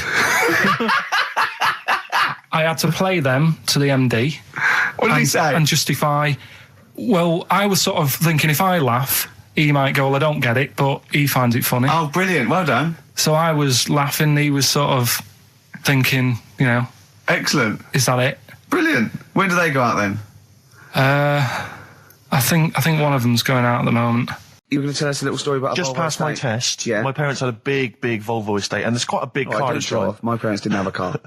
But I know you don't drive cars, Rick, but it's got a big car to drive if you've just passed your test. It's safe though, isn't it? It is very safe, that was the thing. Yeah. And come from the West Country, obviously, there's quite a lot of windy lanes. No, you're joking, do you? They have cars there. Well, here he comes.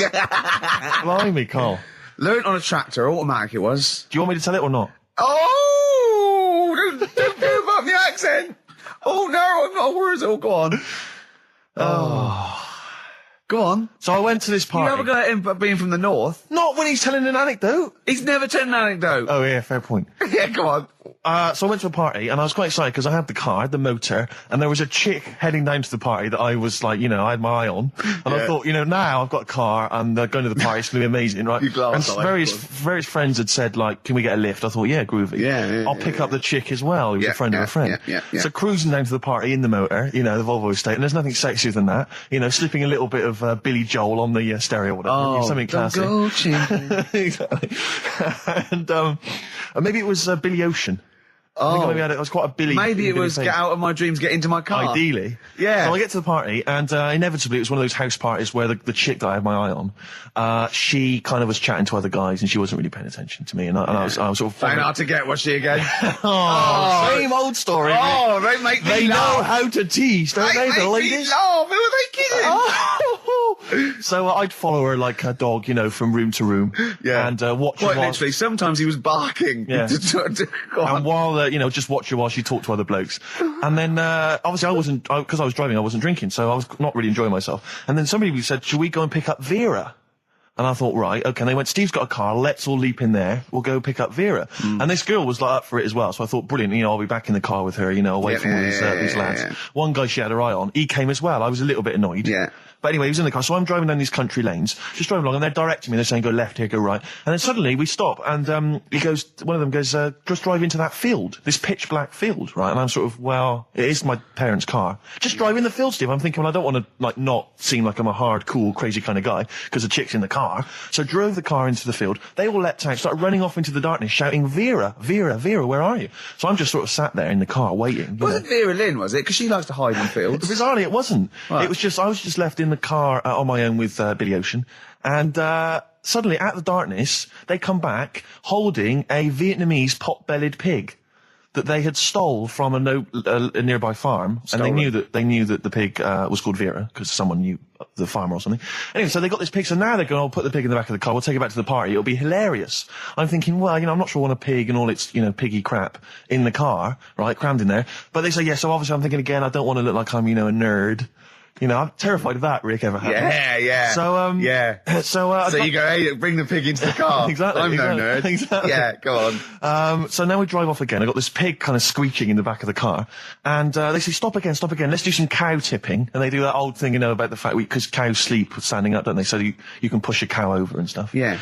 So they're having a wild time, hilarious. So this time, now we get to a sort of dead end in the road. And, they say, well, turn around, let's go back to the party. And I'm thinking, fine. Try and do a 3-point turn in this very narrow country lane, right?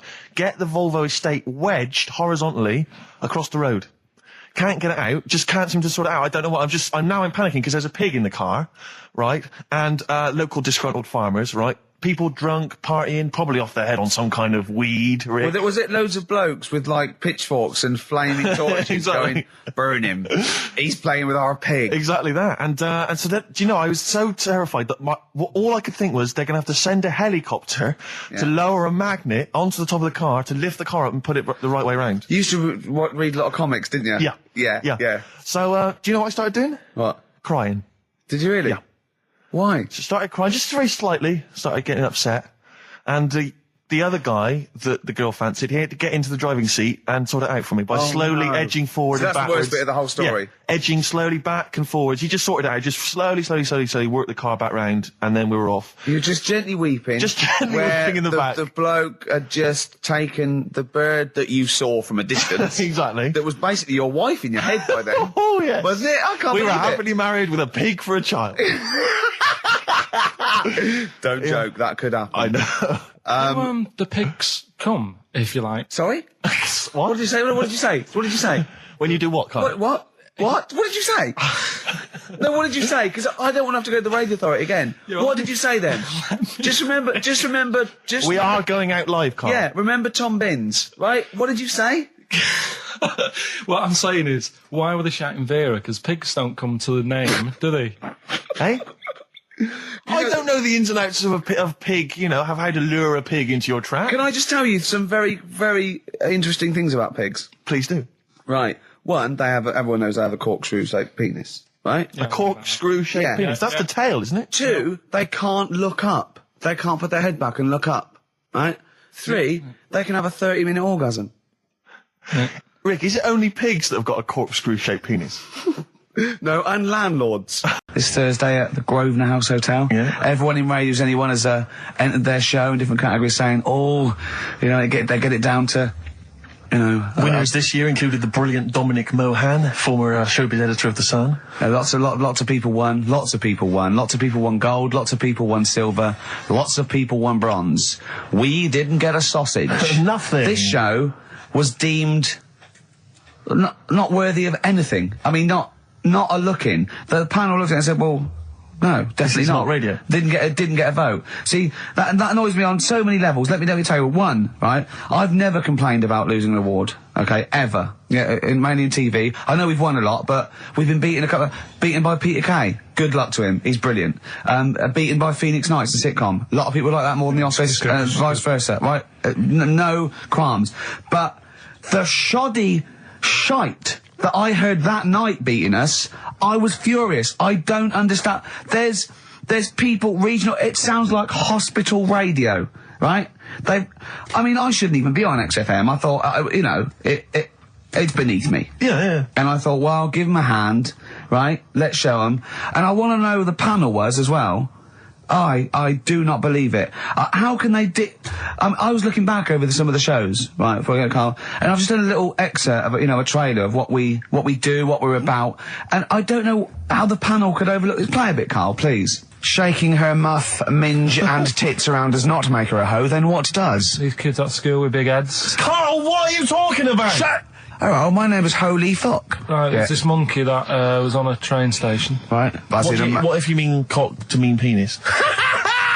It was my Down syndrome son. Oh, chimpanzee, that monkey news. So we've still got monkey news coming up. You're an idiot! You know what I mean? That's, to me, quality broadcasting. I don't know how they can say that isn't worthy. That's what we sent in to the Sony people. They listened to that. How they didn't think that was dynamite stuff.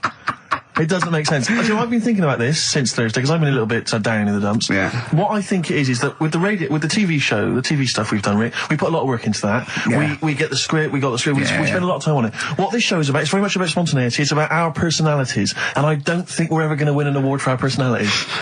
I think that's where we're going wrong. Do you know what I think? I think that when we're together, we're the auteurs of The Office and, and we're strong on it, and we're just two. We write it, we direct it, we cast it. We even worry about the font and stuff on the. We do everything.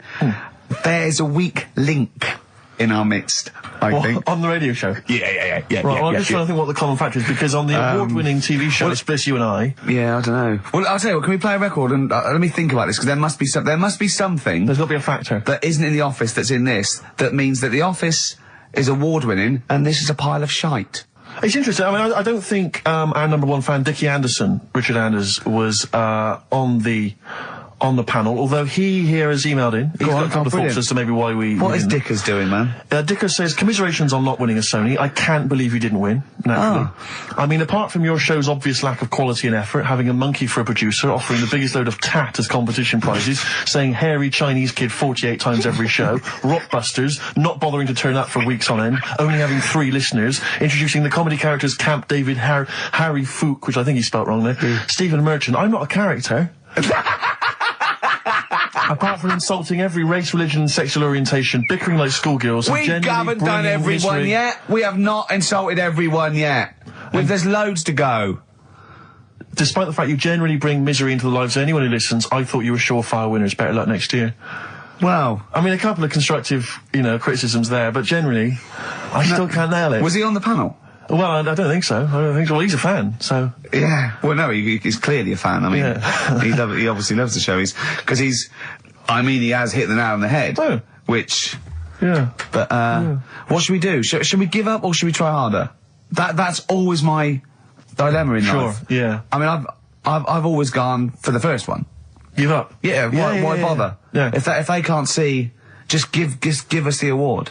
Yeah. And then worry about it later, and we won't let them down. Yeah. Now they've got blood on their hands. We're gonna. Yeah. What should we do? To give a couple of months notice? I think so. Okay. Well, there you go. I mean, seriously. I mean, I think. I'm being serious. I'm not being wacky now. We haven't told Andrew, but I think we've won our course with this show. Yeah. So let's. Okay, we'll give it a month, and it's because the Sonys didn't give us anything. Play a record. Yeah. There you go. You got to do a bit longer than that. No, we haven't. Got to give a month's notice.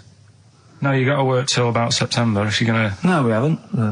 No, we give a month's notice. We'd, whatever, give the money back somewhere. Well, you give your money back. Yeah, I know. What are you going to spend your 80 quid on? True. Fine.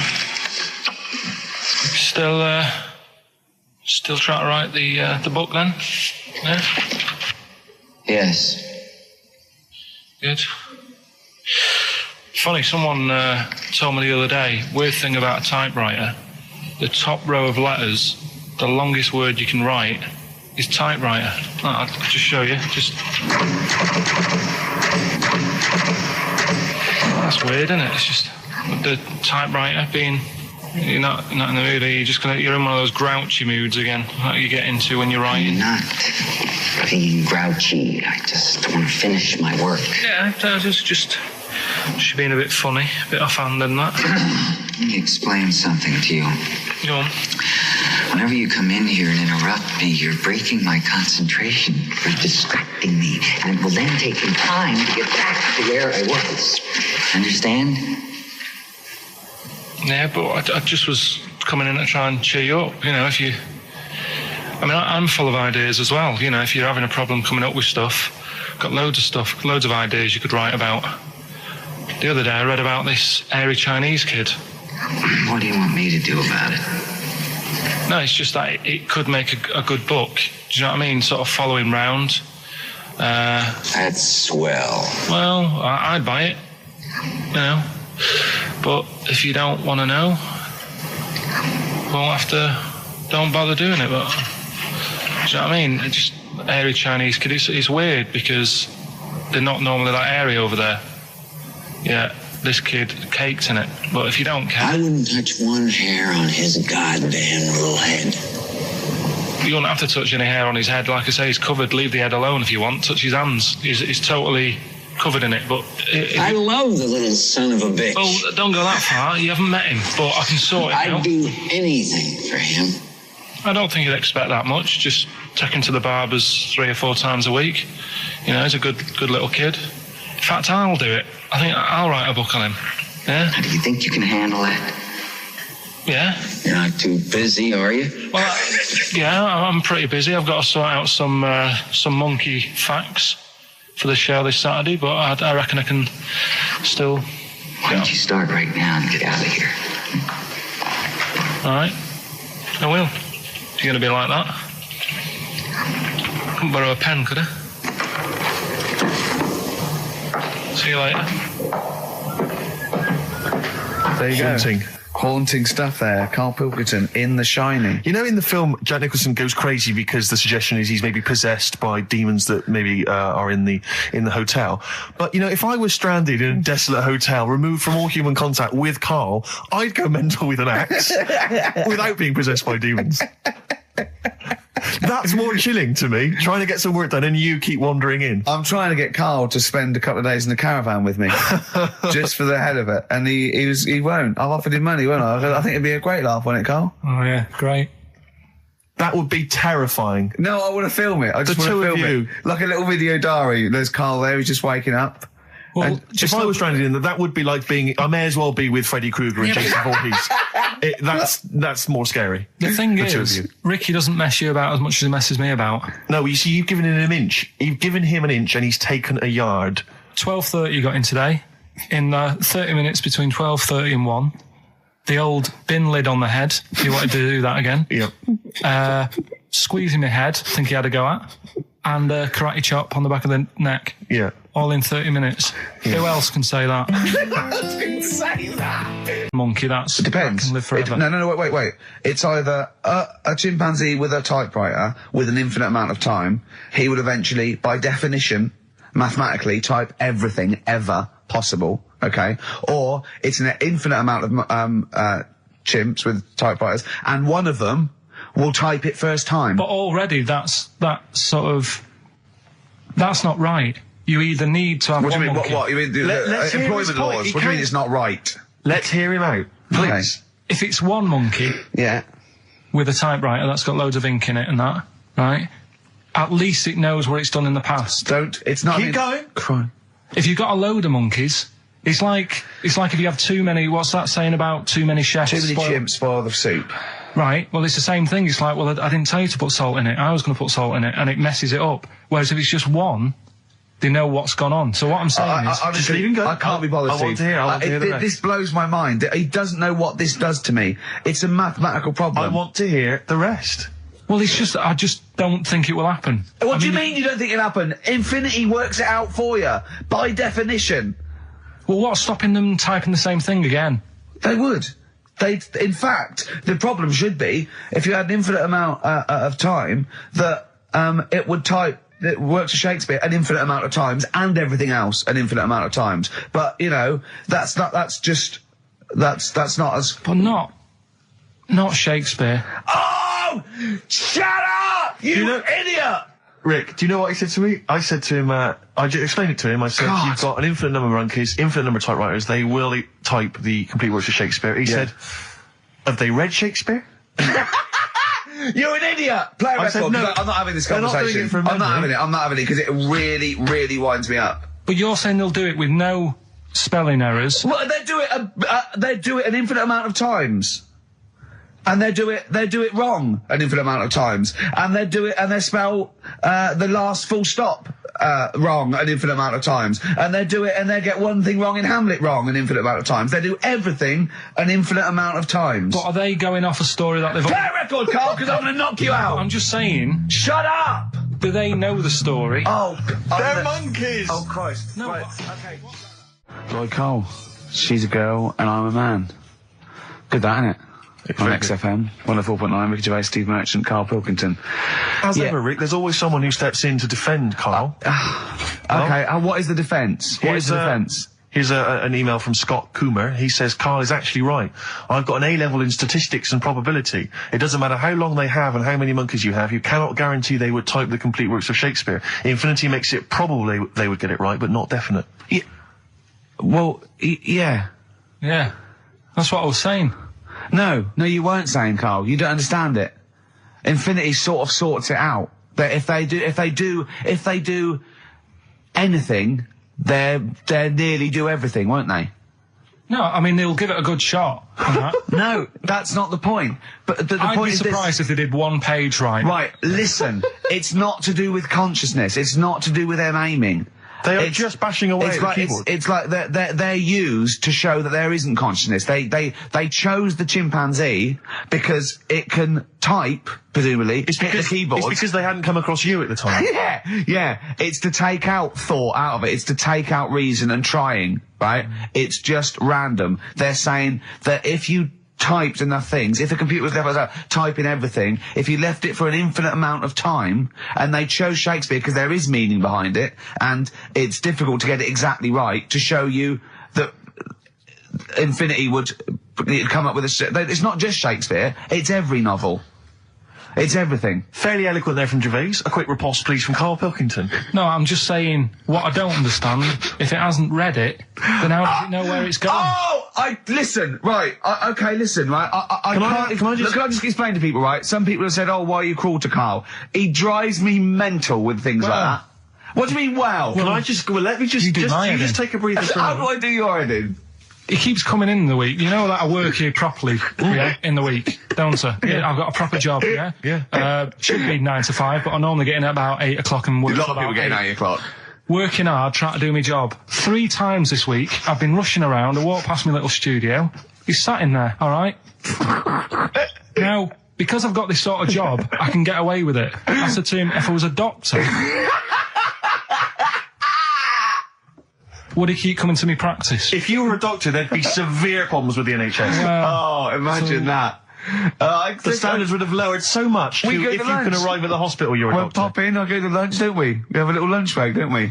I go, come on, let's go now. He goes, I'm busy. I go, come on, let's go now. He's going, no, you're doing me head in. Well, when I was talking about the monkey conundrum with Carl, he said to me, right, if I had a day off work, and I was, say, watching the TV, and with one hand I was typing a typewriter, would I type Shakespeare? I mean... Yeah, but you see, there's certain things. We were talking a little bit about this stuff the other week, weren't we, when we said, you were going on about Einstein, and I said he's not that good. E equals MC squared. It sounds good, but I've never used it and that. Right? I've never used it! You haven't used 2 and 2 equals 4, Carl! The fella with an apple fell on his head. It could have been anyone sat under that tree. Do you know what I mean? It's just annoying. Lucky. And It just happened to be a genius. Newton gets all the credit do you know for what his I mean? laws of the universe. Well, other people were working whilst he was having a lunch break under the tree. So in a way, it's like he didn't deserve to have that success story. Again, forget the apple and the tree and whether he was sitting down having a lunch break. It's totally irrelevant. Yeah, but what I'm saying is there's certain things that will just happen. It's like, I think we were talking, when we were out eating the other week, we were talking about Noel Gallagher. Well, this is the reason the monkey discussion came up, right? Noel Gallagher... I don't know what to say. I don't know what to say. Rick, I don't want to misquote Noel. I'll be like Herbert Lom in Clouseau. I'm going to get a twitch whenever he opens his mouth. I don't know where to start with some of his statements. Well, as I say, this discussion began because we were talking about a quote that Noel Gallagher supposedly gave. Now, I don't want to misquote Gallagher, but the gist of it was that he said, had I... written Wonderwall or whatever, instead of the Beatles writing Strawberry Fields or whatever, I'd be the one that was considered the great songwriter and it wouldn't be the Beatles. You know, it's just the fact that they came first that meant that they get all the credit as being the greatest band. I don't know where to start with that statement either. I mean, that's Gallagher's thing, and he's, you know, well, whatever. We know what we think of that. What was your point, Carl? You agreed with him, didn't you? Yeah, I reckon. Right? Do you know we've talked about putting a baby in a room before and it'll know what colour it is and stuff? If you've got a room that's painted red. Right, but forget that, because that's going to confuse Hear him out. Listen to me. Say if they did some new TV show, right? Like, what's that film with Jim Carrey in where The Truman Show. The Truman Show, right? So they make up a little room, and some woman has some kids, and you say, right, let's put the kids in this room, and they don't know what's going on outside. They don't know anything about, like, EastEnders and that. It's like their little world, right? They don't know anything that's gone on. How could a child survive without EastEnders? Right, listen. So, you sat in the room, right? And then, when they're all asleep... Right, wait for this bit. Someone Have you heard this Yeah, bit? wait for this bit. They're all in a room. Yeah. They're asleep. Yeah. Someone pops in, puts a guitar next to the bed. Right? Nips off out again. They wake up in the morning, and one of them goes, what's this? They don't even know it's a guitar, because they've never seen one. Right? They're talking English, though. Yeah. We just left guitar out of the vocabulary. Right, so... There's plenty more to come. So, one of them will pick it up, and they'll go, I don't know what it is, and they'll start strumming, they'll go, that sounds good, doesn't it? Give them a few weeks, they could come up with Hey Jude. Whereas, type in Shakespeare, a monkey that can't even spell... I see that. You can't answer it, I might come with you, Rick, if that's all right. We've got to sort out that Christmas special as well. Yeah, no, sure. All right, I see that. I'm shooting off then as well. Cheers, Carl. Flaming Lips. Yoshimi battles the Pink Robots on XFM 104.9. Before the ad break, Steve Miller Band, Fly Like an Eagle. Great track. Lovely to hear that. Brilliant track. We're not scared of playing that sort of stuff, are we? Indeed. We got some great... I think we're underestimated here. People think we're just like, you know, two guys and a buffoon in a room. But we're so much more than that. We try and put together a whole package for them, don't we? For their Saturday afternoon listening pleasure. If there was an infinite number of us three in an infinite number of studios, broadcasting for an infinite number of shows, would we ever do anything half decent? Yeah, we eventually... Would we ultimately come up with something quite good? What was that email that you were laughing at? It's too rude. What does it say? It's too nasty. Oh, God, give me the gist of it. The gist of it was that it would mean that if there was that infinite number of monkeys, eventually, besides the fact that they would type the complete works of Shakespeare, they would also type the sentence, Karl Pilkington is a genius. But the email also said it would also type, Ricky Gervais is I can't say the word, but, I know. Yeah. But a number of times they type it and write, Karl Pilkington is a genius, and Ricky Gervais is a cund. Exactly. Yeah, that would be there a lot. Come on, someone talk. I'm looking at his face, his headphones are too loud. Instead of turning them down, he's just grimacing, going, these are too loud. I don't understand it. Yeah, how have you lived this long? How did you make it to 30 without getting squashed or eating something deadly poisonous? I told you, I used to choke a lot. We've had an email from... placebo, the bitter end. We've had an email from Andrew Forrest, who has just simply entitled it, Karl Pilkington. Oh, Karl Pilkington. What do you think of that? That's got to be your new name from now on. I had a mate who used to use it. What, he used to call you that? Yeah. Was that your nickname at school, Pilkington? No, it's not my nickname. It is now. No, it's not. It is now. Pilkington. Pilkington. Oi, Pilkington. Oi, Pilkington. Pilkington, do my homework. Where do you live? Where do you come from? Pilkington? No, there's this lad who called Mark, right, who used to go to school with, who used to call me that. Carl's in a bad mood already. He's been in about 3 minutes and he's in a bad mood, getting stressed. If you can't hack it, leave. What's the matter with you? No, I'm just saying. I was meant to enjoy last Saturday off and I didn't. Why not? Why is that our fault? Because you weren't here? Just because, I don't know, but... Are you not in the Christmas spirit? Why didn't you enjoy last Saturday? What did you do? I went all the way back up north again, right, because it was Suzanne's dad's birthday, right? I was busy last week, didn't have time to get him a present or anything. Didn't have time to get him. So I got to Euston Station, bought a card for him, which was a Christmas card, so he wasn't happy because he was saying it's my birthday, and I said, well, I won't be seeing you again. So I've got a joint card, and then we went out. Did you get him a present? Well, no, because we went out on Saturday night for something to eat at this pub that he likes. It was a nice steak and onion rings, right? Lovely. So he should have been happy anyway. Yeah. But... What, you paid for it? No. But you should have been happy anyway. Suzanne paid for that because it is her dad, right, not mine. So I said, all right, what can I do? I said to her. So she said, just buy a few drinks or something. Anyway, I didn't get around to getting drinks. I can't believe it. Didn't get round to getting the drinks. Right, so I said, right, I'll pay for the cab. Right. Oh, what a lovely Christmas gift that is. Yeah, £2.50. I paid, no, it was like £3 there, £3 back. So £6 you spent on him? Well, no, I spent more. See, that's what he said. He said, get the Bolton back, can't you, for that? He said, oh, you spent on me £6 for my birthday. I said, no, I haven't, because I gave the taxi driver a tip. I'm a little bit worried about his attitude as well. Because even, I mean, that is a stingy present, but you don't say... Well, I mean, let's be honest, that's the worst Christmas gift ever, because, I mean, you're pretty bad, like we discussed in the past, but at least you spend a bit of money. Yeah. It's just thoughtless. Yeah. This is nothing.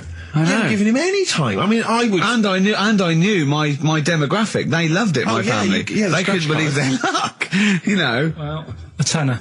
You spent a tenner on him? Well, the cab fare was £6. But the thing is, it's not. I don't think he's saying that. I think it's the fact that this is like, you know, frittering away in everyday life. He would have loved to. I'm sure he would have been appreciative of a lovely £10 gift that you cared about and bought. A book he probably likes, Fly Fishing, doesn't he, by J.R. Hartley. If you'd have bought that, he'd have gone, that's what I was looking for. Well. Or what I was looking for, Carl.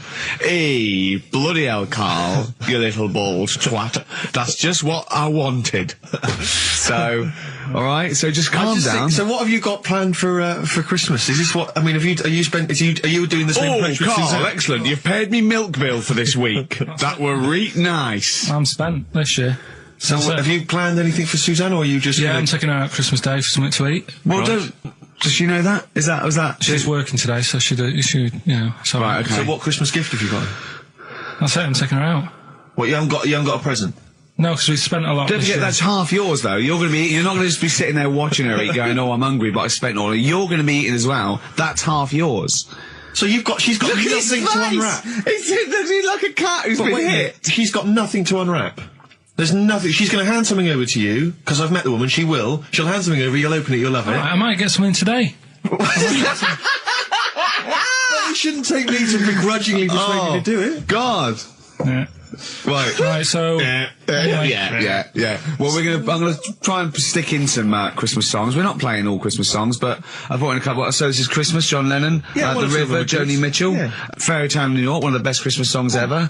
Oh, well, what about a bit of Pretenders? That's a good one, 2,000 Miles. Let's hear it. Pretenders, 2,000 Miles on XFM 104.9.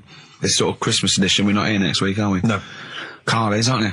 Well, you are in a way. I was doing a best of, isn't it? Is it a best of? Yeah. Brilliant. Have you been putting it together? Not yet. Okay. I'll do it today. Tell me what bits you want in it, and I'll sort it out. It's not for me to say, is it? Yeah, it is the best stuff. Well, maybe people could email in with their highlights of the year for them. I'm trying to think what they were. I mean, mostly talking to Carl. It'd be mostly Carl, wouldn't it? Mostly Carl, gibberish from Carl. I think it'd be an awful lot of educating Ricky from Carl. Well, ricky.gervais@xfm.co.uk if you've got any thoughts and stuff you'd like to hear again. Is there anything you'd like to hear of Carl saying something stupid, me and Steve laughing or slapping him? Yeah. That's basically the competition, isn't it? Well, there's a couple of instances where I tried to kiss him, I think, and you encouraged me. Yeah. Those are some highlights for me. Donovan Blitzen from the About a Boy soundtrack by Badly Drawn Boy. Christmas theme there. Christmas theme there. You spotted the Christmas theme? Yeah. Carl's not really in festive mood, but I can't imagine Christmas is your time of year, is it, Carl? Well, I'm not sure any time of the year is, really. I liked it when I was about... I think when I was about 7 I enjoyed it.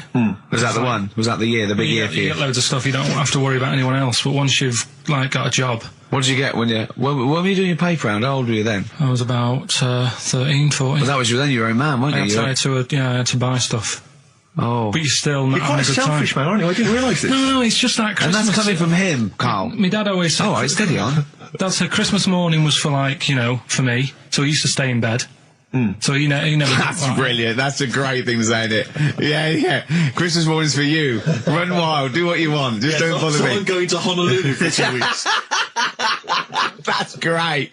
Dad, it's Christmas. Do I have to do anything? No. So my mum used to get up, because she used to like to see my face light up, when I opened the presents. And then, to keep the fireworks. And then I'd have to go to my bedroom from about 6 o'clock onwards, because, my mum and dad were into having big Christmas parties, and I wasn't, old enough to go. Right. So they'd say, right, you've had your fun there, you go up to your bedroom, stay in there. Really? Yeah, I remember one year, right, I got a train set, that's what I wanted. Yeah. Right? It's brilliant. Playing with it all day. I thought, I don't mind about the party, I'm happy staying up here, playing with this. Brother comes in, he's had a few, right? He's going, yeah, I'll give us a go on your train. How old is he? He's a bit older than me, so he might have been like, let's see. Well, let him be 18. Yeah, probably about 18, 19, and how old something were you? like that. I had a train set, so, I don't know, about 14. something like that, right? So I'm playing on that, loving it and stuff, and then he comes in and goes, oh, give us a go. He turns the transformer up to like 14. He went really fast for about 5 seconds, broke it, and then he went back downstairs. Wow. So Christmas, I hadn't even got to Sounds Christmas like Day. the Conservative government with British Rail. Satire, that is. Satire, Rick, I just thought that there's satire. If there's any satirical shows listening or magazines. It doesn't work in any way, because there's the analogy falls down apart from there being a train. Think it through, though. British Rail was trains. Yeah. And the government broke the trains in many ways. They didn't break them, like, not officially breaking them, but they kind of... It does work, it's perfect. Oh, I'm very pleased with that. And I can't, and no one's asked him to be on Have I Got News For You. It's weird, isn't it? Because it's strange, that, when you've got a satirical mind that's as quick as that. Yeah. And he's broke your little train set. So what did you do? I just like watched telly and had some sausages. I bet you were happy with that though, weren't you? It's a bit annoying though, isn't it, when your main present of the year has been broke. And did it ever get it fixed? No, that was it. Put away. I'm intrigued why your parents wouldn't let you come and join in the festive fun. Was it like really debauched down there? Was it like eggnog everywhere? Well, no, but I mean, that's fair enough. 6 is a little bit early, but I just think, you know, if you're your kid, you know, he had his fun, put him to bed at 8 maybe. And you think so on Christmas Day? I thought that was a day for family. Well, not if there's a party going on. Well, don't have the party on to Christmas Day. Well, that's another option. Yeah. Your parents are weird, aren't they? A strange breed. Well, I think that was the year, right? You're talking about buying presents and stuff. I think I did treat my mum to... I didn't buy my dad anything. I think that was like when I got a bit older, he used to get me dad something because he wasn't that bothered anyway. No. So, got me mum, there was a cheap shop, right? Of course. Thank God for that. Called Snips. Right? So I went in there and I thought, let's see what I can get her. And remember Victoria Plum? I don't think so. Well, it's like a fairy character. Right. Right? And my mum's into gnomes and stuff, right? So I thought, right... She must be pleased with you, then. Victoria Plum. I was thinking, is that one of the neighbours? Is it like a brandy liqueur? Do you remember Victoria Plum? Victoria Plum? Victoria Plum, yeah. It's like a little fictional sort of character, right? Okay. So I saw her. I thought, yeah, she'll love that, right? So I did my paper round, saved up for 2 weeks, right? Aww. Got that sorted, went to Snips, bought the Victoria Plum. Next day, I'm in town with her, right? So I think, I know what I'll do. I said, come in here a minute, right? So we go in and we're looking around and I tested her, right? I went, look at that there. That's all right, innit? And she goes, oh, it's bloody awful. Oh, Carl. Oh, Carl. Oh, God. So then Christmas Day comes. I said, don't bother opening it. She said, no, why? I said, oh, no. Why did you still give it to her? So, well, it's too late. I'd already bought it. Oh, Carl. So she opened it and I was like, and she said, oh, that's nice. I said, why are you saying that? I said, the other day you said it's bloody awful. She said, oh no, I thought you were pointing at something else. Oh, no. So that's why I don't get anyone anything anymore. Oh, God. Play record. Oh, God. Oh. That's good, isn't it? Not bad. Gold Rush. Let you down. I'm actually quite affected by Carl's Victoria Plum scenario. Just the fact that, like, that eagerness, he wants to make sure it's a great present. He's saved up his paper round. He thinks it's like a gnome, but modern. I'm worried that you're using it as an excuse now, and that's why you're not buying anyone any gifts, because you've had your fingers burned once. I mean, you were 6, 7 years old. To be fair... No, you weren't. You were about 13, weren't you, if you're doing your paper round? Yeah, it must have been, 11 or 12 then. All right. Yeah, so I'd saved up. Oh, no, I'm not using it as a thing. It's just that... What did you get your mum this year? I've sent them some money so they can get a passport. So they can get a passport? What do you, where are they? Immigrants? Are they trapped somewhere? Well, they're in a holding bay somewhere in Dover. Yeah, I got a friend who's a truck driver who's going to sneak them across. What do you mean? So they can buy a passport. What do they do? Sell it when they're a bit down in their luck? No, they haven't got that much money, right? They've never been abroad, and the mate said they might take them next year, and they said, oh, we haven't got a passport, so You've got to buy a passport, have you? Isn't that your God-given right as an Englishman? No, you've got to pay for them. They're 30 quid each, so you better do, otherwise they're conning me. Right. So you sent him 60 You don't quid? get born with a passport. Of course You sent him 60 quid in an envelope, have you? Well, check. Right. I love that. He'll be watching telly and France will come on and he'll go, oh, what do you think of that? She goes, it looks bloody awful. Yeah, Don't open it. no. Don't open it. Don't open it. So you've not paid for a holiday for them? You've No, I've just sorted out well, it's the better prize, isn't it? Because they can't go anywhere without it. Well, the passport keeps on giving. Yeah. So 10 years. That is, yeah. So, but no, I never used to, I mean, I can't think of other things. I used to get me dad once I started getting him stuff, it used to be a dressing gown, and then, but as an extra surprise, I used to put like a cigar in the pocket, so he'd think that was it. Yeah. Then he'd put it on and put his hand in the pocket. Right, and then he'd just hit you because he thought you'd nicked it.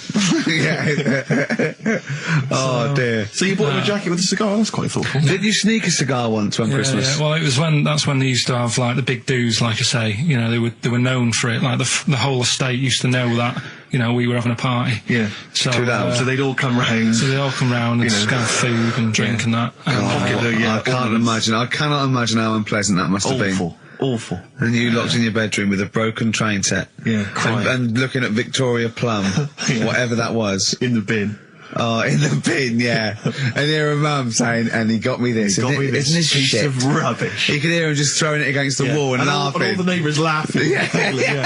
And you'd come down and just be in pieces with loads of spit on it. Just loads of gob on it. Eyes. And all the Polaroids of them just like laughing at it and pointing. Stamping on it. Alright. That's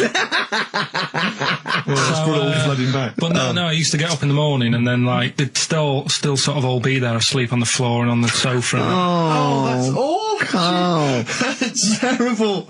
Christmas is surely the one day a year which is a family thing. It's for the kids. They're the ones No, but that was Boxing Day. Well, I know. Oh, that's all right. It's over. Yeah. Back on the bike. All right. Who's going to pay for this? What, me? Yes, Carl. You're doing 2 rounds today. Yeah, what's your paper round supporting the entire family? No, so I used to get up and like go downstairs and they'd be asleep, so I'd be mooching about trying to find like another present that's still working. I love the idea that these people from the estate had like squashed his presents. So I found a cigar that had been sort of lit up and then put out, so I thought, I'll have a go at that. I went outside and had a go, and that's the last time I smoked. Right. I tried it, I thought, I don't like that. I love the fact that he does everything once. Yeah. In his life, it's a line of, I've done everything once. I don't need to do it again.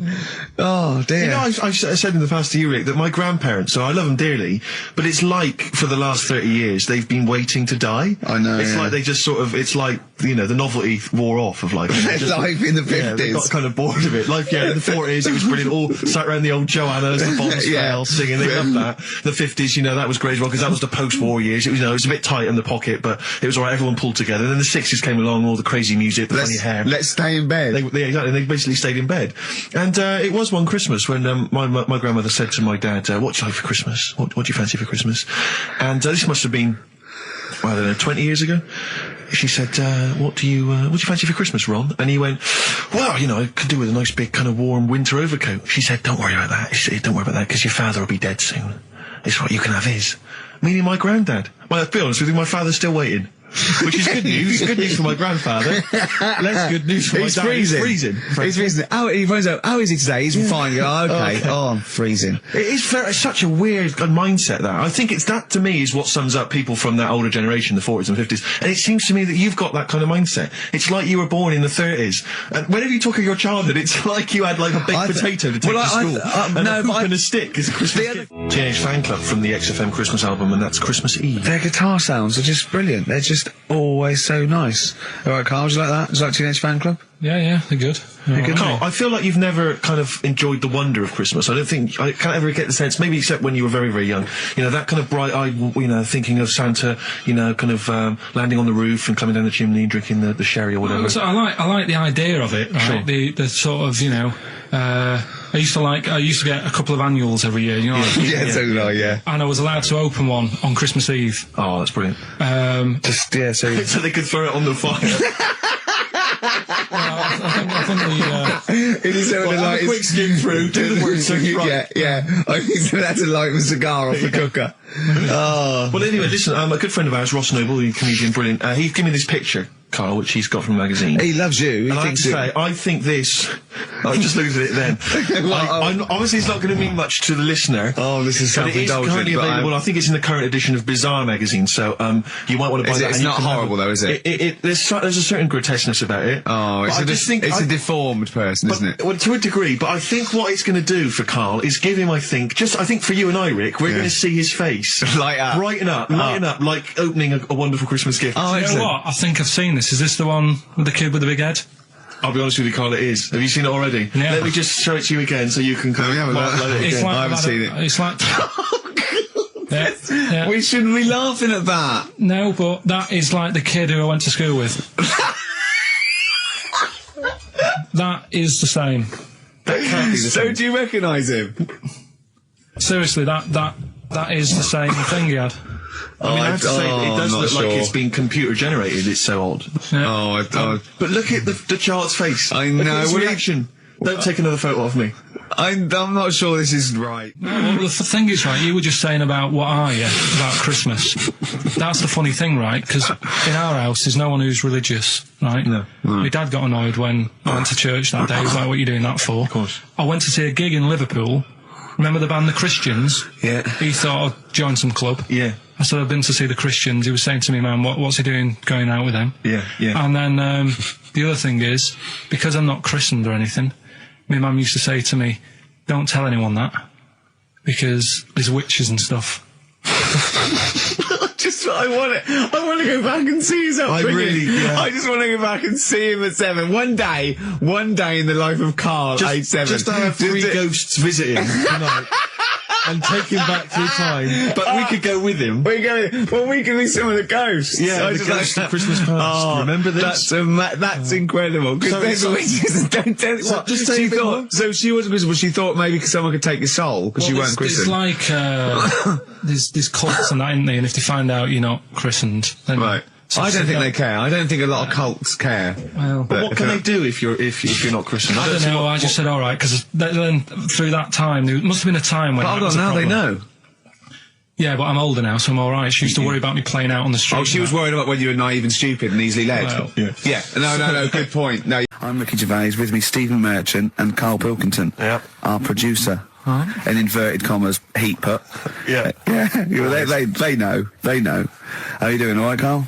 Yeah, didn't they also write something about me, bald round head? Yes, perfectly round little bald man head, they said, so... Because you need to know that when you listen to the radio on that. Really matters what my hair's doing.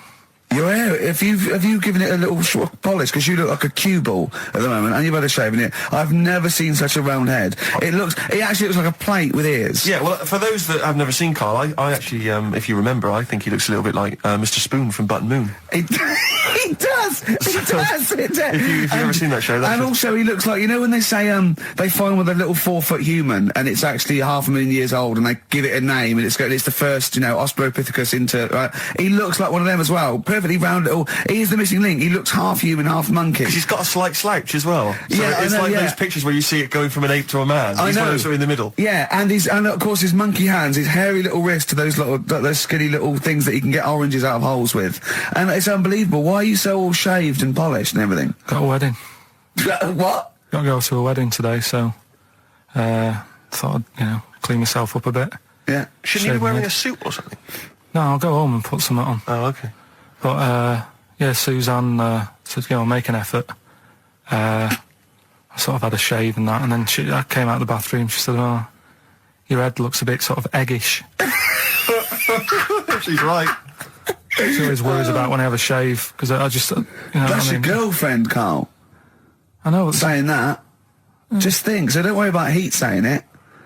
And funny thing is, it's Boyd Hilton, I think, of Heat that wrote it. And he's got a little bald head. Yeah, no, don't slag him off. Yeah, but on the end of his review, does it say, written by Baldy Boyd? No, because it doesn't matter, it's a magazine. Don't worry about it.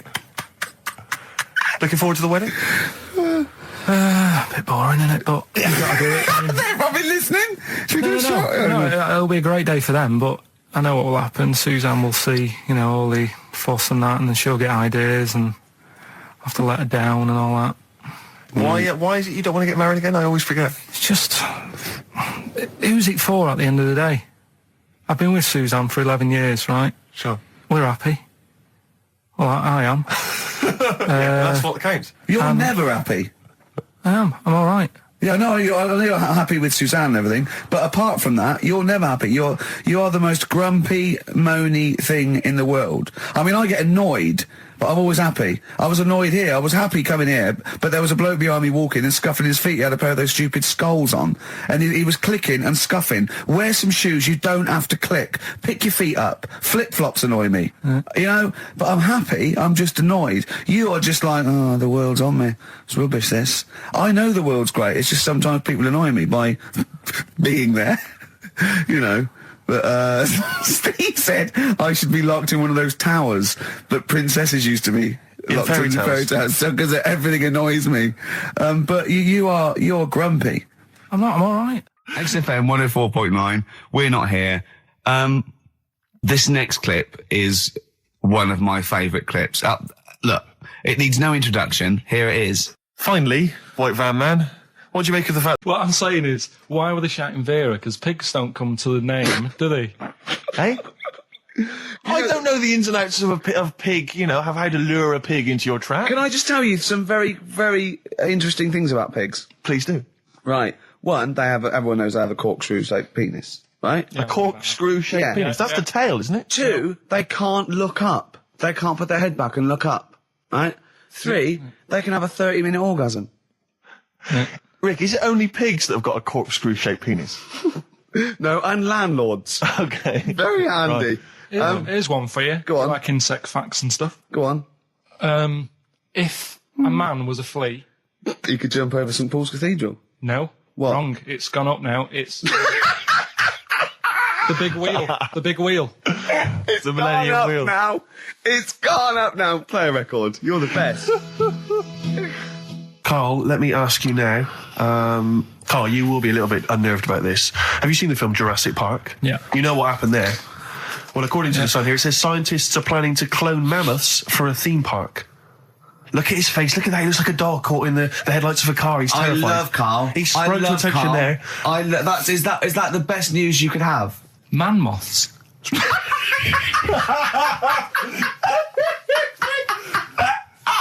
Right. Yeah, man moths. I man love moths. the fact that that's why he was so excited that they bred a man moth. What is this? Yeah, it's a human being that hides in your wardrobe and eats an entire jacket in a day. Yeah. What do you mean man moths? Mammoths. Mammoth. The big hairy cow from the Ice Age. I mean, elephant. You're not so excited about that, then? You can take or leave bringing back mammoths to life, but a man moth... A man moth is a different matter. Oh. If we'd have never brought that up, he'd have gone and told someone now, you know, they've bred an half man, half moth. This is what we mean. That's how things start. This is what we mean when you hear these ghost stories. Are you slightly deaf? Is that it? When you hear these stories, is it... Carl, is English your first language? Are you actually foreign? Is that the thing? Yeah. Should we speak when we say slower? foreign, we mean not of this planet. Yeah. Should we speak slower? Would that be a help to you? No, go on. Next what do you make of that? Do you think that's good? That's good to bring back mammoths? Prehistoric animals. These giant elephants. They're slow, aren't they? It's not as if they're going to, like, get out and run fast and they can't capture them. They'd probably be a like fence, to be honest, Carl. They'd probably be a fence. No, but you're asking it as if, like, oh, it could all go wrong, but it couldn't, could it? Well, really? but the point was about Jurassic Park is they thought it wouldn't go wrong. They thought they had it all under control. Have you learned nothing from Jurassic Park, Carl? Dinosaurs would say, "Oh, think about it before you do it." But with a hairy elephant, it's not going to. It's not a concern for you. Would you go along to see him? Would you be interested in that? If it was in the area. He's great, isn't he? I'd love a queue, Nothing right? impresses no, him. but what I'd like to do is Carl sitting like Yoda in a little cave, and I'd just like to see people like Tony Blair and Stephen Hawking in a queue, and they go and say, "Carl, got a bit of a problem." And thinking of cloning a man and a moth. Problem? Not an issue. No, if I'm in the area, I might cruise around and have a look at it. Otherwise, just don't send it near my clothes. Oh, that's fantastic. So it's just for a second. As the words "man moth" came into your head, how excited were you? I mean, were you both terrified and excited? For the moment when you thought that they'd cloned a man and a moth? I pictured... what kind of face did he have? Did he have the moth's head, or was it a man's head? Just a little man head. Right, what was his face? What did it look like? He just was like a bit shocked. Perplexed, yeah. So it was like he'd been grafted onto the body of a moth without his consent. And when he was asleep, he'd woken up. He just went in to have a goiter removed, and they said, "We've replaced your goiter with the body of a giant moth." Yeah, is that all right, Mr. Jenkins? So he had the head of a little. Was it a little boy or a man? Little man. Right. Okay. And he's just bumping into a lamp. He's just bumping into a lamp. If you went into hospital and they'd done something, what's the worst thing they could do, right? What would you rather have done, right? You wake up and you've got lobster claws for hands. Right. You wake up and you've got duck's feet. Or you wake up and you've got one horn coming out of your head. The worst thing? Yeah. Probably the horn coming out of my head. Why? Get in the way. That'd be useful, wouldn't it, in fights and stuff? And for like parties, people would play Well, I quoits. suppose the lobster claws would also be quite handy there.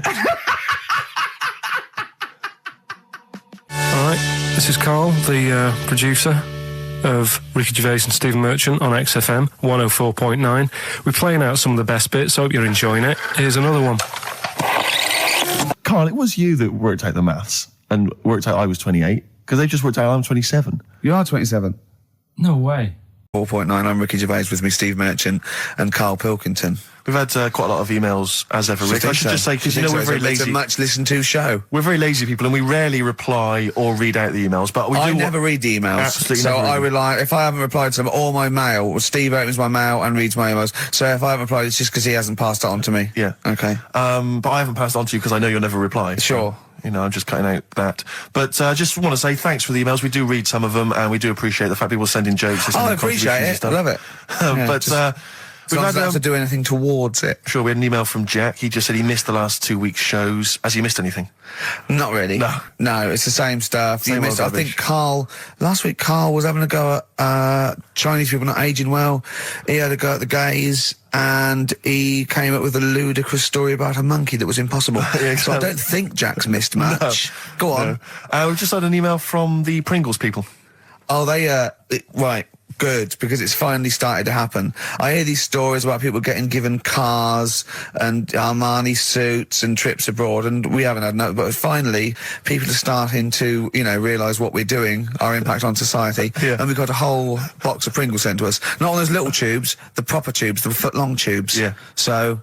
and what have they said? Well, the Pringles guys want them said, back. No, they've said they like the show, and if you want more Pringles, give them a call and they'll send you more Pringles. More Pringles. Yeah. I bloody love Pringles. Yeah. Pringles the thing about Pringles is, they're Moorish, right? Yeah. But how would I put it? You know the sort of thing when I open them, and by that when I pop, right? Yeah. I have to eat okay, how can I put this? When I pop, I can't stop. What do you mean? I don't... Well, when I pop them open, I can't stop eating them open. Right, when you pop, you can't stop. Yeah. Yeah. I think that's because of the chemicals.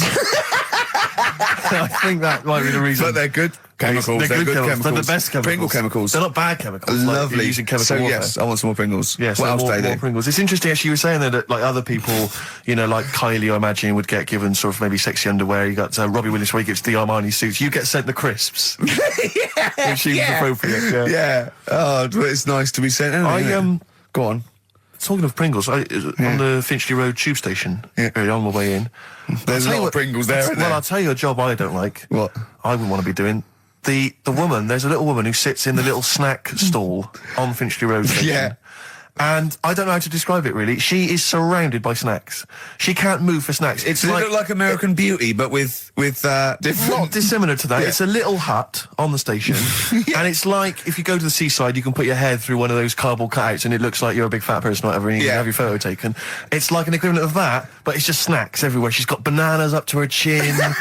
She's got chocolate coming down to her eyes, crisps either side of her. She can't move. She can't do 360 degrees. She's like packed in there. I don't know how she gets in there. I think they put her in there first, and pour in the bananas. Yeah. And then they go pour in the nuts. She has 2 hours of makeup before they open. Dressing her in there. Because I'll ask for something from the fridge, and she cannot turn her head to see. She has to go by feel alone, just to feel the fridge and get stuff out and pass it. And often I'll say, that's not what I wanted, but she can't. You've got to let her off. It's extraordinary. Dear. But there's no music playing. Does she have to sell her way out of it? Exactly. If it's a slow day, she's stuck there till the next day. Yeah, it's like a world-breaking attempt. Yeah. Oh dear. First Finchley Road. So if you, if you're on Finchley Road or just want to pop down there, have a look at the snack woman because it is. It's how always does she amusing. get refills though? I don't know how it works. I don't know how she goes to the toilet or eats. I don't know what she does. Yeah. But God bless her. That's one of the jobs you wouldn't have. That's jobs I would not like. I've always worried about working in one of those big photocopying places. Sure. Because it's just that constant taste of toner. Yeah. You know what I mean? It's so dry, and I just imagine going to work with a hangover. Yeah. 8 hours in that sort of I think it's environment. those jobs where what's the best that can happen that day? Do you know what I mean? The photocopying shop. What's the best? Well, they probably have interesting things, like people going and photocopying porno mags. Can I have 30 copies of my art? Right, yeah, exactly. Yeah, I couldn't make it to the staff party. Yeah. But I wonder if I could do. But what's the name? It was It's the attention span I like. Oh. these people who they've got like this autism thing going on. Yeah. And they sort of take in a lot of information. They get sort of they get so into it that they know everything about that subject and what have you, right? And there was this lad who he knew everything, right, about EastEnders. Right. He sort of the cameraman was saying to him, so why EastEnders and that? And he said, I don't know, I just like it. And he said, I remember when I first watched it, it was a Thursday, it was 5 to 8, Pauline Fowler walked in, she had a pink jumper on, she said, all right, love. And he remembers everything from that moment on. Yeah. Right, and everything, which is great, but then the way the programme was making out, it was almost like they were saying it's a disability. Right. When in a way, it's more like a superpower. Sure. Like Rain Man. But if you can take It's Rain Man. No, he has special autistic powers.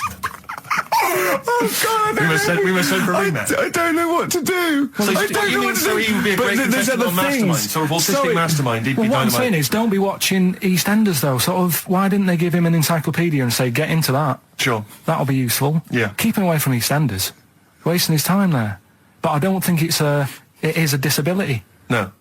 Yeah, there are other things, and they're not. It's also autism is a matter of degrees. From what I know, and I'm sorry to have to do this, but I feel that I have to at least be the voice of reason, as ill-educated as I am on the subject. But I think there's degrees of autism. I think some are higher performance than others. There's other issues with it. It's not they're just got good memories. They don't go around doing tricks for people because they can remember stuff. There are other issues with it.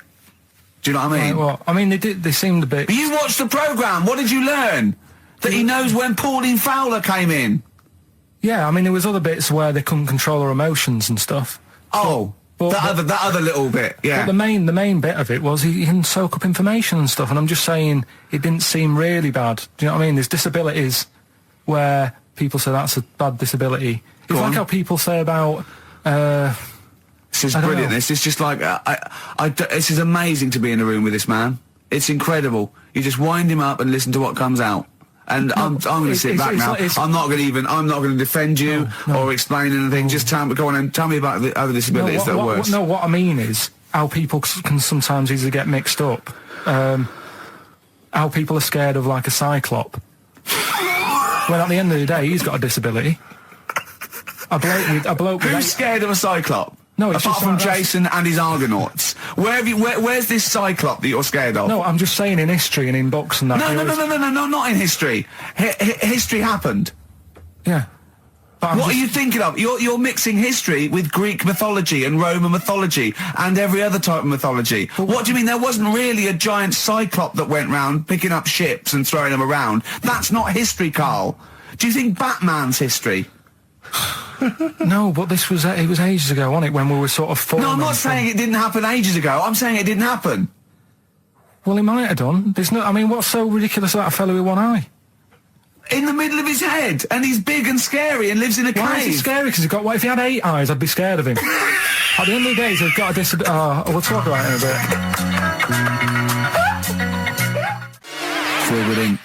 Gorillas on XFM. 104.9 on Ricky Gervais with me, Steve Merchant and Karl Pilkington. Carl, okay, we've got to sort this out. We didn't meet again this week, and this is a shoddy show. I thought we had a sort of framework for it, but, do you know what I mean? No, I thought it'd be, Carl could sort of tell him what was going on. He doesn't know anything except watching telly, late night telly on strange channels. Like he gets all his information about the news on Anna Nova, and I mean, I even tried out because Monkey News last week was awful. It wasn't Monkey News. It wasn't Monkey News. It was. I can't remember it. I've been away on holiday. Brilliant. Yeah, and the Monkey News stops. I phoned him up. There was a front cover of the, I think it was the Telegraph one day this week, and it was an ironic story. It was a fluff piece, but it was a funny story. It was about a monkey in a zoo that had a ruck with its father because it's adolescent. It was like the equivalent of like 16 to 18, and it had a fight with its father, and it escaped. It ran away, and it was like, an interesting story. Yeah. I phoned Karl up and said, "This is Monkey News.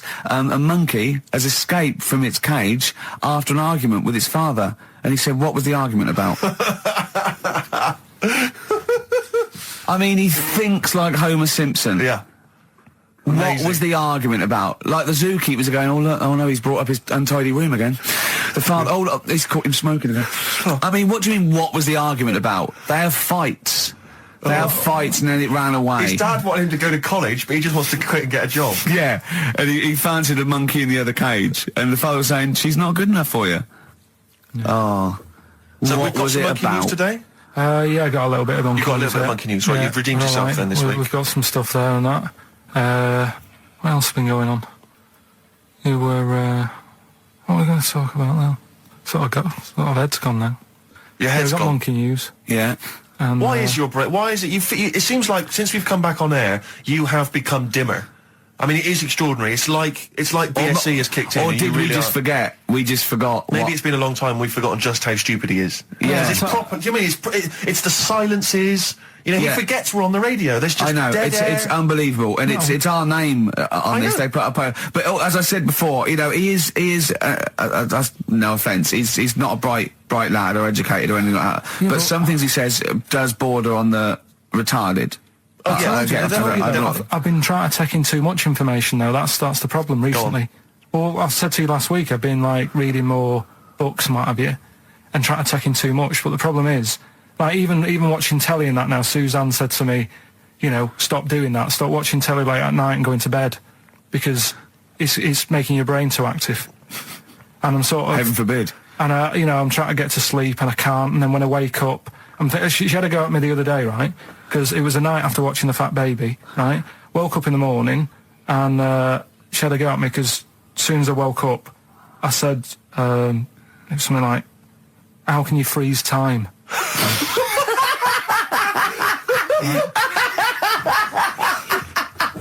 And she says, "Are you going to say good morning or whatever?" I'm gonna burst! Just imagine it, right? It's like the sun comes up through the window. Oh, she's right. Carl's like that, his little head. His eyes open, he goes, one of those floppy night hats. "How can you freeze time?"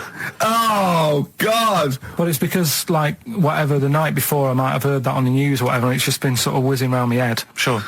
And, it was a big debate. I think have they found a way of doing it or something? What are you talking about? They've done something about freezing time and all that. See, this isn't information. This is nothing. That is nothing, that.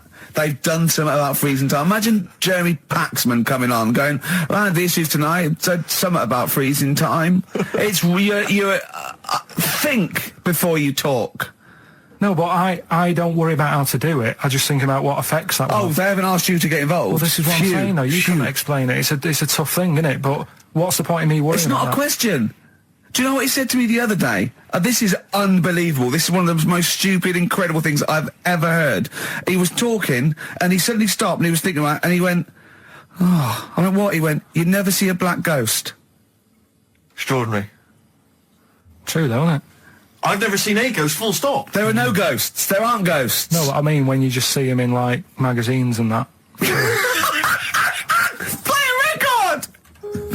So we get onto conversations. Talking about, he's asking me stuff about evolution. What about tell me that? Why did the giraffe? What's that rubbish about the giraffe getting a long neck? I said, well, it didn't try and get a long neck. It was selected because Anyway, I went into evolution for him, and he said, but why would evolution do that? I went, well, you think that evolution didn't do anything? There's not this consciousness. There's not this will that a giraffe has to stretch its neck to reach the leaves. One had a long enough neck to survive and pass it in. He was going, yeah, but why did evolution This isn't. But by the way, this isn't the most stupid thing. This is warming up. This is about 8:45. Right? He said, "Why didn't evolution make a giraffe good at carpentry so it could build a ladder?" Right. Yeah. Okay. No. All right. Okay. So he's thinking around it. He's trying to pick holes in evolution. Yeah. We get on to, I said, well, things are, I said, we can see the speed of evolution in lower life forms like bacteria, viruses, they evolved. That's why, soon we won't have an antibiotic that can kill some certain bacterial strains. And he said, and this is about, 11:30, and I said, I'm going to bed, right? He said, in the future, they reckon that you'll be able to wake up and eat a yogurt you can have a chat with. I don't know what that means. Let's put a song on, right? And we'll come back to it. So you're going to explain that? Yeah. You've got an explanation? The Verve and Sonic. By Rod Stewart, and this is a song for the gays. See, his father took it as a sort of personal slight, but you can't help it, you know. And as he said, you know, it's just gay. It doesn't make him a nasty person. Not at all. Are you enjoying this, Carl? Yeah, but I'm not gay. No evidence of him being Scottish? No, but... When he says they blew a fuse, if they're not electricians, they mean And it's not a euphemism either. Oh, I'm worried. I'm a bit edgy. He's out late. I know. And he's taken a shortcut, which is mental. Not in New York City. Yeah. He doesn't know the area. He's from Scotland. But it was them that were screaming. Yeah. I'm suddenly worried. This isn't a true story, is it? Who knows? If it is, we don't know that. Just what I'd say that we're not... Oh, well, that'd be terrible. Yeah. See, how come you think this might be a true story? I just got suddenly worried then. No, but how can this be a true story, but the bloke jumping out of a window and hearing his phone ringing? No, because Rod Stewart, I just suddenly thought, what if he's written a song about this and this bloke did actually exist and was killed? Then I started panicking. Yeah. I don't think it is it? I'm almost certain it's not. Okay. Is that it then? Is that it? Then we got to pack up and go home. Yeah? Well, I think we've enjoyed ourselves. Oh, I've loved it. I've loved every minute of it. Karl.Pilkington@xfm.co.uk for your suggestions as to what you're willing to swap for the signed bag. See you next week. Bye. Carl, what was that? That was your little song with a story. That's another little feature that we do every Saturday. So song. make sure you tune in. It's a song that's got a good story in it. There's a lot of music about these days. What's that story about then? What's that story about? You don't know what they're going on about. Whereas that classic from the Kinks called Lola. Yeah, what's it about? I'd listened to it for the first time properly this morning. Yeah. And what I've worked out from it is, there's a fella who goes out for a normal Saturday night out. He's in Soho. Yeah. He's having a Coca-Cola or whatever. And he sees this woman. He thinks, oh, she's all right. Won't mind a bit of that. So he wanders over. And he sort of gets talking to her. He looks at her. She's got a great figure, nice face and all that. Lovely knob. And she speaks. And he goes, oh, God. Got a bit of a bloke's voice. Yeah. Got a bit of a voice like a bloke. But he thought, that's her only down point. Sure. So he dances around with her, and I think he sits on his knee, I think he said. Yeah. Anyway, it turns out it's a fella. Yeah. Right. So, a sobering lesson. Yeah. What do you take from that? Look away, sort of. If you think you might be talking to a bloke in drag, just look at his sort of Adam's apple. And he'll probably have a hairier arse than a woman. Yeah, I think you've gone too far then, though. I think you're already getting too close. It's a bit late to pull out. No pun intended. There was a pun intended. Oh, was it? All right, was it? Yes. All right. Okay, well, don't be disgusting then. Right. Okay. Right. The results of we ain't got a winner for the first time. Yes, we have. We've got loads of winners. No, we haven't. We've done this feature for 3 weeks. This is the first time I've managed to sort of... What? Well, let's go through them then. What have they got wrong? The first one. The first one? What was the first one? Well, hang on, let's do them in reverse order first. So what's the last one? The last one, the clue was, that bloke does sport on the telly and he's got a little kid. What's that? That's Destiny's Child. Des, who does ITV Sport, has got a tiny child, right? No, that's fine, they got that. Okay, Destiny's Child. What's the middle one? Well, the middle one. Right. Child. The second one was, he doesn't like women, yet he's got a couple of kids, that's a bit weird. Yeah. Right? That was PD, that was Puff Daddy. That is offensive. Go on. But it's not Puff Daddy, it's Puff Daddy. And he's not even called that anymore, he's called P. Diddy. Well... Okay, fair enough. But they got that one. Yeah, yeah. And if I'm being tight, these lot are as well. Yeah. Yeah. Tight means something in Manchester. Go on. Right. And the first one that they're having problems with, I don't think them birds should be allowed in this area. Got it. Boyzone. It's not Boyzone. What's the clue again? I don't think them birds should be allowed in this area. That is perfect. A boy zone. No birds. No women. No women, yeah, birds, right? A boy zone. Sorry, Carl. If that isn't the answer, their clue is better than yours. That is brilliant. What was yours? Boy zone, it works perfectly. What's your answer then? Bangles. I have no idea what that means. Like seagulls. So you don't want them in this area, so you're banning them. Bangles.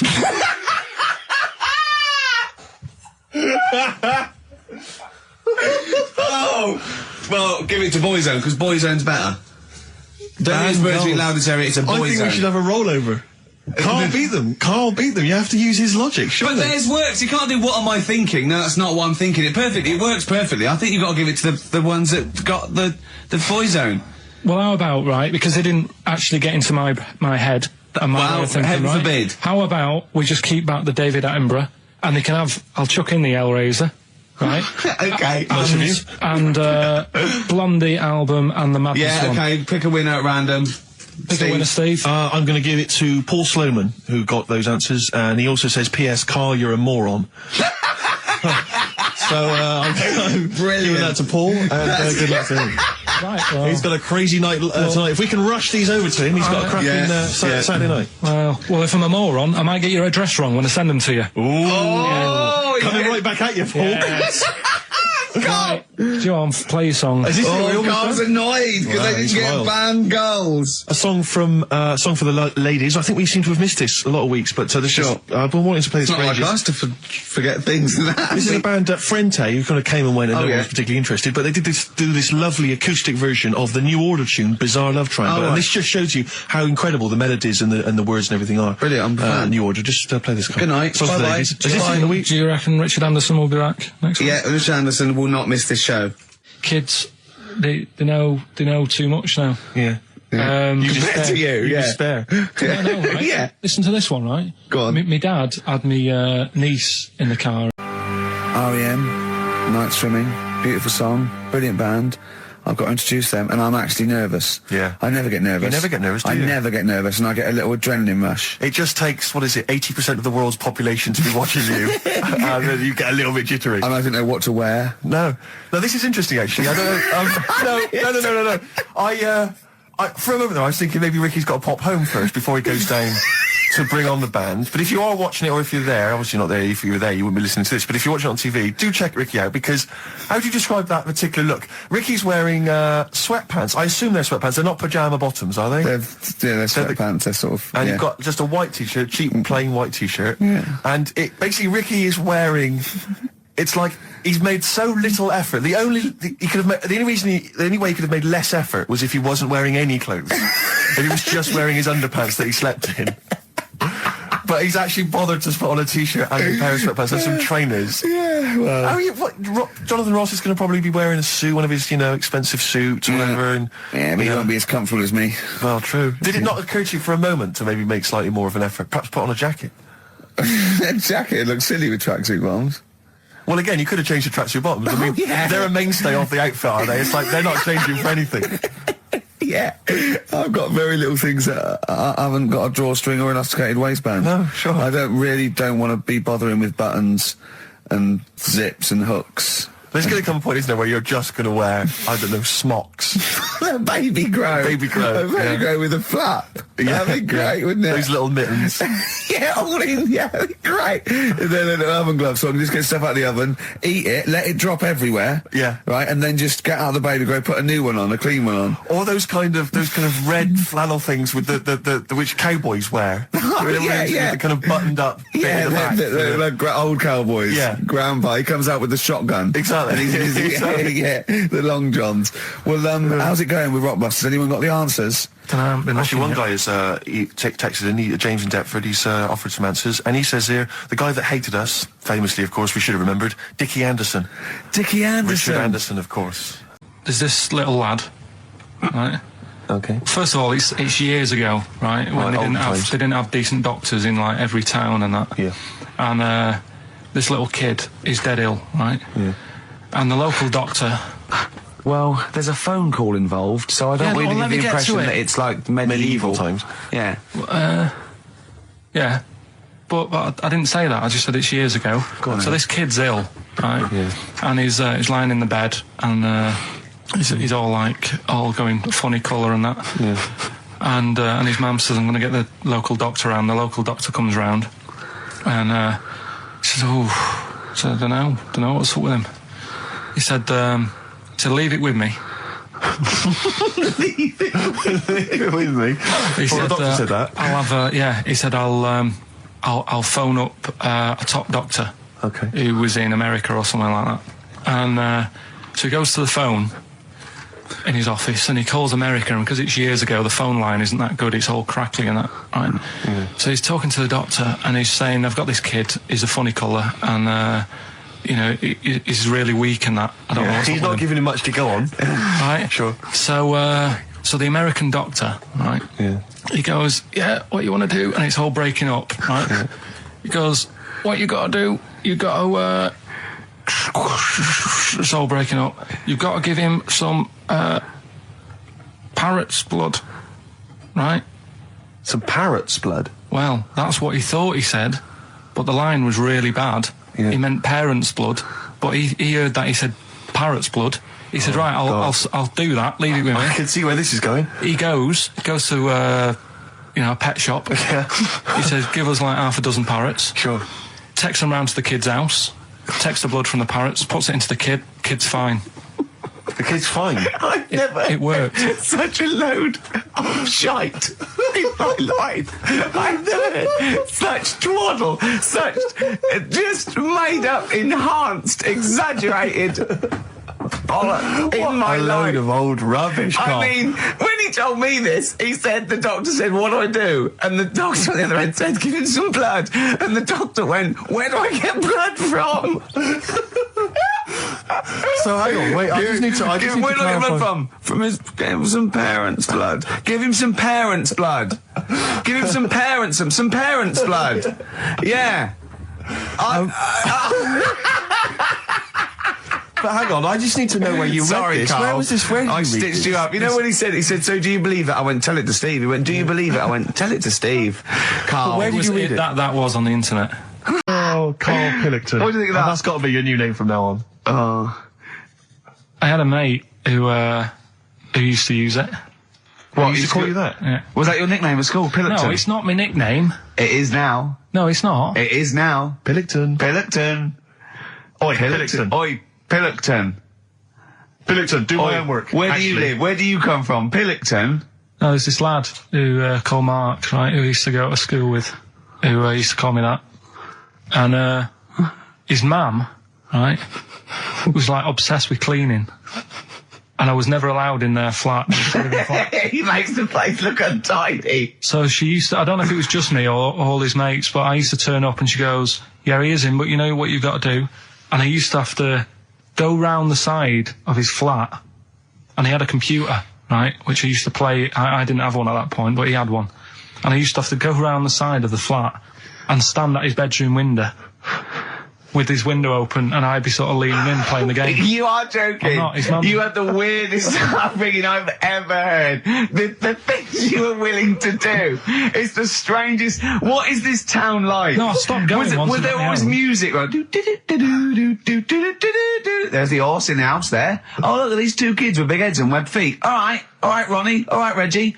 What was it like? She was obsessed. It is like you've grown up in a cartoon made for children. Yeah. No, his mum was really obsessed with cleaning. Can I play it through his window? I used to. But Mrs. Ramsbottom, can I play it through Mark's window? Aye, you know what you have to do. She used to be up till about 3 in the morning. Pilkington again? Have you washed your hands? Well, up till 3 in the morning, washing. She used to be up doing the tiles in the kitchen. Washing until 3 in the morning? It was at 3 in the morning. And for ages and ages, that's saying that out on the tiles, I used to think that came from, like, his mum. Because she was out, like, cleaning them late. So, till I was about 13, I thought that saying, out late, on the tiles. Yeah. Was... And now you're not confused by anything. Well... There's no misunderstandings in your life now, is there? So was he allowed to walk in and out of the house, was he? Oh, he was alright, and he used to come round to ours a lot, and my mum used to get these pies from Hagenbach's, right? So... I don't know what that is. It's at that bakery where they used to chuck the cakes out the back, I'll tell you about. Yeah. And you ate six. He loved it, but I could never go round to theirs, or if I did, it was like, well, yeah, he is in, and I'd go, alright, and then I'd walk round the side of the flat. Stand outside. Why did you ever knock at the door? Why don't you just go around and knock on the window? Just to check he's in, because he wasn't always in his room. If he was in the lounge, he'd have to go to his bedroom, and then that's where he'd meet you. This is the strangest. And you'd play a computer game through the window. You say it was a flat. It wasn't like a 5th story one, and you had to get in one of those kind of cleaning contraptions and like winch your way up. I love the idea of that. So. Oh, Pilkington. Clocks from the Coldplay on XFM 104.9. I'm Ricky Gervais, with me Steve Merchant, and back Karl Pilkington. Hey. He's raring to go. It's nice when you have a bit of time off, isn't it? Yeah, how long have you had off now? About 3 weeks. About 3 weeks, yeah. We can't do that because we're sort of self-employed and we'd be letting people down, but it's different when you get paid anyway whether you turn up or not. But good to have you back. I'm never off ill. No, it's the first time I've been off ill. Like, well, no, I mean, just you're off 2 weeks and then you're off. No, I just wish I was the kind of person who could let down an audience of regular listeners. Yeah, but like I say... Well, no, we spoke to you, you weren't that bad. A cold, you don't go home for a cold. We were discussing this last night in the pub, and, you don't go home for a cold. Okay, so moving on, what have we got then? We've got some great songs. I've brought in the Smiths, I've brought in Buzz Cox, I've brought in Neil Young, I know Steve's got some hip-hop. Some great hip-hop. I've got some great Elvis Costello. It's going to be great. Karl, come on, concentrate, you've been away for 3 weeks. Just annoyed. No, stop saying that. What? You're annoying me now. Why? What do you do? Go home ill? Oh, he's annoyed me. Oh, has he? Yeah, I got wet jeans and I'm a little bit annoyed. Can I have some time off but still get paid? Yes, of course you can, Steve, Karl. right, he called me up, winding me up about this. And, right, I'm 30, right? I'm 30 now. I can only remember being off 2 times. Oh, his memory's going as well. You had some time off. And both of them were when I was at school. What's school? One when it was windy. Why did you have time off? Because it was windy. But to be honest, Karl, that lasted for 7 years. Your time off at school. Why did you have time off? Because it was windy. Were you windy, or was it windy outside? No, it was like when... Your auntie wasn't out the window, was she? When the winds were bad in the 70s, and my mum said, oh... What? I remember space operas and flares. I don't remember the winds being bad in the 70s. Well, my mum just said, you might get blown into the road, so don't do that. She had so much faith in you, didn't she? As a human being. Is that why she got fired from the pie shop? I'm not coming in today, I might get blown into the road. God. The funny thing it was, right, Steve, they had this thing going at school, because a lot of people used to wag it back then. Right? Used to what? Wag it, sort of not go in. Yeah. Right. And, they sort of tried to make it interesting for you by giving you an education. A certificate if you did a full week. Reward for the rest of your life with achievement. That sort of carrot. And also, like, let you go home at 3 o'clock on a Friday. Right. If you'd done a full week in that. Right? Yeah. So it was lovely weather all week. Then it just sort of changed on a Friday. And I got up and it was all windy. It was always windy for Friday on Sunday, isn't it? Don't, if you don't want, don't go in, because, you might get blown into the road and that. So I said, alright, then I'll stay off. And, so why did you told you to hold on to a fence or walk you there? What's this? Don't go out. Immediately give up. I love this getting blown into the road. Is that based on your cats that kept getting blown into the road? Well, so I got to school on the Monday, right? And the teacher said, right, today, to punish you, you're the only one who wrecked the whole week, right? Everyone else came in, you didn't. So everyone else is going home at 3 o'clock today, but you're not. Brilliant. Serves you right, and I wasn't bothered though. It was great because I said, "Well, you'll have to stay with me, won't you?" And it was great. So all I did for half an hour was doodle and stuff. It was great that afternoon. Yeah. And that was ages ago. That was like when I was about 8, and that's one of the times I was off ill. Yeah. So but that wasn't even ill. That was wind. Yeah. Yeah. So. Right. Yeah, it's a bit different when you're in the adult world though, Karl. You can't just not turn up because you've got a bit of a cold or you're a bit fed up. I mean. We had an appointment 4 o'clock Thursday, wasn't it? And he had to call it because I cancelled it. Meeting went on a bit late. Time management. Get things done. If it was important, you'd get it done. Play a record, Karl. Pull your finger out, please. When I was a kid, right, and it's alright for you to go into women's toilets when you're a kid. It's like, oh, it's a bit cute, right? As long as you're not, like, over 15 or something, right? Right. But when I was a kid, I went into a toilet, and women, when they use their little cubicles, they don't shut the door. Some of them just sit down on the toilet, right? And you see everything. And,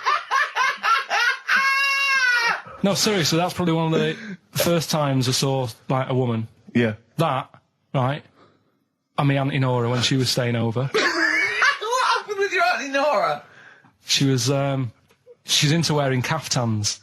Into wearing what? You know, caftans. Oh, yeah. What are caftans? Big, bellowy sort of dresses. Right. And, yeah, I used to sit on the floor at home in front of the telly. Sure. She was on the chair behind. Yeah. She did a bit of a sort of a Sharon Stone scene. Oh, God. Yeah. Did you see it? There was no underwear? No. What age were you? What was it like? What age were you? It was like a ripped tennis ball. What? Right, we're off air. We're off air. Either that or put us in for the Stoners. Rockbusters. Rockbusters. But tell the prizes, Steve. Yeah, tell we them have got Christmas some, gift. This is Christmas gifts. I don't know if you'll receive them in time to actually pass them off as gifts. I wonder if I can tell that Ross Noble story that he told us. I don't know. We'll have to discuss that when the record's playing. Okay. All right. Okay, so you heard a track from it just then. This is the XFM Christmas album. I think that's been knocking around here in the office for years, hasn't it, Carl? Or is it new this year? It was brought out about 2 years ago, Okay. but Christmas songs are Christmas songs, different timeless, songs. aren't Yeah, it's not bad. There's Scott bands on there, like the Dandy Warhols, the Webb Brothers are on there, Drugstore, Bell and Sebastian, Flaming Lips, all sorts. So we've got that to give away. We've also got this Smashing Pumpkins compilation, which we've seen, again, that seems to be knocking around for weeks. Another one of those 50 years of the greatest hit singles. I don't know, Culture Club's on there, Queen, obviously, I've just Lennon. seen the cult film. Yeah, the cult film we'll come back to shortly. This, I think, is one of the most exciting gifts. If you have a video player and you want to get trim, then surely Big Brother 3 champion Kate Lawler and her cardio combat video, in which I think she uses kind of, I don't know, military kickboxing training to get you trim and taut and looking as good as her. Then you can get that as well. We've also got a exclusive 7-inch single from the White Stripes, a kind of Christmas single. Is that from them? Yeah. That must be quite rare. That's probably the only thing. That is rare. That is worth something. And the current Badly Drawn Boy album, Have You Fed the Fish, which I think is slightly mediocre. They've gone up, actually. I think that the level of prices there has gone up. Not a bad selection, but here is the big movie. And actually, I have to say, this is not a bad one. No, it's not. Again, it's not terrible at all. It could be worse. It's James Caan in the original Rollerball, not the disastrous remake that came out recently, but the DVD version of Rollerball. So that's there as well. So something fairly interesting. That's worth winning. Right, come on then. Let's do Rockbuster. Well, will we play a song to give people time to get a pen and paper and that? Yeah. So we're doing it next. Yeah. Vines was Jackson on XFM 104.9. Ricky Gervais with me, Steve Merchant, and Karl Pilkington, the man of the moment, with his Rockbusters coming your way with all those great prizes. Yeah. Right, we're doing it now? Yes, sir. I noticed Heat magazine sort of put a bit of a spanner in the works. Why? Because they were saying, maybe it'll be a Christmas edition of Rockbusters. And I'd already sorted them out. I wouldn't worry, Carl. Well, what I've done, I've cleverly tweaked them to make them Christmassy. So the Christmas bit in it has got nothing to do with it whatsoever, but I just thought... So you mean the clues have a Christmas element? Well, yeah. But it's nothing to do with the answer. It's nothing to do with the answer. Right. So why don't you just ask the normal ones and I'll ring a bell. I'll shake some bells. Well, it's the equivalent of that, but in sort of speech. Right. Brilliant. So the first one, there's a load of letters there asking for advice. Put them on Claire's desk. And have a good Christmas. Give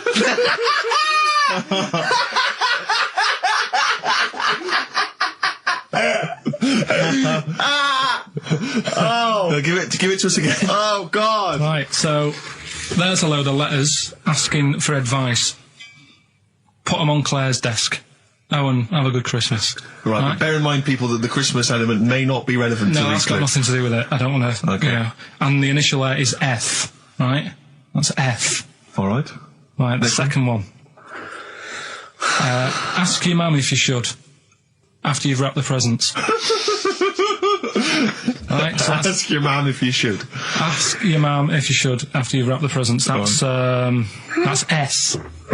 S. All right. Okay. And the last one, a couple of people were arguing in the supermarket at the fruit and veg counter, but it's busy in there because it's Christmas. Well, that's probably what brought it on. So that's B. Right? B. Oh God! So they're the three. I'll just recap. Yes, please. Yeah, I've no idea. so I the can't first even. one. I don't know what to start thinking. Right, there's a load of letters there asking for advice. Put them on Claire's desk. Have a good Christmas. Have a good Christmas. Second one, ask your mum if you should. After you're at the prison. S. And the last one, a couple of people were arguing in the supermarket at the fruit and veg counter. But it's busy in there because it's Christmas. Busy 'cause it's Christmas. That's a B. So they're the three things. It's email only, this one. Please remember that. ricky.gervais@xfm.co.uk. ricky.gervais@xfm.co.uk. Yeah. Brilliant. Carl looks happy with them. He looks really happy with them. Rightly so. They're cracking. They're good. Yeah, they're good. Pleased with those. So, all right. Is there going to be more Rockbusters in the new year? We're not sure. I'm still, thinking about new ideas that we can do. Okay. Are we starting Ridiculous today? Have you done Couldn't be bothered. Couldn't be bothered. Right, couldn't be hard. Look forward to Ricky Ridiculous. Well, he's worried about. He nearly said asked, and he just stopped because he's worried because he's the producer. Yeah, well, I've got to set a standard. Oh dear. Carl, you have, mate. You have. So that's that. We've still got to come. I'll tell you what. Why don't we have a lovely tune? Yeah. Right, you make the tea. We're opening these biscuits from Alexandra. Yeah. We'll be enjoying that. Right, maybe segue so we can have a nice little, rest. I don't want to talk through it; it'd be rude. And then we're coming back, and as part of Parkinson, and do we need them? Do we need them? Yeah. Carl has interviewed an expert on jellyfish. Brilliant. So we've got that. Plus, of course, we've got a two-part Educating Ricky. You've got Educating Ricky still to come. With a Christmas theme or not? And we've still got things like the Pogues, John Lennon, Joni Mitchell, just David Bowie. Are you suggesting there's going to be some great music and some great fun music chat? and some fun chat? Lovely. Let's do a classic. Let's do a big stomp in one of the best Christmas songs of all time, shall we? What are you thinking? Fairy Tale in New York. Excellent. Fairy Tale in New York. Oh, it's always amazing. Pogues featuring Christian McCall on XFM 104.9, the Christmas edition. Indeed. David Bowie, everyone says hi. It's quite a melancholy feeling about today's show, isn't it, that Christmas? I think there's often... Carl with his Victoria Plum. I want to see a Victoria Plum. I want to know what it is. Does it look like a little gnome? It's a woman gnome. A female gnome? Yeah. A little gnome. Well, and did your mum collect gnomes? She likes anything gnomes. She likes fairies. She likes Indians. She collects all that stuff. Yeah, and it doesn't matter what it is. What do you mean? Like a proper Indian with all the headgear on. Or a Native American. She likes anything with them on. It can be a fridge magnet. It can be... Just anything. A lot of Native American wisdom is around the fridge magnet because they think it has special powers of adhesion. Yeah. Yeah, that's you read some of their writings, the great works. Snowbird from Mark Ites, part of his covers album. He's so happy that the XFM listeners understand his stupid clues, and he knows it annoys me. We've got some right answers. We'll be giving out the answers just quickly, just in case someone sort of missed one of them. I'll just quickly do them. Yeah, go on. First one, there's a load of letters. There's a load of letters there asking for advice. Put them on Claire's desk. Oh, a Merry Christmas. Ask your mum if you should.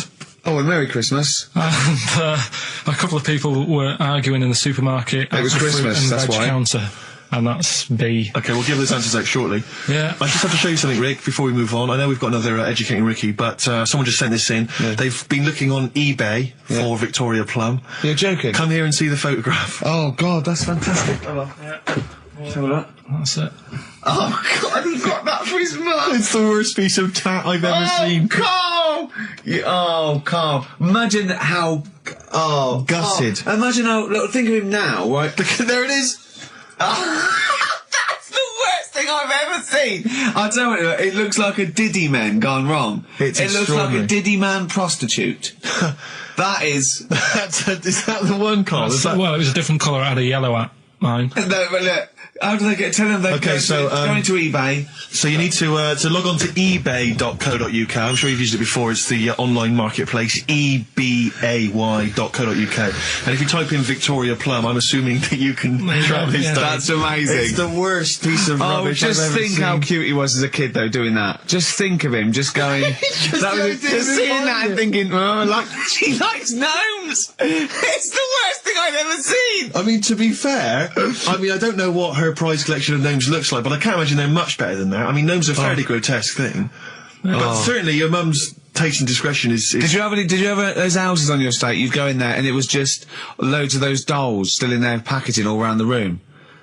and sort of like one of those homes that keeps the sort of packaging on the 3-piece suite. Why don't you buy another one for her for Christmas? Yeah. It's $3.99. It looks, but that's £2.49 because that was $3.99. Well. Oh, buy it, Carl. No, 'cause I've got her. Hi, I'm Ricky Gervais. With me, Steve Merchant and Karl Pilkington. Karl, over to you. This is the time where we play, well, the world famous quiz, isn't it? Rockbusters, isn't it? Yeah. Which is Blockbusters, but with music. See you later. Cryptic clues and that. Do you want to say? Not really cryptic, but go on. We've got a number of DVDs to give away, including some teachers' DVDs. We've got a bunch of CDs here, and also Ricky Gervais's live stand-up DVD, Animals, which is not good at all. I really would not encourage people to buy that. It is weak observations, poorly performed. I would recommend The Office Series 2 on DVD. Rubbish in that. I'm awful in that. You can actually see me forgetting some of my lines. That's true. Go on. Right then, so cryptic clues. Just an example, might be new. I reckon people will be staying in today because it's raining and that, so might not have heard it before. So, like... or they have and they're not listening. Yeah.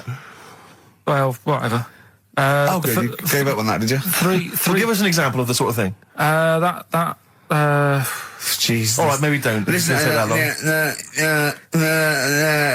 I'm a broadcaster. Words are my tool. Go on. All right, forget that. Come on, Baldy. Right, three clues then. Here's the first one. It's a band or an artist. Yeah. Right? I'm going to the northeast. What are you going there for? Good point. Good question. Right? Yeah, if it had been why you're going to the northwest, that's a different matter. Going to the northeast, what are you going there for? Right. Yeah. S is the initial, so it's a band or an artist it starts with an S, and that's the clue, right? Second one, she's related to the man in the lamp, right? That's G, right? She's related to the man in the lamp, right? And the third one is the Jamaican fella would love to live there, but it's a little bit pricey. Oh God, I feel an accent coming on. That's one where you're going to have to think about it with the accent. I imagine. There, DS for that one, right? So the Jamaican fellow would love to live there, but, you know, it's a bit dear and that, isn't it? A bit pricey. So, So give us some again, quickly. Right, the first one, I'm going to the northeast. What are you going there for? That's S. She's related to the man in the lamp, you know. That's G. Changes a bit. And the Jamaican fellow would love to live there, but a little bit pricey. Mm-hmm. And that's DS, so email in or text and that. Ricky.gervais@xfm.co.uk. What's the text? 83XFM. Yeah, what's that? Those prizes. Right, running her to school one day, and she's in the back of the car with a mate, and they chatting away about stuff like kids do. And they got onto the topic of one of the mates who they said, I mean, you've got to remember, this point was probably about 5 or 6, something like that, right? In the back of the car, talking about My Little Pony, whatever it is they play with. Subject changed. That Lisa in our class, she's a lesbian, isn't she? Right.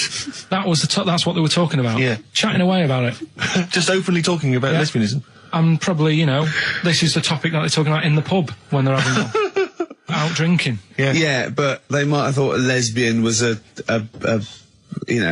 funny word or something. You don't necessarily know the ins and outs of it, do they? It's weird though, isn't it? Because when I was younger at school, you didn't you swore a little bit, but it wasn't like major swear words, and you sort of did a little bit of nicking, but nothing like they get up to now. I mean, my girlfriend, when she was about 7 or 8, she was walking to school with her mum, and she called her a C-U-N. Right? You are joking. No, she said, because she thought it was she said she thought it was a big furry animal.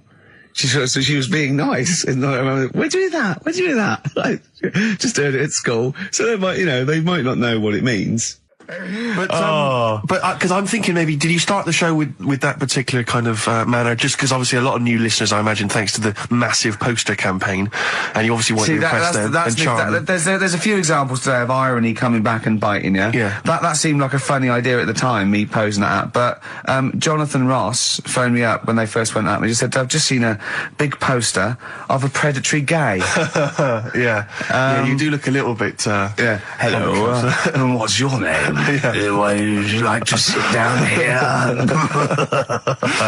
And then you're in the background. And also, I think the funny thing about having you as a partner, I mean, the only good thing is that you know, you look weird and tall, like too freakishly tall and lanky. But in that one, no, because your background and you're smiling, you don't look as weird as you do in real life, or as freakishly tall. So it sort of ruins it a little bit for me. They found out that scientists. Oh yeah. I've found out 17th century that like now, 1 in 10 Rams are gay. 1 in 10 Rams are gay. Yeah. Yeah. So that was like wall it. That's how I could get that in. They got a load of gay and straight Rams. Right.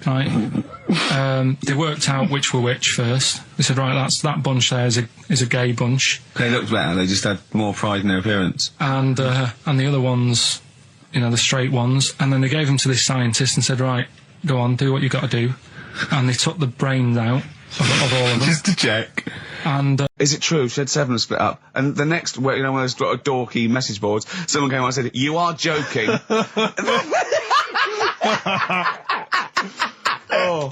Oh dear, what else is happening? I just pray that it is just a rumour. It's just a rumour, yeah. Just call in if it's true. Well, no, call in yourself. Well, if Shed's listening, and he's not busy, he's got Mondays off now. Call in and say what was the split all about? Tell you what I read about. Sharks, monkeys, or jellyfish? It's 10 past, isn't it? We haven't done a little bit of knob news. No, right? We haven't done knob news, no. But it's been 3 months. It's been 3 months coming. There's this thing. I don't know the full story. I don't know how it happened, right? But little Russian fella. Yeah. He was sort of having sort of emptying his bladder, right? And somehow electrocuted himself. Right. And sort of did a bit of damage. How did he smashed onto some live wires or something like that? So did anyway, it damage to himself or to an electric fire or something? No, to himself. To himself. Yeah. And so the doctor didn't slip and curling tongs went up his arse when he was pissed, because that's happened a lot in hospitals. We've all shoved the old curling tongs up the arse when having a piss. Right. So I can't even be bothered. No, go on, we're interested. Come on, we're interested. You can't be bothered. You get Mondays off. Do some work. Right, so anyway, the doctor says, it's not looking good, we'll have to take that off. What? He's like, Novectomy? Yeah. Really? But the funny thing is, right? Nothing funny about that. They've done, you're doing me head in. Just tell the story. Just doing me head in. Well, you can chill out on Monday. I've only got 15 minutes, but I'm going to talk to you every Saturday. I'm going to get the money's worth out of this, because you get Mondays off. And I can't bear the fact someone's getting away with something like that, because it's terrible. So you're going to stick this out, or you're going to have to work Mondays. So take it on the chin, right? Okay. Just finish the story. Yes. I command you. Just do it. Anyway, so he said, you know, will you be able to sort me a little knob out? A prosthetic cock, yeah. But they put him out for the operation. Yeah. He woke up. Yeah. Right, and he's thinking, thank God that's over and done with. Yeah. They've only grown it on his arm. What are you talking about? You twat. Shut the you're an idiot. What do you mean they've grown it on his arm? Apparently, like, that's the way they do it. Oh, yeah, but to then put it on, that wasn't a mistake. It wasn't doctor going, did it go there?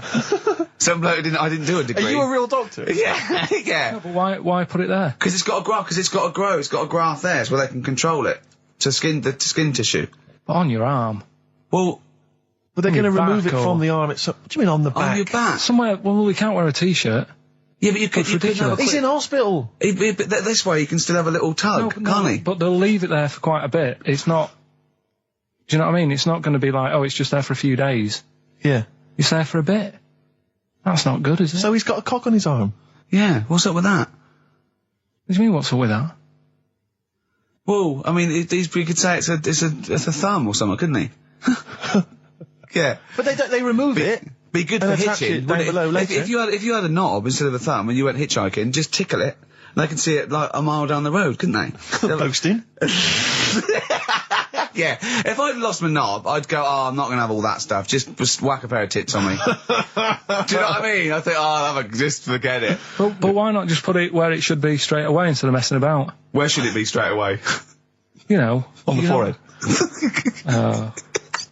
Listen, let's... I don't know if Dickie's still listening. If he is, obviously email in ricky.gervais@xfm.co.uk and tell us what you've been doing, how you been keeping busy and stuff. Yeah. Nice to hear from him. Chris Campling hasn't called, has he, either? Yeah, The one that thinks that not only is this whole show scripted, imagine that, right, but that Carl is a character created by us. Yeah. He's actually an actor. Oh, if only Look at that, a shaved monkey we got. I'll tell you, you're going to go along later to the Live 8 gig and you're probably going to see some bands that are going to make an effort to entertain you, but if you want entertainment, Rick, you know it. There's only one person to book. Go on. Me. If you have perhaps something to do, because I'm obviously a top DJ on the radio, but where I really come into my own is DJing in any kind of club environment. Well, you told me you were DJing, I didn't go to it, DJing at a party, and you said the place was rocking. The place was roaring. And I loved it. Carl just said he was there and they weren't. Well, that's nonsense, Carl, because you know very well that when I'd put on a tune, they'd cheer. Yeah, but it was late on in the night. They would have done that, whatever you put on. That's nonsense. No, they said they were happy and everything. I'm not saying they weren't having a good time. It was your party. It was all right, but they weren't going mental like you're sort of making up. They were definitely going mental. When I put on the Proclaimers, they could not believe their luck. They would have walked 1,000 miles.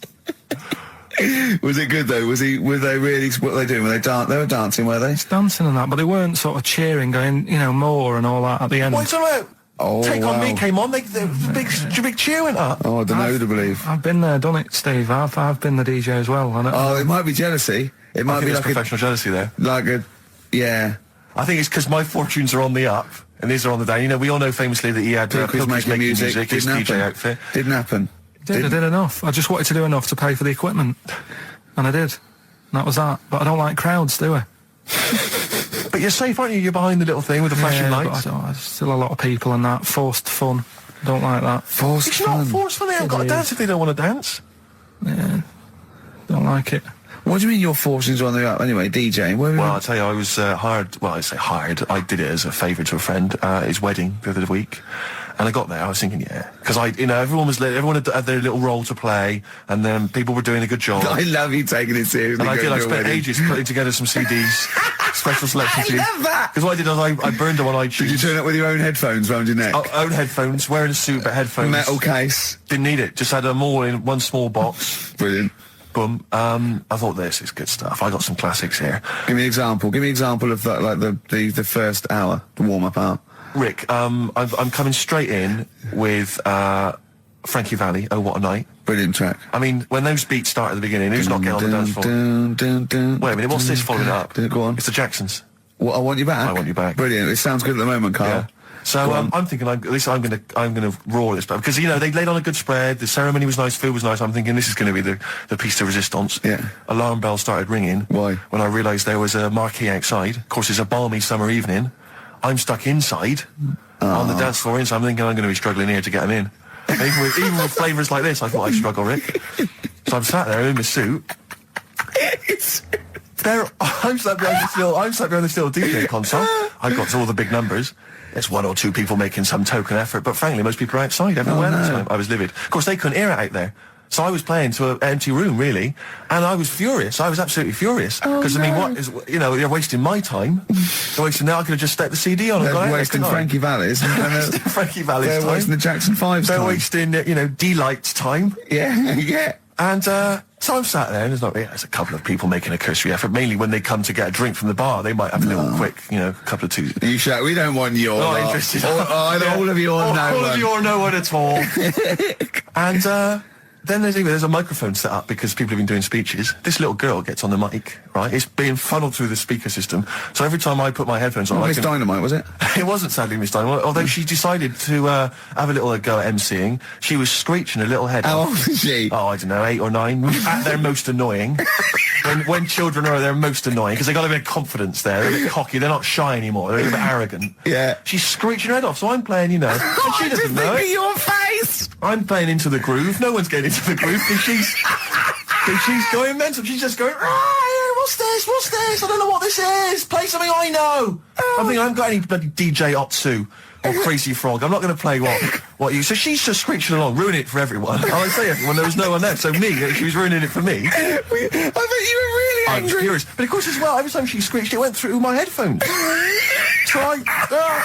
So So, of course, and then her dad comes along, right? And I'm thinking, all right, he's seen what's just imagine you in your suit, sweating, getting annoyed at someone ruining your set that no one's listening to.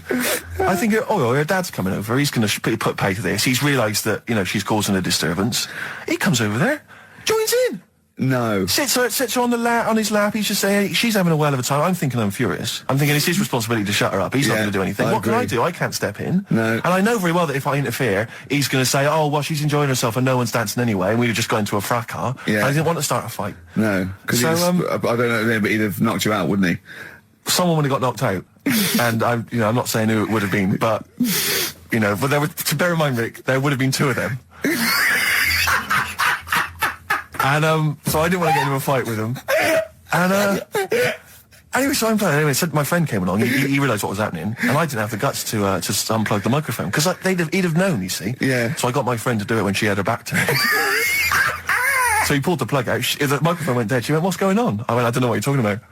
I said, "I don't know." She said, "Where's the microphone?" I said, "You must have broken it." I don't know what's going on. Someone will probably make you pay for that. Anyway, at least we shut her up. That is great. But it really went from bad to worse. And there's that thing when you panic, you start panicking. So you're putting on a lot of flavours that you would have saved till the last hour. What are we talking? Boom, boom, shake. Exactly, you're throwing him in early. Love Shack's coming on way too soon. Really? Oh, Love Shack before 11. It's heresy, but I had to do it. But anyway, in the end, I made the bride go and get some people in. I said, look, it's your special night, all right, and they're going to enjoy this. I'll be honest, love, this is a washout, and it's up to you to turn this wedding around, or I'm walking. And I tell you, they're going to have a sour memory of this evening unless you bring some people in. Get everyone in dancing. So she got him in at the end. Brilliant. And I'll tell you this, Carl. I mean, I don't know what you say, but they were loving it. They were absolutely loving it. A bloke came over and said, "Have you got Amarillo?" I said, "No," but I put on something even better, Delilah. Wedding crowds always go for Delilah. A song, of course, about old man killing his wife. It always goes down very well, strangely, at weddings. They get into a sort of hokey-cokey thing. They went berserk for it. And I was following it up with, I had the monkeys, I had all sorts going on. Brilliant. Of course, you know what happens. I'm going great guns. People are absolutely loving it. They're rocking it. I throw in, I had something cracking on at the end. Come On Eileen, of course, was on. People were going berserk for it. Which is unfortunate because the bride's name was Eileen. Yeah. And then the bride pipes up. I'm throwing the bouquet. So they all traipse off outside again. Oh. I was furious. Oh, no. I plugged the microphone back in. I said, "What are you doing?" We got, but they went out there. And of course, you can't get them back once they've done that because all the women are running around. I got the thing, and then they got to wave everyone off, throw the confetti. They ruined your day. I was having a great time and they ruined it. She ruined your special day. She ruined my special night. Oh, no. It's on her head. What would you put on about now, Carl? What if I was DJing? Yeah. Probably a bit of a world party. Go on. Interesting. Put the message in the box, put the message in the car, drive the car around the world, and I'm imagining, Rick, that message is make poverty history. That's world party, put the message in the box. Yeah. Can I just say quickly while I think of it, we get a lot of emails from people, a lot of texts saying, can you send a big shout out, stuff like that. I've just looked at one now, Scott and Julie in Australia listening, they want a big shout out, big shout to them. But there's so many people that do it, and I'm obviously just want to say, sorry we never get to your emails. We're very, very lazy. We never really get to look through them. But we obviously do appreciate you emailing in, texting in, stuff like that. And that Sainsbury's are bringing in square tins. Is that a concern for you? Is that true? Apparently so. Why? Don't know. Like it's easy to stack. This is what the guy in the Sun has said. That should be interesting. That should be... His comment on Sainsbury's are bringing in square tins is that should be interesting for meatballs.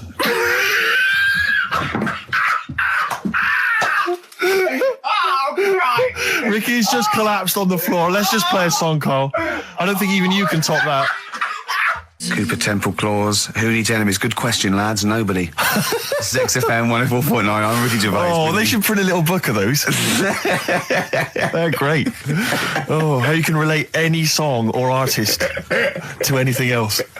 Easy. Joyful. Easy. Well, yeah, so me and Carl went out for a beer, and it was great, wasn't it? Yeah, we started off, good. and you met my mate Robin, didn't you? Yeah. And some of the stories. Do you want to tell Steve some things about Robin that you learned? Do you know him well? Yes. Well, do you know about his worm problem as a kid? Go on. Right. What I can remember is he had worms as a kid. Not sure how you get him. He never answered me. He was getting a bit touchy about it. Right. This is like the second time I met him. I think he was a bit annoyed that Ricky told me about his problem. What now? What now? Straight away, you not being there, instinctively, what do you think went on with this story about worms? My suspicion is rather like when you told a group of people that Robin had once suckled milk from a cow's udder. Did he mention that as well? Yeah. Yeah. My suspicion is that, like the cow story, the worm story is not true. But And why would he get so sort of uppity about it? Well, imagine if that wasn't the first time he'd done it. Imagine if he did that every single time he was with somebody for the first time and Robin was just met them. He will tell that story to anyone. But they do say there's no smoke without fire. Robin. I also told him that the way Robin cured these worms was because the doctor told his mother, right, to hold a piece of ham or cheese near Robin's anus so the worms would come out for the food, and he believed it. I'll tell you why, though. I said to Robin used to sit on spam to try and get the worms out, and he believed it. But Steve, right, do you remember that story about 3 or 4 years ago where there was some bloke in the army? He went away to somewhere, Vietnam or whatever. He was messing about in the woods. Messing about in the woods? Shouldn't he have been fighting? Whatever. Yeah. Right, and he walked through some lake, and I think he'd cut his toe or something on something, and some worm of some sort crawled in the gash. Yeah. And it was in his body, and the doctor said, we've got to get this out of your body.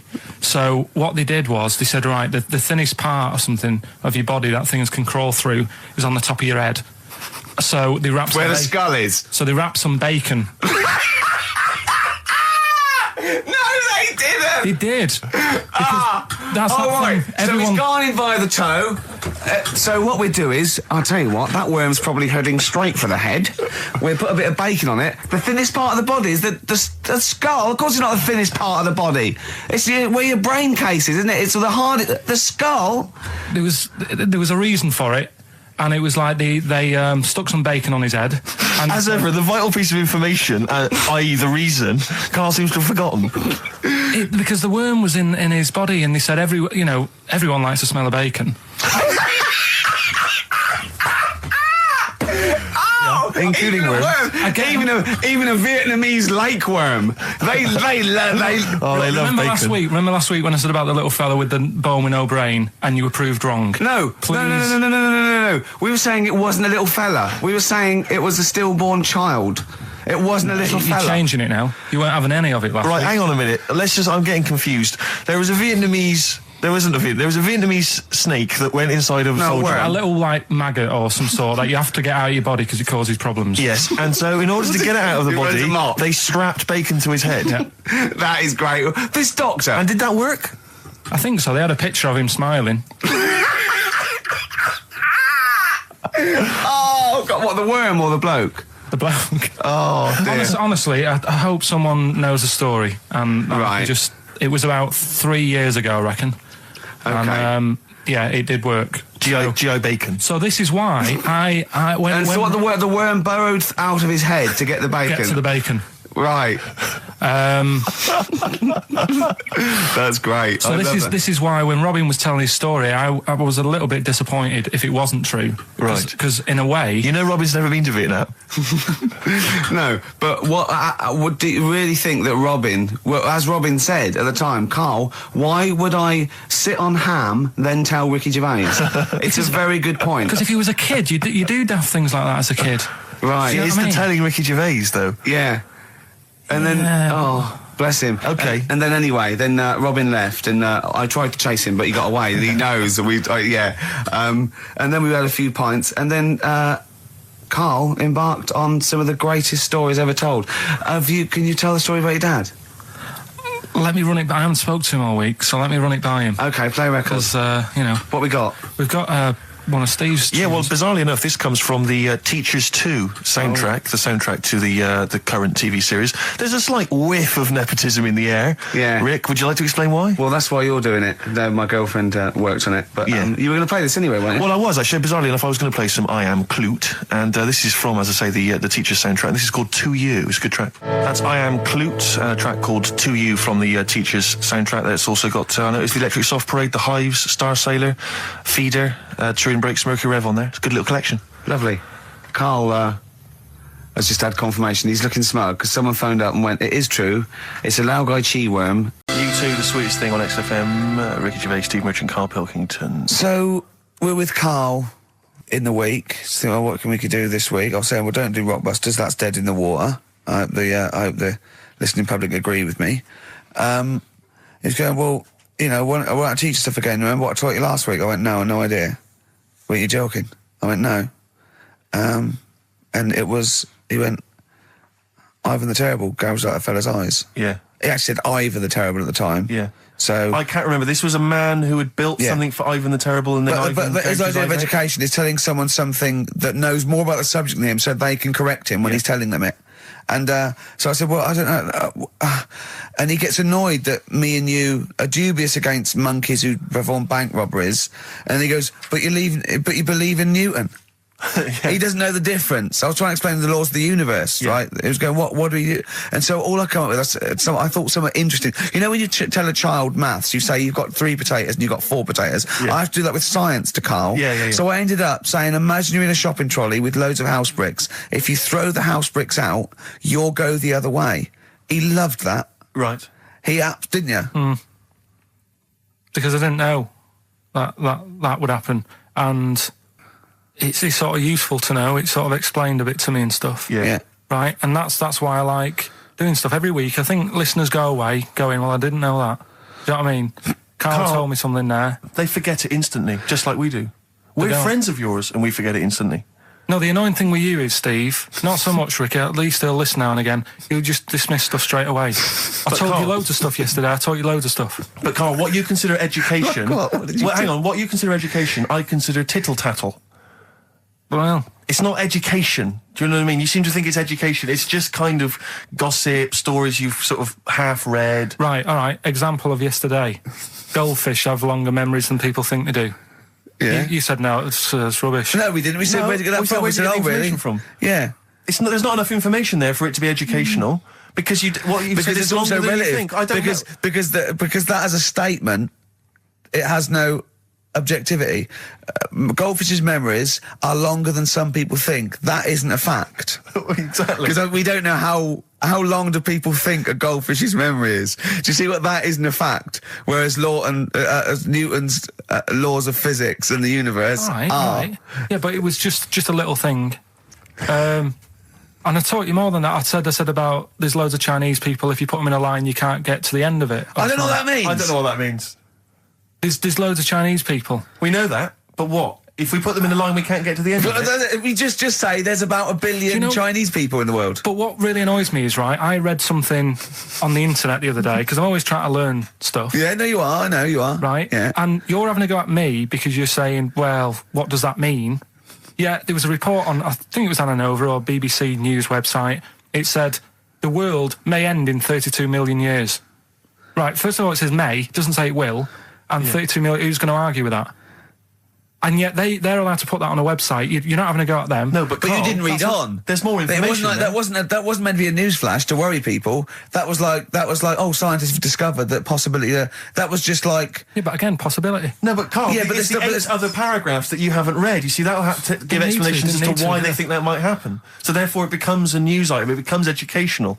It's not just the headline, the bullet point. The headline's just supposed to draw you into the story so you read on. That's not all the information. But then I was trying to come up with things to excite you, and I realised that I was opening a can of worms. I was trying to come up with facts for him. He was going, give me facts. So I said, oh, okay, why can't an owl, why does an owl have to turn its sort of head 180 degrees? And I said, it's because the eyes are so large, that's a huge focal point for its sight, that they can't move within the skull, right? And he went, well, why'd they do that? Why don't they just do it, give them normal eyes, and then not have to turn their head? I went, what do you mean? Why didn't they? He went, well, whoever did that. I went, well, it was evolution. He went, it's like giraffes. I read that giraffes grew their necks to eat food. So they didn't grow their necks to get the food. The ones that had upshots lived longer and so got the food and passed on their.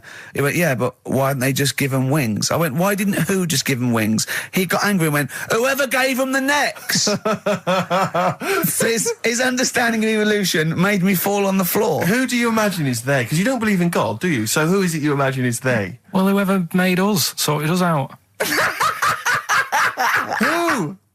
I don't know. It just happens, doesn't it? Yeah, exactly. Well, Carl, listen, there's no will to evolution. It's natural selection, I isn't still it? don't get it though. We talked about an hour, didn't we? I know. Yeah, but to be don't fair, get it. I watched as Ricky tried to give you actually what was quite a concise and educated version of evolution. He tried to explain it to you, and I have never seen a person lose interest quicker. But I tried to use actual fact, then I tried to use metaphor and analogy, then I showed you some computer programs to show what biofeedback is and everything. I tried all these things, and Steve's right. You were looking out the window. Have you ever spoken, Carl, to someone who's got Alzheimer's disease? And you try to explain who you are, and they're listening, and then that's what you're like. It's extraordinary. But listen, seriously, I went home, I found this book, I found a couple of facts which I think are more up your street. Evolution, a little bit complicated, a little bit big. But this one, I think we may have mentioned it before, I think you'll like this. This is from a book of facts and trivia. The Egyptians trained baboons to wait on tables. That's interesting to you, isn't it? Yeah, that's pretty good. Yeah. Have you got any more there? I'll see if I can find Oh, he's interested. Yeah. Can get the staff. That did happen, You pay peanuts, definitely happened, you get yeah. monkeys. And then what did they go off and do after that? Well, it doesn't say. So I love the fact that he right, okay, so in his mind, it's now the monkey going, it's 5:30, I'm off, you know I was going early today, and they go off maybe dancing or something, or they come in late. No, I assumed what you meant there is that was their first career move. And Yeah, then they well, went they- on. It's like actors waiting to be discovered. Play a record. Just one more before you play a record. Go on, then. You'll like this. Peter the Great. You ever heard of Peter the Great? No. Okay, well anyway, Peter the Great had his wife's lover executed. You'll love this, Carl. Right, so his wife had a lover, he had him executed, and he put his head into a jar of alcohol, and his wife had to keep it in her bedroom. Do you understand? That's every time every morning she'd wake up and there was her lover's head in a jar. Who took his head off? He took his own head off. Play a record. Play a record. She had a lover, and never mind. Never mind. It couldn't be any more concise. Mad World on XFM. We just had a text, Rick, from Andrew Barnes. He says he watched the same documentary, it would appear, as Carl did in the week. And he says here, just to clarify, the leech nose man got it up there when drinking from a muddy stream. And he goes on, one can only imagine the frightenedness he experienced. Oh, Carl. Explain to him once more what happened with Peter the Great. All right, so we've got Peter the Great. Yeah. Okay. And his wife had a lover. That's another man. Another man. Not Peter the Great. She was having an affair with someone else. Right. And Peter the Great, he found out about that. Okay. Yeah. So he sliced off this bloke's head. He killed him. He executed him. Right. Were you with me so far? The fella who Oh, Jesus. She was seeing for a bit. Yeah, there's only two fellas involved. There's two people here, involved. One's Peter the Great, the other one's Right, not. right. The guy that's not Peter the Great, Derek the Terrible. Derek the Rubbish, Yeah. right? He's having an affair with Peter the Great's missus. So Peter the Great slices off his head, puts it inside a jar of alcohol to preserve it, and puts it in his wife's bedroom. So every morning she wakes up, she sees her dead lover's head. You'd have thought he wouldn't have wanted to remember, wouldn't you? Oh. Best bury the head so she don't remember. Well, it was a reminder so as not to put it about. And did it work? Oh, I don't know. I love that. Again, that to me is an amazing thing to do. And you go, did it work? I mean, you've got quite an interesting mind, actually. I mean, you are, in some ways, really, really bright and intelligent. I love the way you think. You're one of the cleverest blokes in some ways that I know. No, it says I've got common sense. Well, yeah. And that's more important than knowing about, But it's like you follow the subplot, which is quite an interesting thing. Do you know what I mean? It's like you tell you a story, you'll always pick up on something that I didn't even think was an important bit.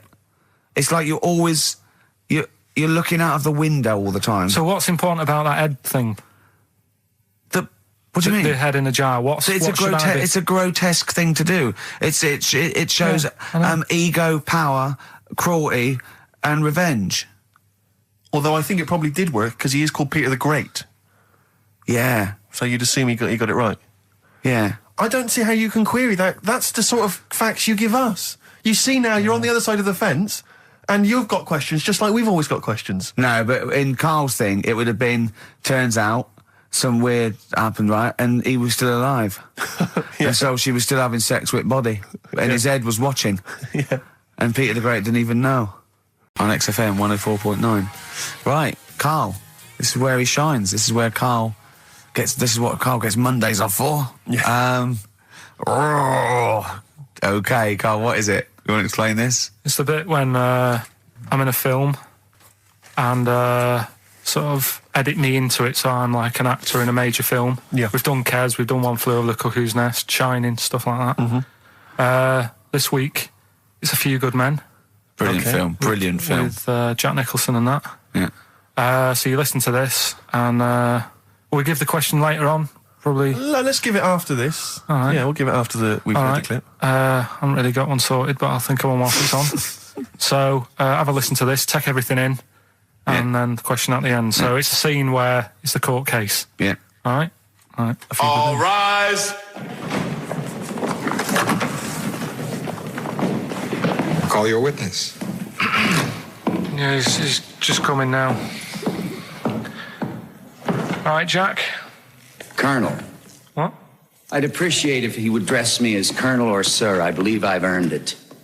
Defense counsel will address the witness as Colonel or Sir. All right. All right, Colonel. Bit smart today with all the army stuff on. You ever served in an infantry unit, son? Nah. Brother did. He was in the army. Got kicked out though, because he went for a packet of fags in a tank. Weird that, innit? No, it's not. It's tragic. I wouldn't say it's tragic. I'll show you something tragic. I always carry this book around with me. I always show it to people. It's got like the top 50 weird people in the world in it, right? It's all sorts of weird stuff in it. Look at this one here. It's a fella, right? He's got 2 heads. And the weird thing is, right, is the top 50 weird people in the world. He's at number 50, he's got 2 heads. Right? Makes you wonder what's going to be at number 1, doesn't it? Are these really the questions that I was called here to answer? No, but look at it. Imagine if you were his mate. You wouldn't get a word in edgeways, would you? If you maybe didn't have any friends. Probably right, they say, don't they? They say 2's company, 3's a crowd, so... Please tell me that you have something more, Lieutenant. Yeah, I got loads more. For this fella at number 36, look at him. 3 legs. Little fella with 3 legs, right? Guess what his job is? My answer is I don't have the first damn clue. Well, I'll tell you. He's a juggler. I beg your pardon? He's a juggler. This is ridiculous. I know it's ridiculous. You're probably thinking what I'm thinking. Why wasn't he a footballer? Be great at keepy uppies and that. I'll answer the question. You want answers? It's just that I'd like to know the truth. Because you can't handle the truth! Gentlemen. Well, I've paid for the book, so I think I'm entitled to know why I don't give a damn what you think you are entitled to! You better get somewhere fast with this, Lieutenant. What about this one, then? This lad here, he's 12 years old, he looks 48. What do you think? No. Why not, though? You said you didn't want to know any more about the juggler. You didn't say you didn't want to know I know what more I about said. I don't have to have it read back to me like All right. Lieutenant, do you have anything further for this witness? Well, just wanted to know if you thought Mr. Webfoot at number 42 should have took up swimming, but... Absolutely. And you'd say that now, wouldn't you? Forget it. Well, I don't know what to say, really. That's Karl Pilkington in the film A Few Good Men with Jack Nicholson, acting alongside Jack, and I have to say, giving him a run for his money. I think Karl is a really good actor. I genuinely think that. Should we put him in something? Yeah, definitely. Okay. Right, what's the question? What's his forte, do you think? Just sort of playing that sort of stuff. Okay. Deep stuff. Yeah, okay. Yeah, so we can sort that out. Think of a question there out of that little lot. You've not got one?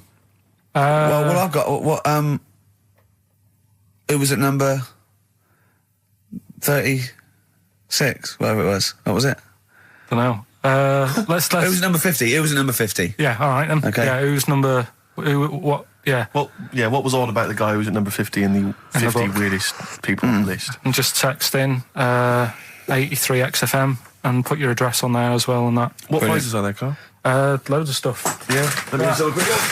Oh, that's actually not bad. There's Lord of the Rings on there. Michael Palin's Around the World in 80 Days. If you've not had a chance to see that yet, it's been repeated about 80 times. Look Around You, which is an excellent show. That's really funny if you've seen that. There's some other good stuff. That's not too bad. And also the relatively poor stand-up DVD, Ricky Gervais's live animals show, which is mediocre. Can't give him away. Yeah. All right. And you can win all those prizes if you can answer which question again? Who was the fella who was at number 50 in my book? What was up with him? Excellent. All right, so let's got to play Thorns. Some Thorns. Yeah? It's the most beautiful track. I can't get enough of this. You'll love it. You'll love this. Carl, come on, what's the matter with you? What? Thorns. That's No Blue Sky. Beautiful, isn't it? And that great track. It's all right, yeah. Just had an email, yeah. That woman who opened the Office script could have her head cut off, apparently. When a letter is posted, it becomes the property of the Queen until it reaches the person it was meant for. By opening it, she's committed treason and could be killed. I don't know if you're familiar with this story, Carl, are you? Go on. Apparently, some copies of the Office Christmas specials, scripts, got sent to the wrong address, some woman, and I don't know what you do in that situation. Normally, if I get mail that's not addressed to me, I just give it to the postman or put it back in the postbox. Radio 1 tried to speak to her, but apparently she's got a gagging order, which makes us think that she sold it to the Sunday. So we'll read it. We'll read the plot of The Office tomorrow in the Sunday papers, which ruin it for some people. Ruin it for a lot of people, yeah. But the other thing is, I mean, if it was sent to her, obviously her name wasn't on it. Oh. If that's true, in which case, I think that's quite a serious offence, isn't it? I would hope so. I mean, I would hope that, if I sent something in an envelope, it was... But the BBC, the BBC thinks that because the person they said it was meant to be sent to got his, he thinks maybe that's an excuse. Maybe someone gave her the script and said, don't say it came from me. Yeah. So... I don't know, maybe she's protected someone, I don't know. Yeah, well, I mean, if that is well, the case... either way, don't sell it to a newspaper. Well, It's just the kind of mercenary nature of it that I loathe, you know? It's the fact that it's only just now makes me wonder if she had it there lying around in her house and someone said to her, well, why don't you go to the papers? Yeah. Try and flog it. But I just don't think she's going to get a lot for it, because people are going to see it soon. It's not like it's the Hitler Diaries. Well, they're not very well written. But, I mean...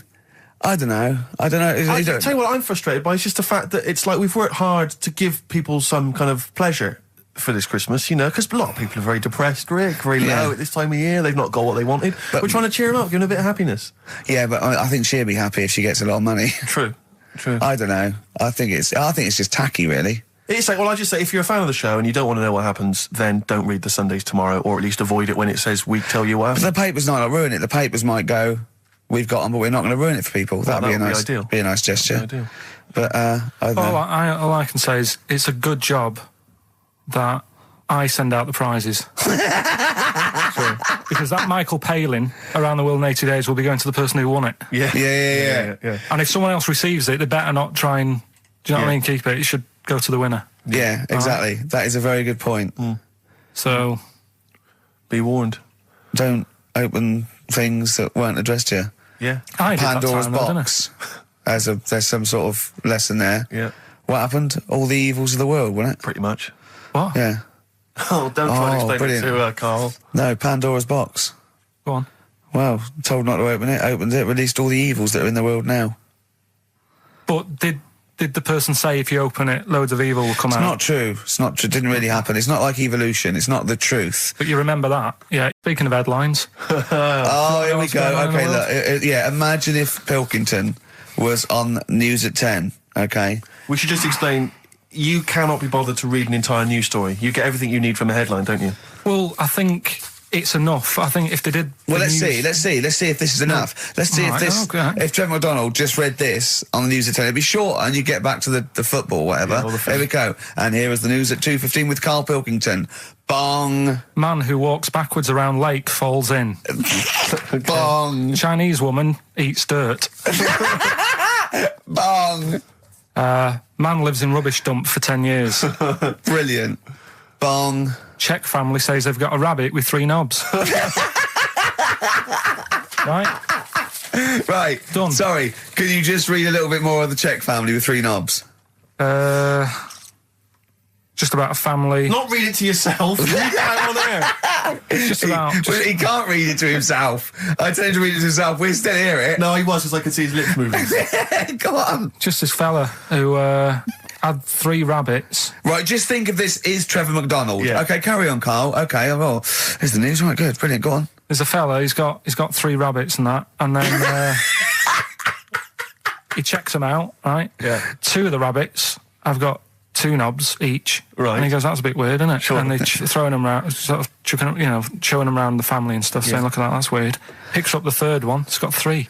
Yeah. So they ate the 2 with 2 because they thought they best keep the 3rd one because a little bit lucky in that. Yeah. It is lucky. 3 knobs there, yeah. Now here's the sports news, and that's how it would work. Yeah, okay, brilliant. Well, read about the Chinese woman who eats dirt. I'm interested in that. That's it. That is the story, isn't it? What more do you need to know? It's Well, just I want to know a little bit more. Can you just embellish it? 78-year-old Chinese woman. She says she's 78. Makes you wonder. Yeah. With my theory. Carl's theory is that Chinese people don't age well, and so those Chinese people that are saying they're 112 are really only 33. That's why he doesn't want to be recognised, because he doesn't want to walk out from here into Chinatown. Yeah. It just says she's been eating soil for 70 years. She's ate about 10 tons of the stuff, and it's done her no harm. Kept her grounded. It's probably all right for you, isn't it? Because it passes through, doesn't it? Yeah. Well, they say, don't they, if you're having a kid, let it play in soil and that, because... well, that's to get it immune, yeah, to get yeah. But lots of, like, things with sort of birds and reptiles sometimes swallow soil and stones because it grinds up stuff, breaks down cellulose for them. Doesn't do any harm. All right, then. One more fact from this book for you, Carl. Apparently, officially, the Second World War is not over. It's not actually over because there's never been an official treaty signed between Germany and Russia. So it's still going on. Interesting or not? Not as good as the monkey one and the woman who eats dirt. And the Peter the Great and that. Sure. But, yeah, it is over, isn't it? Isn't it, though? That's what I mean about you annoying me with stuff that you go, oh, that's interesting. I don't think that is interesting. Okay. There was, what was it I learnt? What was it I learnt? Think of that as a question. Well, we're all trying to figure that out. Yeah, go on. Leonardo... DiCaprio? The painter. Da Vinci. He could write with one hand, draw with the other at the same time. Right. Yeah, that's good. It's all right. That's interesting, isn't it? Yeah, it's all right. Well, if you have an interesting fact for Karl Pilkington that you think he might be intrigued by, email ricky.gervais@xfm.co.uk. What have we got coming up? What have we got coming up? More education stuff. Some good tunes and that. Yeah. And a bit of Outcast. Yeah. Outcast. Hey Ya on XFM 104.9. I'm Ricky Gervais. With me, Steve Merchant. And over there, Karl Pilkington. Now we've got a new feature. Well, I don't know if it should become a feature every week, Rick. I'm not sure it's got legs for that. But maybe in the absence of Rockbusters. Basically, I was looking through the pigeonhole, and we got a lot of stuff sent to us, a lot of junk, stuff we don't really want. And a lot of people, for some reason, they send us... Begging letters, a lot of that. We get sent a lot of CDs by people, bands, artists, who have not yet been signed. Maybe they've knocked something together in their bedroom, they got a band, and they just, for some reason, they want our feedback. They want us to sort of give them some thoughts on what they think, where they're going wrong, stuff like that. And I just thought, I was having a clear out, and I thought, why not just give them a little chance, Just throw them a bone, Rick. Honest critique? Honest critique of some of the artists that sent us stuff. Okay, go on. These are bands that have not been, they've not got a record contract. This is exciting. Okay, name the 3 bands well, first. I'll tell you, we'll go through them individually, and I'll hear a little snatch, and then I'll get your opinions, both from you, Rick. I know you've been in the music business, you've got a good general knowledge of music, you've got good taste. Big time, and big also time. Karl Pilkington's views as well. Yeah. We know what to think of them. So this first band is called Kellerton Road. I'm sure they're very excited. As I said their name then, they probably can't believe it. They're phoning each other now. They're getting so excited. All friends are phoning them now. Yeah, Turn your phone off. They can't people in this band. You don't want to... Yeah. Well, okay, then Kellerton Road. Kellerton Road. Play a track from them. So that's Kellerton Road. I think that's a track called Secretly. And looking on the back here, there's 6 of them in the band. They all pretty much look the same. They've got the long hair, the usual sort of look. What do you make of them, Rick? All right. Yeah? Quite like that? Good, yeah. I mean, bit generic. The chorus was a little bit simplistic. I like good production, good Yeah. good Reminds you of musicianship. something maybe like the Thrills, that sort of thing. Yeah. I mean, yeah, good. Jukebox or junk box? What's a junk box? It's just, I'm just trying to make it sound snappy. Jukebox or junk box? Don't, because you haven't got it. Don't ever stick to what you're good at. Okay. What, being sexy? Just sort of watching Doctor Who and stuff. You like that, don't you? Yeah, I love it. Okay, then, right, what's the next one? So, well, let's just ask Karl Pilkington's opinion. Karl, what were your thoughts? Yeah, it's all right. Yeah? Yeah. That's it, is it? Yep. Is that why you're no longer right for the enemy? Go on. So what's this next one you've got for us then, Karl? Toffee. Toffee? It's called Born Depressed. Oh, dear. Brilliant. Is it about you? There we go, I Toffee. quite like that. Yeah? I sort of a bit glammy, bit underground. Yeah. What do you make of the name, Toffee? I don't like the name. It's not great, is it? No, but I quite like that track. Quite like the track. I'm just looking at the CD, they've made it themselves, and basically the band feature on there completely nude. Oh. What do you... Well, we know what we think of that. What do you think of that, Karl? Let's have a look, though. Have a look there. That's no point, is it? There's quite a lot of blokes and there's one naked lady. Oh, just having a look, though, just... Yeah. What are you looking at the blokes? What are you looking at? Why are you looking at the blokes? That's knob. Just having a look. But you look at their knob. I can see by the way your eyes are looking. I'm looking at the woman's knob, though. Well, she won't be happy with that. No, that's a bloke, Karl. Yeah, that's where you've been going wrong. Yeah, that's the woman. Yeah. Yeah, that's what I was looking at, that one. The woman's knob, so that's all right. Yeah, good. So Rick, hit parade or shit parade? I don't know if it's going to be... I don't think it's going to be a hit yet, because I haven't got backup, but I think we're looking more about whether they get... A record deal. Do you think they deserve one? Yeah, thumbs up for both of them. Okay, excellent. Well done. All right, well done. And Karl, play the last one then. What did you make of it? Sorry, we didn't ask your opinion. We weren't interested. Like to see him on CD UK. Just like that on the CD cover. Okay, okay. And this last act, I think, is this right? Picture Centre? Yeah. Picture Centre. Picture Centre. My favourite. You like that? Yeah, that's my favourite out of all of them. Good, there's a bit of Amy Mann in there. A little bit Cocteau Twins. Yeah. No, really good. I really like, really good, really intriguing that. Karl Pilkington? Yeah, it's all right. If you didn't like it, what would you say? It's weird though, isn't it, music? No, do you know what I mean? It's like, it depends what you're doing. Do you know what I mean? That's all right. If you're just having a game of crib or whatever, it's just on in the background. That's the thing with music. I don't think you can sort of slag any of it off.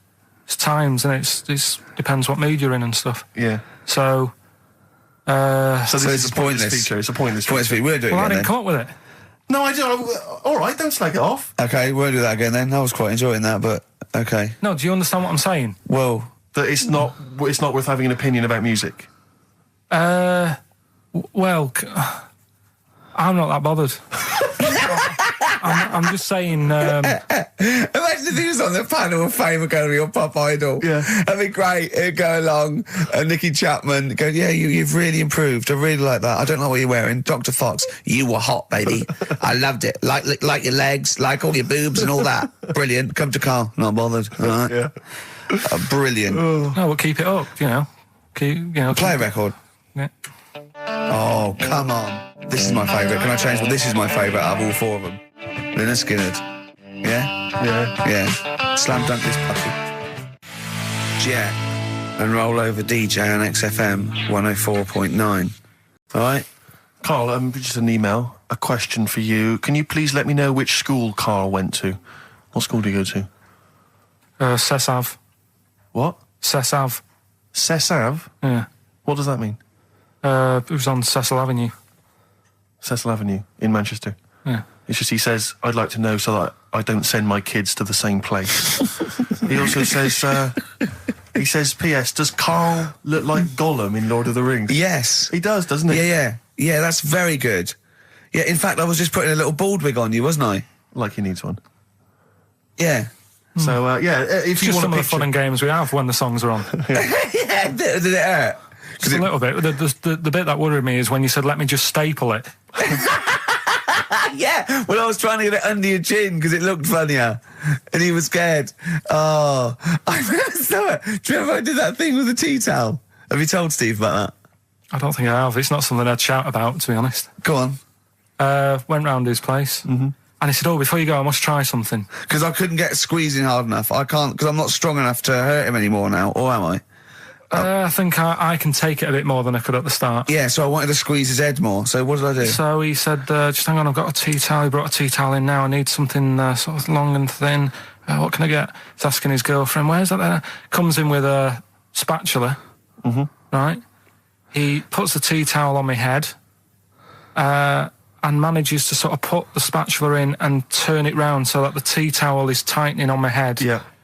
Using little pressure, would you say, from you? Yeah, just little. It's brilliant. It was like a tourniquet, and I just turned it a little bit, and he screamed almost straight away, didn't you? It hurts. But why did you think that was good? When would you need to use that tool? I knew. I did it on my other bald mate, Rob, who was over, and he screamed as well. Because he just put a tea towel round, like a little bandana, just stick the wooden spoon down the back, just turn it, and it's even half a turn, isn't it? And it really... Hopefully children listening will be trying that on their friends. No, they won't. Don't try that at home. I've got another fact for you, Carl. Might be of interest to you. This is the final one. The ancient Babylonians had few... What? Can I just stop you there? What's a Babylonian? My head's gonna burst. What do you mean, what's a Babylonian? I've never heard of one. No, but work out, what's an Evertonian? Someone who supports Everton. Well, or from? From Liverpool. Yeah, so what's a Babylonian? It's from Baba. Yeah, well, anyway, some people from Baba, ancient Baba, they didn't have very many doctors in those days, all right? Because they felt that illnesses should be left to the wisdom of the public, right? So if you were sick, okay, you were placed in the city centre, right? And then a passerby... Outside Baba. Outside Baba. And a passerby who had suffered from the same ailment or who had seen it treated in the past, they would pass by, they would give them advice on how to be cured. Do you understand? So there'd be no doctors, just people passing by would see, they'd say, what's wrong with you? And they'd say, well, blah, blah, blah, I've had the same thing, here's some advice. And pedestrians were forbidden to pass such an individual without inquiring about the complaint and prescribing for it if they knew how to. So hang on, so there's someone ill. Yeah. It's outside the town hall. Yeah. People walk past, go, what's up with you? They go, oh, my foot hurts. And they go, you've got to do this to get rid of that. Yeah. And were they ever right? Well, what do you mean? Were they ever right? Well, how do we know? What are you telling me? What? What have you just told me? What am I meant to take from that? You just said strangers sort of say, you've got that wrong with you. I think he's sulking. I don't think he's ever going to take anything we tell him again because we don't... No, but I don't like the fact that he goes, monkeys can do armed robberies, and we go, no, they can't. I don't understand what the problem is. But how is that different from telling me that a Chinese woman ate dirt? How is that not the same sort of Because that's weird. Someone sat in Trafalgar Square going, I've got a headache and I go take some Nurofen, isn't shocking. I'm not a doctor. I've given him a bit of advice. But neither is the dirt lady. She's not particularly interesting. Neither of them are particularly interesting. I'm just trying to give you an example of the same sort of drivel you feed us every week. Would you sort of have tea round at our house? It's weird. The Chinese woman... Right, so it's weird. Okay, now we're getting somewhere. It's weirdness that you're interested in. See, I thought that you were actually interested in sort of interesting sort of stuff. But if it's weird, it helps. If it's weird, it helps. Yeah, I mean, it doesn't have to be major news. The other day there was something about this fella who... I think he wanted to be an actor, right? And he was trying all his life to be an actor. Couldn't get a gig anywhere, right? So when he died, he said, right, I'm going to leave all my money to the theatre as long as that theatre uses my skull in that play they do with the head. Hamlet.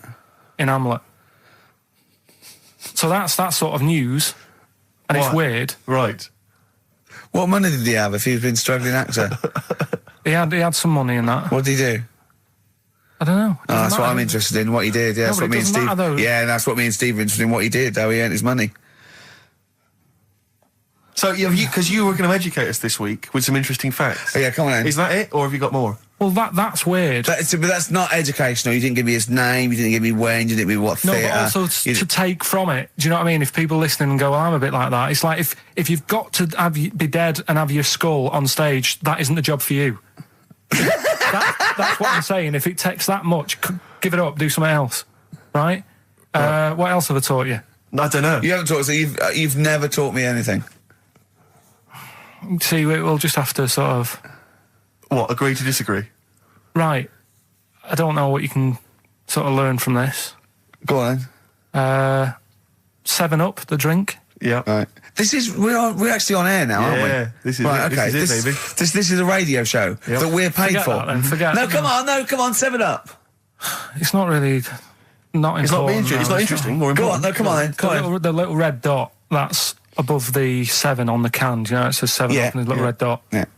That red dot's there because the creator of it was an albino and he had red eyes. And he had that little thing there as his little trademark. Is that true? It's true. That's quite interesting. Right then. So that's what I'm saying. It's not that important, but it's interesting. If it's true, that's interesting. It isn't. It's true and it's interesting. Okay, that's good. You know, Coke used to contain real cocaine. So Well, they used to be medicines, didn't they? Tonics, yeah. No, they were medicines. I read that tomato ketchup and Coca-Cola started off as medicines. Probably not a medicine, probably more of a tonic, because it probably a pick-me-up, wasn't it? If I had Coke in it and caffeine and sugar, and same as ketchup, probably lots of vitamin C and lots of sugar, it was probably more of a tonic. It wasn't really a medicine. They didn't say, cancer, have this on your chips. It's some HP. Wasn't a medicine, it was... Well, it was, kind of. All right, okay, let's agree to disagree on that particular one. Okay, all right, yeah. Is that it, Carl? What else? Because you've Any been other educated facts? this week. You've given us the 7-Up thing, okay. I've told you about the goldfish. Not really, but yeah. He didn't tell us anything about goldfish. This is your fact, right? You know what? Goldfish might have longer memories than some people think. That's not a fact. That under no circumstances would imagine Magnus Magnuson saying, what animals might have longer memories than most people think? This is goldfish, correct? Imagine that as a question. How is that a fact? If you ever have children, you can educate them with this kind of drivel. Is this how you're going to raise your kids? So their minds just pumped full of this That'd be my rubbish? job. I'd keep them interested with stuff like that. Right. Yeah. Suzanne does the proper stuff. Yeah. So you agree there is some proper stuff? Yeah, but I wouldn't make him do it. I'd just sort of leave the book there, and then if he read it, I'd go, that's good. That is. What book would you think? What, the 50th freakiest people ever to be born? Give him that to start with. What would you tell me your favourite was? The little fella who's playing the keyboard? That or the three-legged fella. Yeah, okay. So he's learnt that. That's the first day at school. What would you teach him the second day at school? I don't know, because why do owls have to turn 180 degrees to look the other way? Because they've got big eyes. Yeah, and what's that mean? What do you mean? What's it mean? Can I just... I don't think you should have children. Well, Suzanne's always saying, she'd like to hear tiny feet running around the flat. Stuff. Yeah. I just said, let's get a little midget cleaner. Right, haven't got long. We better give the winner. We got monkey news coming up. We haven't really got any monkey news. What do you mean?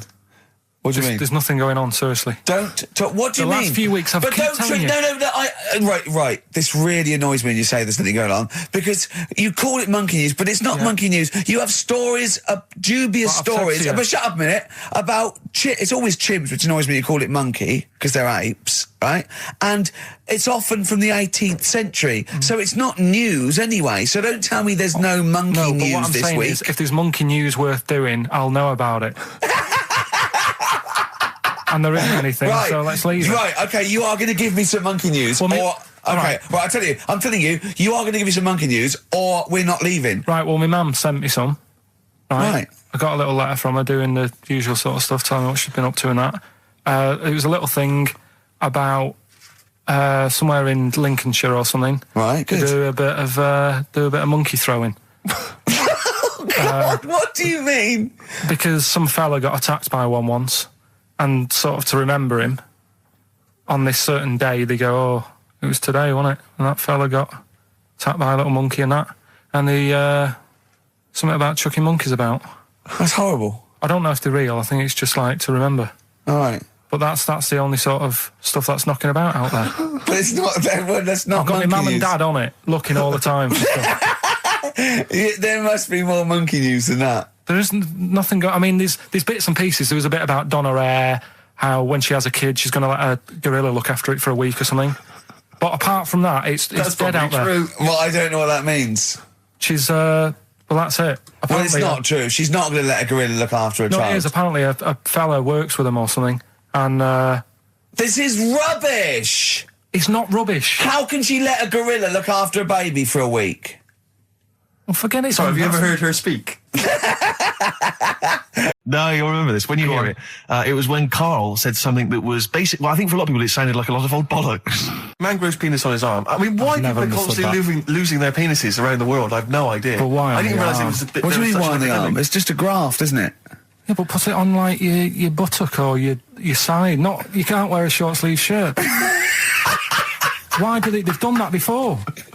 I don't understand it. Why not just graph it onto the side of your leg or something where it's high up, close to where it should be? I don't know. To get it used to the environment.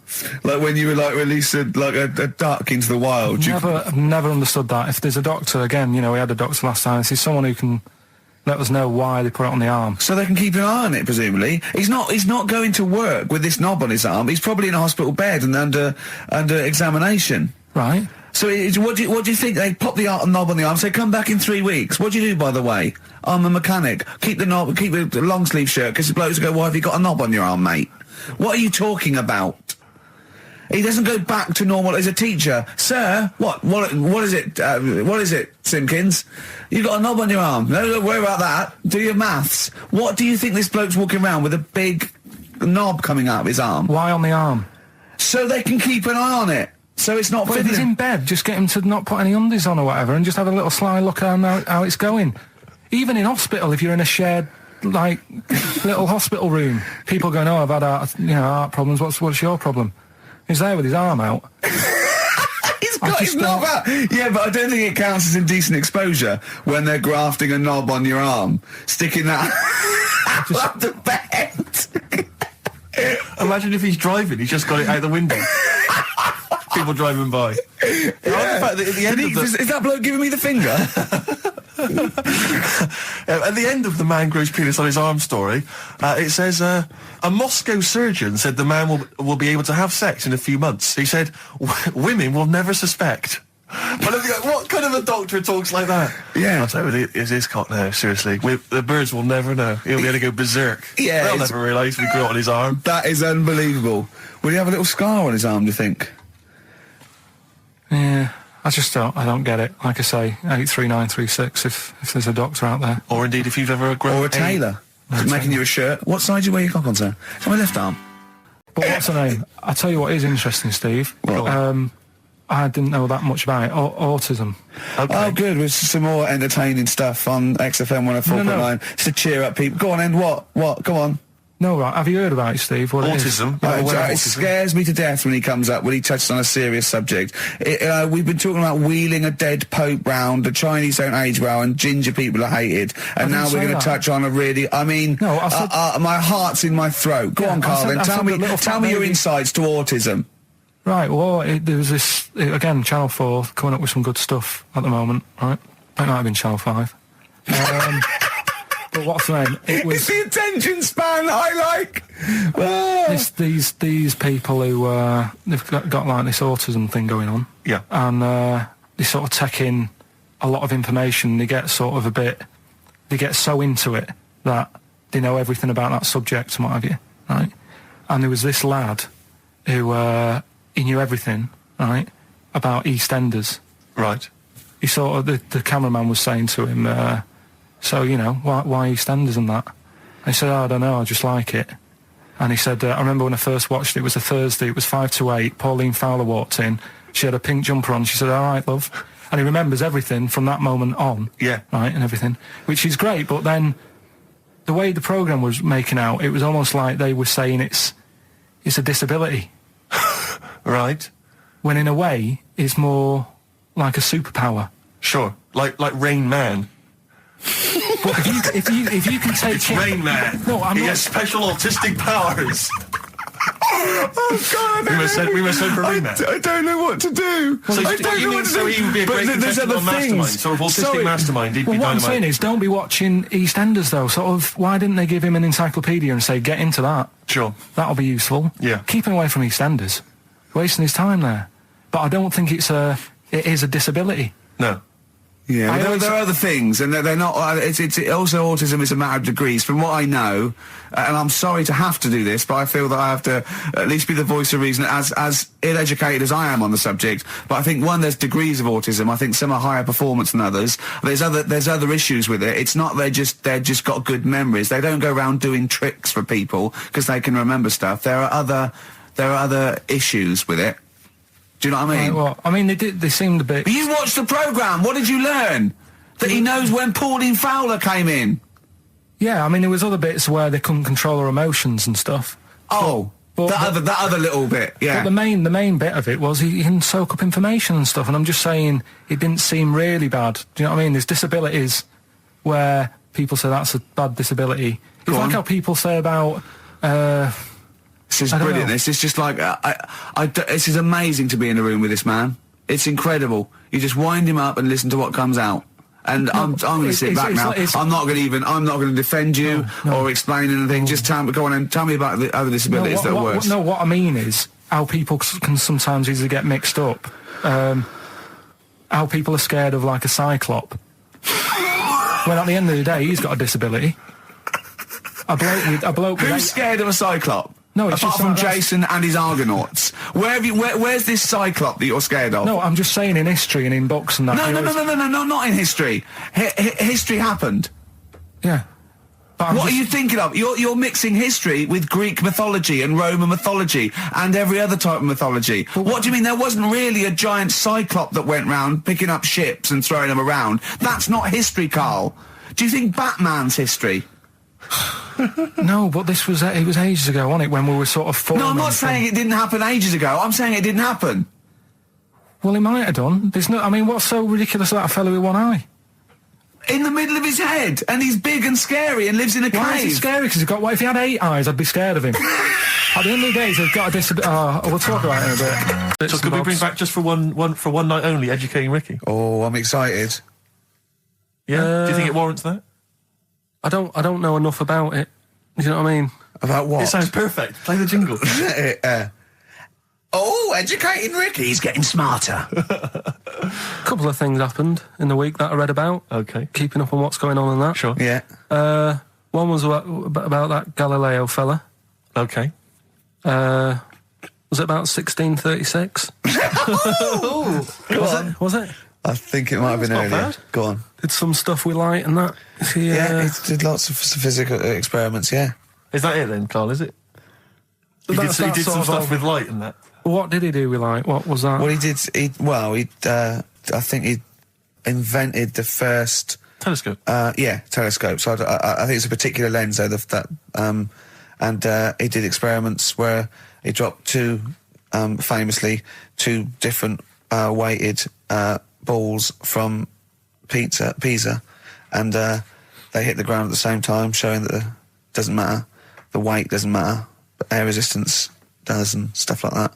I think he probably explained it a bit better than that. Yeah, but I'm talking to Carl. Sure. Did they need to know He's stuff? just thinking about pizza. Yeah. Did they need to know stuff like that back then? What do you mean, did they need to know stuff like that? It's just... There weren't people going around going, I've got to drop these 2 things off the bleeding tower of pizza. I just don't know which one's going to land first. Yeah, I need to know. Why do you need to Bring know me that? Galileo. Yeah. It's for a bet. Yeah. No, but if I was knocking about then, I'd be like, stop messing with that. We need a telly. Or, do you know what I mean?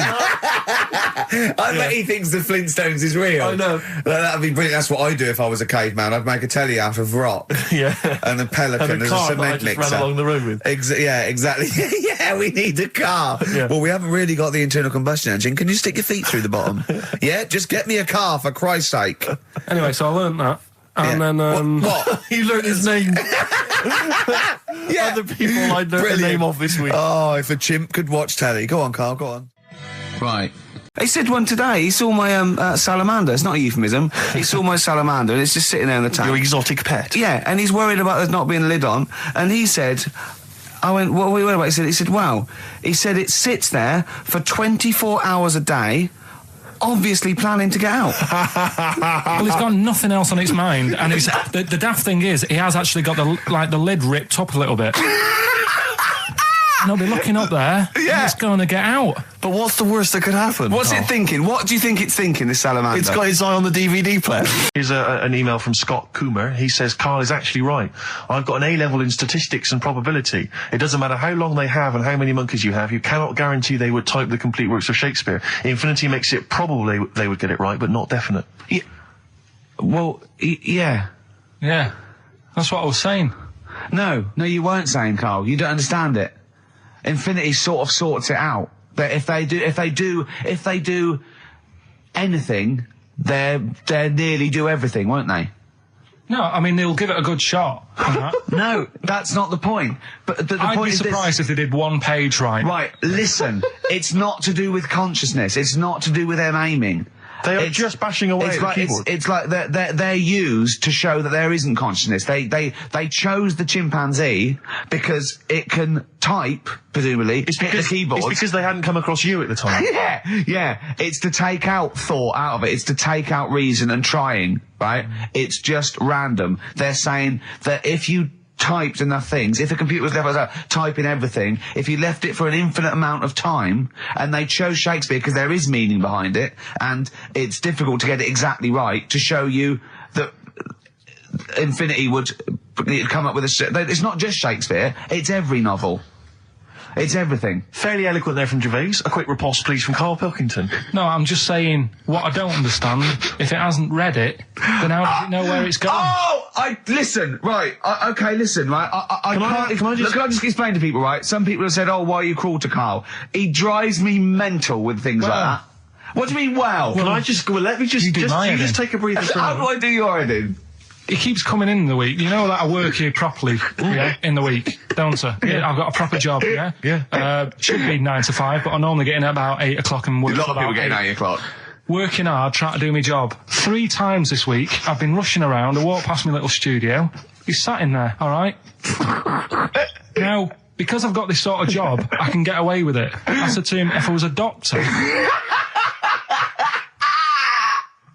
would he keep coming to me practice? If you were a doctor, there'd be severe problems with the NHS. Imagine that. The standards would have lowered so much if you can arrive at the hospital, you're a doctor. We'll pop in, I'll go to lunch, don't we? We have a little lunch break, don't we? I go, come on, let's go now. He goes, I'm busy. I go, come on, let's go now. He's going, you're doing me head in. Well, when I was talking about the monkey conundrum with Karl, he said to me, right, if I had a day off work, and I was, say, watching the TV, and with one hand I was typing a typewriter, would I type Shakespeare? I mean... Yeah, but you see, there's certain things. We were talking a little bit about this stuff the other week, weren't we, when we said, you were going on about Einstein, and I said he's not that good. E equals MC squared. It sounds good, but I've never used it and that. Right? I've never used it! You haven't used 2 and 2 equals 4, Karl! The fella with an apple fell on his head. It could have been anyone sat under that tree. Do you know what I mean? It's just annoying. Lucky. And Newton gets all the credit for his laws of the universe. Well, other people were working whilst he was having a lunch break under the tree. So in a way, it's like he didn't deserve to have that success story. Again, forget the apple and the tree and whether he was sitting down having a lunch break. It's totally irrelevant. Yeah, but what I'm saying is there's certain things that will just happen. It's like, I think we were talking when we were out eating the other week. We were talking about Noel Gallagher. Well, this is the reason the monkey discussion came up, right? Noel Gallagher... I don't know what to say. I don't know what to say. Rick, I don't want to misquote Noel. I'll be like Herbert Lom in Clouseau. I'm going to get a twitch whenever he opens his mouth. I don't know where to start with some of his statements. Well, as I say, this discussion began because we were talking about a quote that Noel Gallagher supposedly gave. Now, I don't want to misquote Gallagher, but the gist of it was that he said, had I... written Wonderwall or whatever, instead of the Beatles writing Strawberry Fields or whatever, I'd be the one that was considered the great songwriter and it wouldn't be the Beatles. It's just the fact that they came first that meant that they get all the credit as being the greatest band. I don't know where to start with that statement either. I mean, that's Gallagher's thing and he's, well, whatever. We know what we think of that. What was your point, Karl? You agreed with him, didn't you? Yeah, I reckon, right? Do you know we've talked about putting a baby in a room before and it'll know what colour it is and stuff?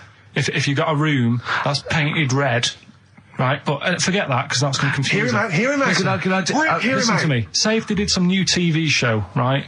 Like, what's that film with Jim Carrey in where the Truman Show? The Truman Show, right? So they make up a little room and some woman has some kids and you say, right, let's put the kids in this room, and they don't know what's going on outside. They don't know anything about, like, EastEnders and that. It's like their little world, right? They don't know anything that's gone on. How could a child survive without EastEnders? Right, listen. So, you sat in the room, right? And then, when they're all asleep... Right, wait for this bit. Someone Have you heard this Yeah, bit? wait for this bit. They're all in a room. Yeah. They're asleep. Yeah. Someone pops in, puts a guitar next to the bed, right? Nips off out again. They wake up in the morning, and one of them goes, "What's this?" They don't even know it's a guitar because they've never seen one, right? They're talking English, though. Yeah. We just left guitar out of the vocabulary. Right, so... There's plenty more to come. So, one of them will pick it up, and they'll go, "I don't know what it is," and they'll start strumming. They'll go, "That sounds good, doesn't it?" Give them a few weeks, they could come up with Hey Jude. Whereas, type in Shakespeare, a monkey that can't even spell... I see that. My friends lived in Texas for a while, and they once were in a kind of diner, and there was, you know those kind of benches that are attached to the table itself, like a kind of picnic bench? Yeah. And this huge fat guy came in, he came wobbling, he ordered like this kind of everything you can eat meal, and his fat kind of sort of, you know, kind of... His big fatty fatness fatted on the fat table, It wrapped itself around the table and everything. Oh, He was God. chowing down, and when he tried to leave, the table came up with him. Oh, no. Imagine that! I mean, they are fat, aren't they? They're big people. They're huge people. But it was that thing we were talking about before, that bloke on Jerry Springer's show who was like 80 stone, right? Now, I felt quite sorry for him. He was really sad and he was crying. It is rad, but my point is this, right? When he got to say 50 stones, didn't he go, "That's too much, isn't it? Enough. For a land animal." Exactly. Do you know what I mean? Yeah. That's big, isn't it? I mean, I'm getting worried. I'm 13 stone, and I am genuinely getting worried. I'm thinking, oh, Yeah, God. when you've got that big, when you've actually got your own mare. yeah. When you have to get in helpers to look what the scale says. Yeah. Like 4 or 5 people lift up your belly and go, "It's 52 stone." You go, "That's too much." Exactly.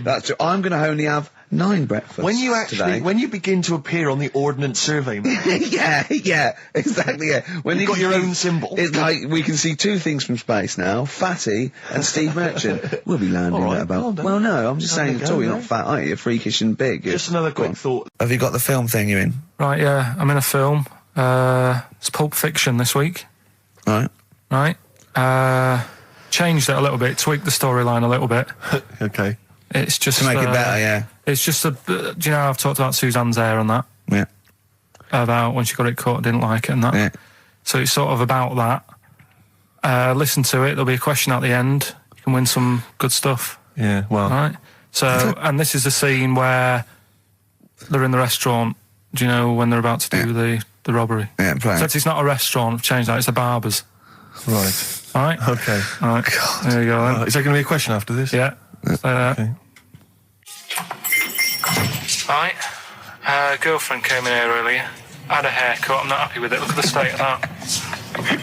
Well, don't laugh. Yeah. I mean, I don't want to cause any fuss, but just want you to sort it out. Afraid I can't do that. Well, you can do that because it looks a mess. Look, my friend, this is just where you and I differ. Well, you've got to do something because look at it. When she came through the front door at home, I thought Dave Hill out of Slade had walked in. Funny, I was thinking the same thing. Look, I don't want to cause any problems or anything. She hasn't even seen it properly yet. She sort of had it cut and came straight home and didn't look at it. Suzanne, just look in that mirror. Look what they've done to your head. God damn it, what is it? Suzanne! We're not gonna do anything stupid, are we? I'm the manager here. There's no problem. What do you mean it's not a problem? Look at the state of her hair. Be calm, cooperate, and this will all be over in a minute. I'm gonna go home. No, we're not going anywhere until they've sorted your hair out. I'm not walking home with your hair like that. It's embarrassing. So let's just get it... You die. No, forget having it dyed. Just get it cut. Colour's not a problem. Just sort it out. Just get rid of... Let's see what we can do. Right. Good. Look at it. Look at the state of it.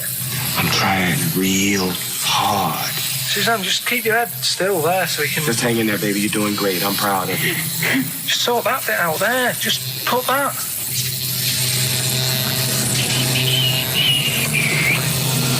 My barber says I've got the hair of a Chinaman. Have you heard that before?